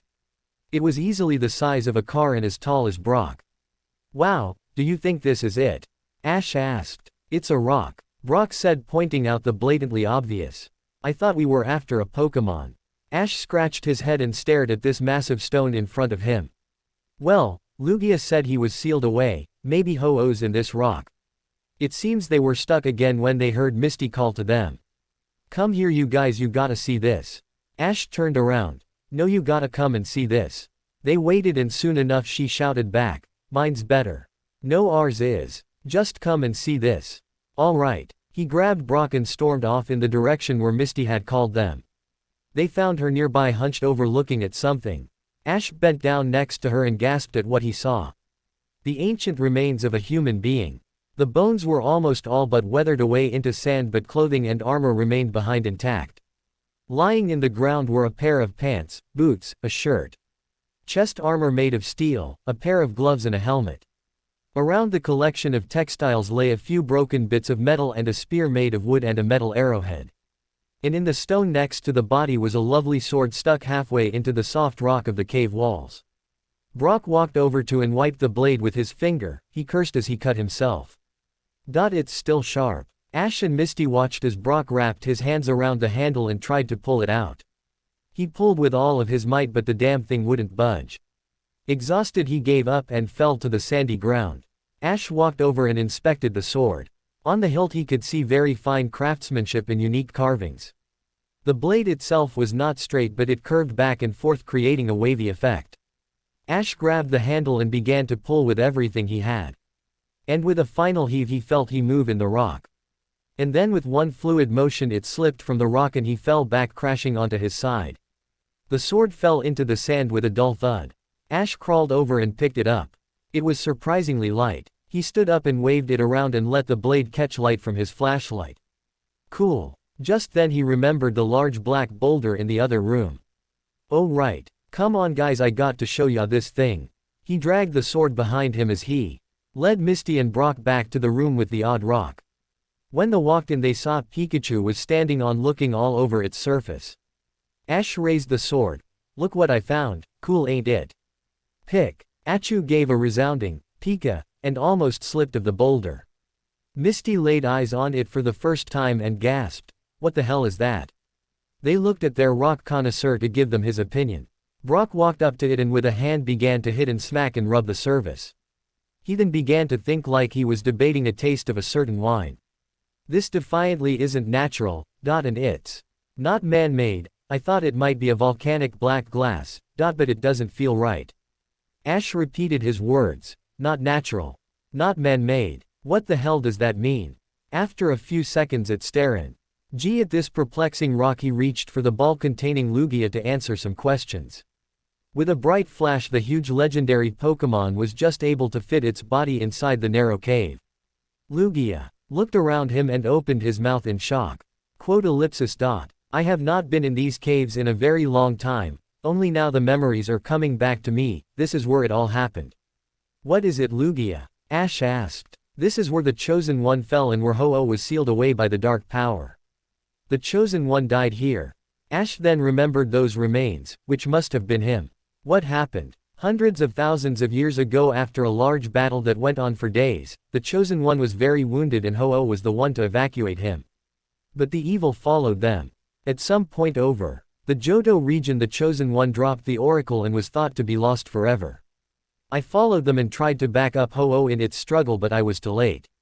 Ho-Oh was sent crashing into the mountain and took the Chosen One with him. The evil followed them in and before I could stop it, the evil sealed away Ho-Oh and killed the Chosen One with his own sword and then drove it into the rock so that no one could use it. Ash stared at the sword then at the scattered remains of his past life. But, I'm holding the sword. The sword is legendary, it was forged in the fires of hell and created by the gods themselves. The Chosen One was the only person that could wield the power of the sword. Even when lodged in rock, no strength could yank it out without the Chosen One. And the sword is the only thing that can break through the seal of Ho-Oh. I was unable to save the Chosen One and free Ho-Oh. I watched the Chosen One die and was filled with an unbearable sense of failure. But the remaining legendary Pokémon were able to seal the evil away just as it did to Ho-Oh, and it was right here that I stood and received the first word of the gods that the Chosen One would return. I took 4 slabs of stone from this cave and had the legend written by the townspeople of Goldenrod, but the stones have vanished. I destroyed the cave entrance knowing that the Chosen One would return. Although after so many years I had forgotten where the cave was hidden. I knew that the Chosen One would find Ho-Oh and reclaim the Sword of Light. Now Ash. Free Ho-Oh. Ash turned heroically toward the massive black stone. Then turned back to Lugia. How? All of them almost fell over inside the cave. Misty threw a rock at him. Use the sword and hit the thing. Oh, right, stand back. Ash turned and faced the evil rock and held the sword in front proudly. With a grunt he raised the sword up and over his head. He paused for a moment and charged the rock. Ho-Oh, you're mine. He brought the blade down onto the surface with tremendous force. The blade cut easily into the rock as a bright flash filled the cave. Ash stood there as the onlookers held their breath. Slowly he heard and then saw all cracks begin to spread onto the surface. It sounded like glass breaking as the shards of rock began to fly in all directions. Ash slowly backed off while shielding his face. And with another blinding blast of light that sent him and the others reeling onto their backs. When Ash could see that the light had dissipated through his eyelids, he slowly opened them and blinked around trying to find Misty and the others. Instead he saw the form of a large red bird laying on the ground in a cloud of mist. He slowly sat up, not taking his gaze of this lumbering Pokémon as it sucked in air into its tired lungs. Ash was sure that it had been the first time it had started breathing since the day it was sealed away into this lonely cave. He crawled over to the legendary bird and stroked its head. Ho-Oh slowly opened its eyes but closed them due to the light. It must have also been the first time it had used its eyes as well. Ash felt Lugia's head brush past him and nudge Ho-Oh to try and get some response. Lugia shrugged. He is severely weakened, we must get him to a Pokémon Center. Ash brushed his hand over Ho-Oh's large head and soothingly whispered into its ear. Welcome back. It's me, your master, I've come back to you. After he said it, Ho-Oh let out a tiny noise at the back of its throat to let Ash know that he heard him. And with a final gaze into its half-open eyes, Ash pressed a Pokeball against him and watched him get swallowed up by the light. He was so weak that the Pokeball didn't even shake around. He stared up back to Lugia, who was smiling. Excellent, now we must get him healed. You got it. Ash recalled Lugia for the time being since he wouldn't be able to fit in the cave tunnels. He ran back and gathered up Brock, Misty and Pikachu. Before they ran towards the exit, Ash took one last look at the remains of the first chosen one. In a sense he had been here before, he was looking at his past life and it kind of freaked him out. Ash knelt down and grabbed a handf all of sand and felt the particles slip through his fingers. I had fallen. I have risen. I will fall again. But not until my duty on this earth has been fulfilled. Ash threw back the sand and grabbed the sheath that laid nearby for the sword. He secured the blade and tied the sheath to his back. Grabbing his flashlight, Ash ran after the others to leave the cave and make it back to civilization. And as the glowsticks lying in the sand began to die, the cave was once again empty, all except for the remains of a noble man that gave his life for the safety of the world. But the scattered pieces of clothing and armor told an unknown story of evil that only 3 people in the world had only now discovered, but remain oblivious to the true horror that took place all those years ago. How long until the world awakens to the evil? How long does Ash have? As the last of the light faded from the room and the wind died down, and as the dust settled, no longer would humans set foot in this cave, or eternity. This cave will remain untouched and no one will discover the true horror, not until it's too late. What the hell is that? What is what? The old waitress asked. This green stuff. It's mashed potatoes. Or is it the creamed spinach? I'll ask the chef. Ash sighed as he stared at a plate of what he first perceived as food, but now was thinking otherwise. Misty sat across from him and poked her food cautiously with a fork as well. After their amazing and strenuous, not to mention very mysterious adventure with Ho-Oh, they ended up on the other sides of the mountains and found themselves in a Critique City.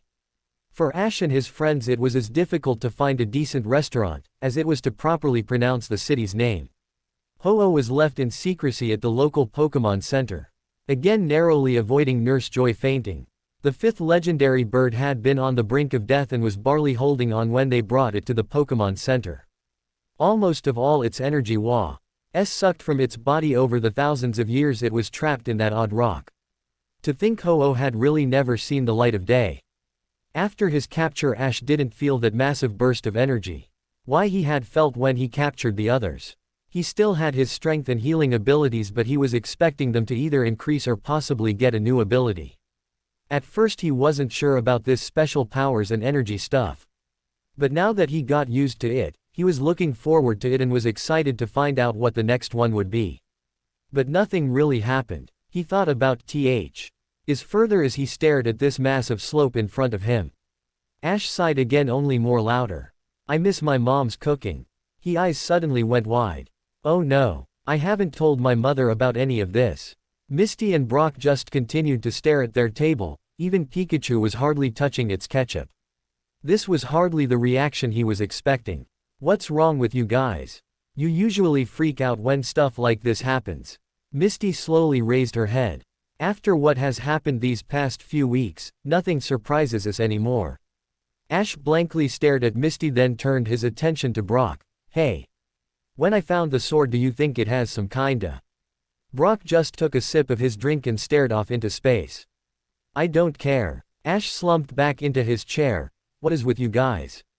He looked over at Pikachu, who just gave a very resounding "Chaw." He knew what was wrong with them. They were all very tired. It wasn't that they were sleepy, they were exhausted. All this excitement had worn them out. He could see now. Ash himself was fine due to the energy that was flowing through him. He found it hard at times to even fall asleep, but he had all this pip and vinegar even without coffee. Misty and Brock, on the other hand, were falling apart at the seams. They needed a vacation, a long one. It was if both of them, not even Pikachu, could keep up with him. He sat there for a while in silence. After capturing Ho-Oh, he had heard Lugia speak to him while they were flying to this city with the hard-to-pronounce name. He had said to Ash that he was halfway through his quest. He had another 5 legendary Pokémon to capture. All of his life he knew about the 3 birds at Shimao-T, then he learned about Lugia and Ho-Oh. Now there were 5 others that he had no idea existed. Finding them would be much harder now. He felt himself getting tired, staring at his friends. Suddenly, without warning, he felt a very odd tingling sensation in his muscles. It felt like his leg was going to sleep, but it was getting worse. He shifted in his seat as his limbs began to feel like cement bricks. Ash had a hard time breathing and was trying to figure out what the hell was happening. On the beach where he had captured Lugia, he felt something like this, but it lasted just seconds.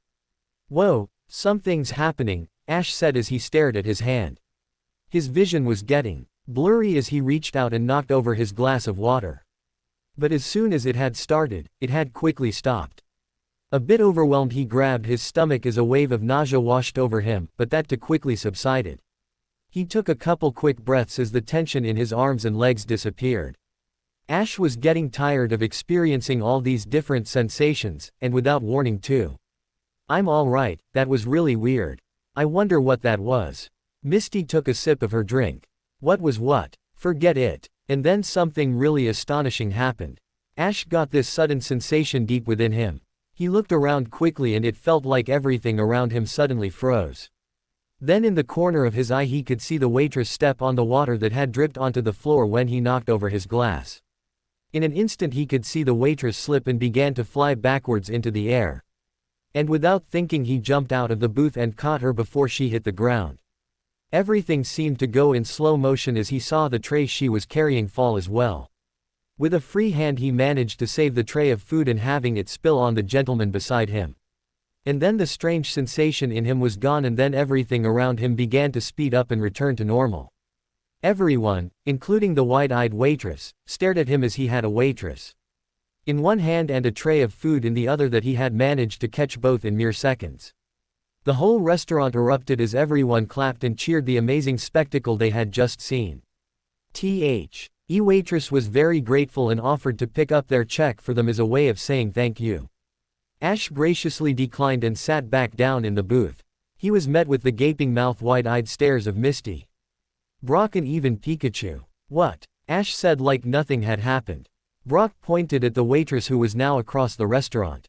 How did you do that? What? I just caught her. Just caught her. You were a friggin' blur. We didn't even see you move. You went from there to here in under a second. I did, Ash said, amazed. Misty got up and sat down next to him. We have never seen anybody move that fast. What happened? Ash thought a moment. Well, I got this real weird feeling in my gut and then I saw everything kinda slow down around me. And then I saw the water on the floor. Then I saw the waitress slip and then I caught her, I saw the tray. Okay, I get it, but how did you do that? Misty was getting a little annoyed. I don't know. I just saw everything happening and I reacted. The arguing couple looked over to see that Brock was thinking hard. They knew this because he had his hand on his chin and he was rubbing it slightly. It seems to me at his reaction time and reflexes have increased, and maybe even his speed. What happened before the waitress slipped? You said you were also feeling odd, didn't you? Ash scratched his nose. Yeah, I did. It was just moments before she slipped. What do you think that means? Just then his poke gear began to ring. He took out of his pocket and fumbled around with the buttons, this time accidentally turning on the map option. Damn it. I'll never figure this thing out. After much struggle he turned on the cell phone and saw the image of Nurse Joy flicker across the small screen. Oh hey, Hey. Ash knew if he said, Nurse Joy, Brock would rip the poke gear right out of his hands.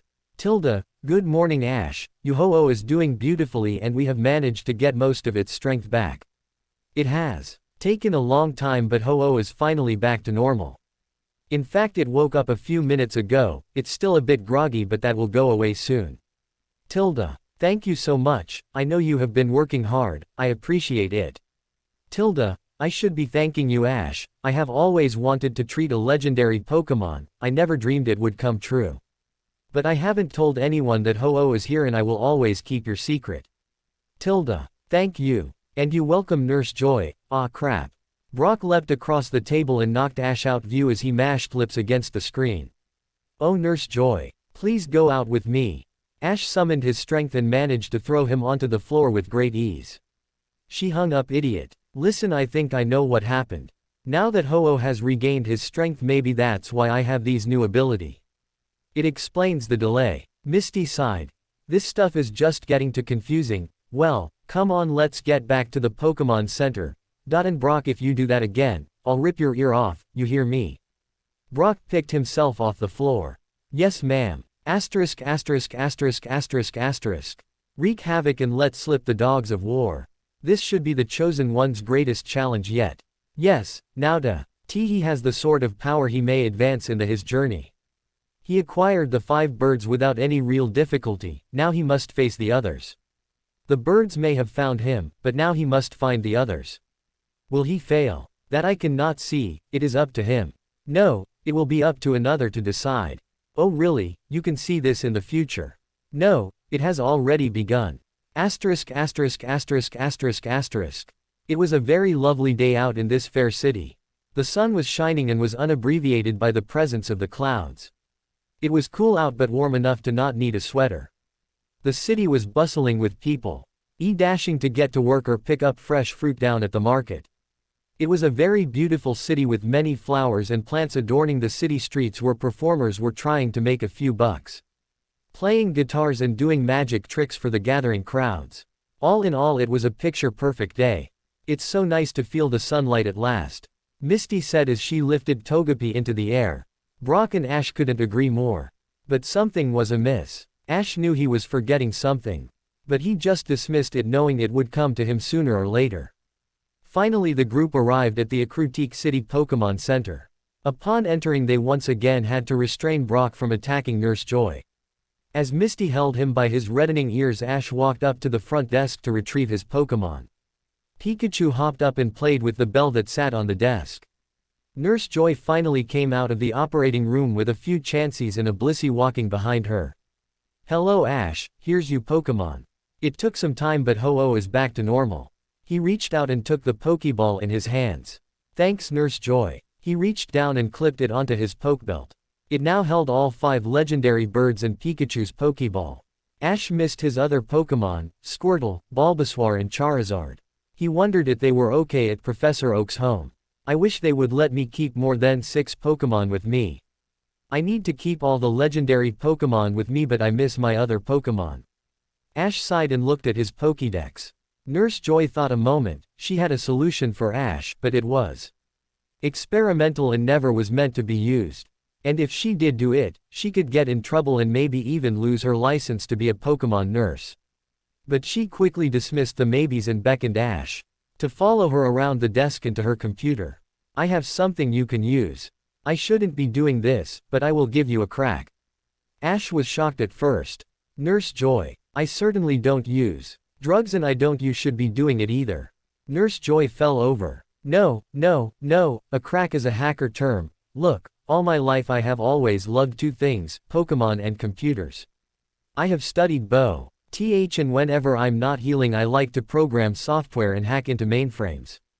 It's the dark side of me that few know about. Ash was having a hard time believing what she was saying. You, a hacker. I know, but listen. I was the one that helped Professor Oak program the software used in the Pokédex. I have developed a crack that will bypass the encryption that counts how many Pokeballs you have on you at one time. Now the Pokédex knows that you can only have 6 at a time. If you go over the limit, the Pokeball is teleported to Professor Oak. Now when I upload this crack, the Pokédex will I'll think you will have 6 Pokeballs on you when you could have 50 stashed in your backpack. Ash gasped. That's amazing, that's illegal ain't it? Nurse Joy nervously glanced about the room. Yeah, but I made it when I was bored and I never thought I would use it, but his is a special case. So you're saying I will be able to carry as many Pokemon on me as I want? That's what I'm saying. Alright. Nurse Joy smiled and retrieved Ash's Pokédex. She ran a cable from her computer to the back of the Pokédex and began to rapidly type away on the keyboard. Her desktop hummed and clicked AB. It as she uploaded the crack into Ash's Pokédex. With a loud ping, they knew it was done. Nurse Joy happily gave Ash his Pokédex and warned him to make sure nobody finds out about it. Ash swore that he would never tell where he got it. With that he went back into his guest room along with Misty and Brock. So what did Nurse Joy want? Brock tried to pry out of him. He was very suspicious. I'll tell you later. Ash fell onto the bed and stared at the ceiling. You and Nurse Joy weren't talking about me, were you? Brock asked. Ash sighed. No, Brock. Ash slowly got up and walked over to the dresser and opened the middle drawer. Inside were many clothes haphazardly strewn about. He reached in and pulled out an object wrapped in bathroom towels. As he shed the many layers, the dull nay of the sword's scabbard glinted in the light. And pretty soon a pile of towels lay on the floor and Ash stood holding the legendary Sword of Power. What a beautiful thing. He grabbed the handle. Ian pulled the sword out a couple inches to look at the swerving blade. Ash admired the craftsmanship of the blade and ran his fingers on the ancient lettering that circled the bottom. He withdrew he wrested the blade from the scabbard and waved it back and forth so the light would catch the surface of the silver metal. Nobody would let me carry this big thing around. Misty and Brock watched him swing it around him like he was in some farce battle. Ash brought it back up to his face and he looked at the hilt and stared at the many gems encrusted in it. And in the very center, much where his thumb was near, was a very large dark blue stone. Astonishingly, when he touched it, the blade seemed to retract into the hilt and almost completely disappear. Ash became astonished when he saw that this 3-foot-long sword had shrunk to the size of a mere 15 inches. It looked like a small dagger. And what was even more amazing was that the metal scabbard and shrunk in size as well. Brock and Misty both ran over and looked at the shrunken sword. Ash was completely puzzled. What did I do? I didn't break it, did I? Brock took the scabbard into his hands and fumbled it around. I don't think so. Hit that blue stone again. See what happens. Ash held the dagger in front of him and pressed his thumb against the stone, and in an instant the full length of the blade exploded outward and the sword went back to its original size. The three of them sat there shocked and tried to explain what they had seen logically. But some things just cannot be explained, and they had to leave it at that. Ash retracted the blade like he had did before and placed it in the now smaller sheath. He was so happy because now he could conceal it under his clothes and no one would be the wiser. And when he needed it, he could just whip it out and make it extend to full size with the touch of a button. This new discovery made things a lot easier on his part. He strapped the dagger onto his lower baw, and had the hilt just sticking out of his jacket ever so slightly. Ash put his backpack on and looked in the mirror to make sure it was concealed. Not bad, come on, it's time to visit the gym. Misty sighed. What's the point? Just go over there and mop the floor with the gym leader's Pokemon and come back. We'll wait here, sweetie, I need a nap. Ash slowly walked to the door. Okay. He remembered when facing a gym leader would be a huge event in their journey. Perhaps the whole chosen one thing has replaced it. He sadly exited the room with Pikachu and gave a quick goodbye to Misty and Brock. He entered into the streets of a Critique City and began to wade through the many sidewalks and back roads in order to find the gym. It had to be around here somewhere. After 20 minutes searching, he managed to find it nestled in the far corner of the city. It was like any other gym he had seen and was not really nervous or excited about the upcoming battle. But he needed that badge and he would do anything to have it. He turned the doorknob and found that it didn't open. Ash kicked the door a few times thinking it was stuck, but it was locked tight. Come on, open up, I want to battle. He was starting to get frustrated. Just then he heard someone shout at him. Hey buddy. Ash looked around and saw a man walking towards the gym holding a watering can. Hey buddy, Morty's not here. He's over at the burned tower looking after the ghost Pokemon. Where's that? The gardener pointed behind him. It's 20 minutes that way. Ash sighed and gathered up Pikachu as he made his way around the city again. And when he got there he was very surprised. It was actually a burned tower. He thought it was just a name like Cutique. But this tower had seen a huge fire. Only 3 levels left and the whole thing was one big piece of charcoal. God, it's amazing this thing is still standing. He carefully entered the rebuilt entrance and noticed that the entrance was the only thing rebuilt. The whole room was completely destroyed. There were bits of wood and nails scattered about and all the walls were black. It smelled like a barbecue that hadn't been cleaned in ages. He also noticed that he was the only one here. Hello, anybody here? There was nothing, it was dead silent.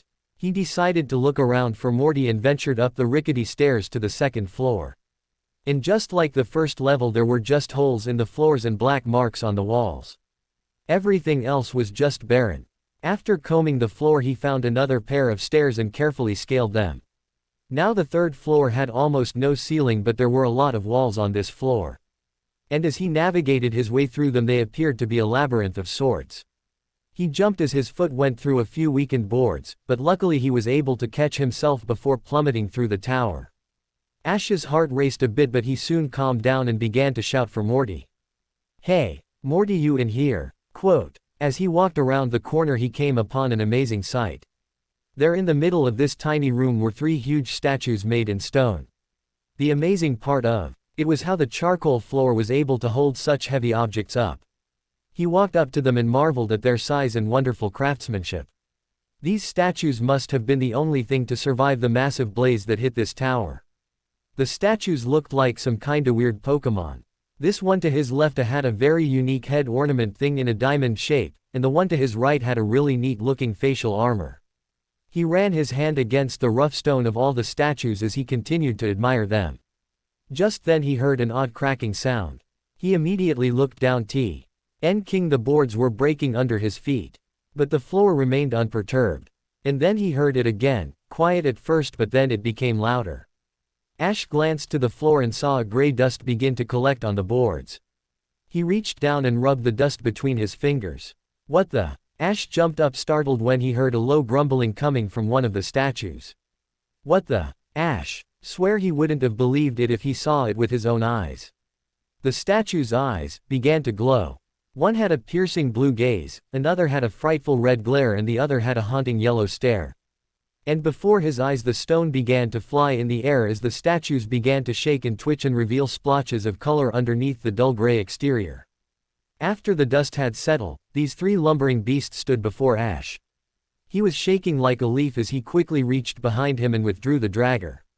Stay back, Ash said with his voice quivering with fear. He had no idea what was going on and the fact they were once statues freaked him out. The 3 creatures slowly moved forward and bared their massive sharp teeth. Stay back, I warn you. The creatures still moved forward. Pikachu hid behind Ash's leg and covered its eyes with its ears. Ash quickly pressed the blue gem and the sword extended quickly revealing the steel blade to the creatures. They instantly stopped. and went wide-eyed as they stared at the sword. One by one they looked at each other and seemed to be communicating with each other. Ash slightly lowered the sword as he watched them step back and let out a small growl. And suddenly in a flash they were gone. He could see multicolored blurs fly out of the open ceiling and into different directions. Their speed was amazing as the gust of wind created kicked up some of the dust that lay on the charred boards. Ash stood there in the burned tower covered in gray stone particles holding the sword of power with a cowering Pikachu behind his leg. Cough, hack, wreak havoc. And let slip the dogs of war. The end. Thanks for watching, also remember to subscribe and like this video. See you in the next video.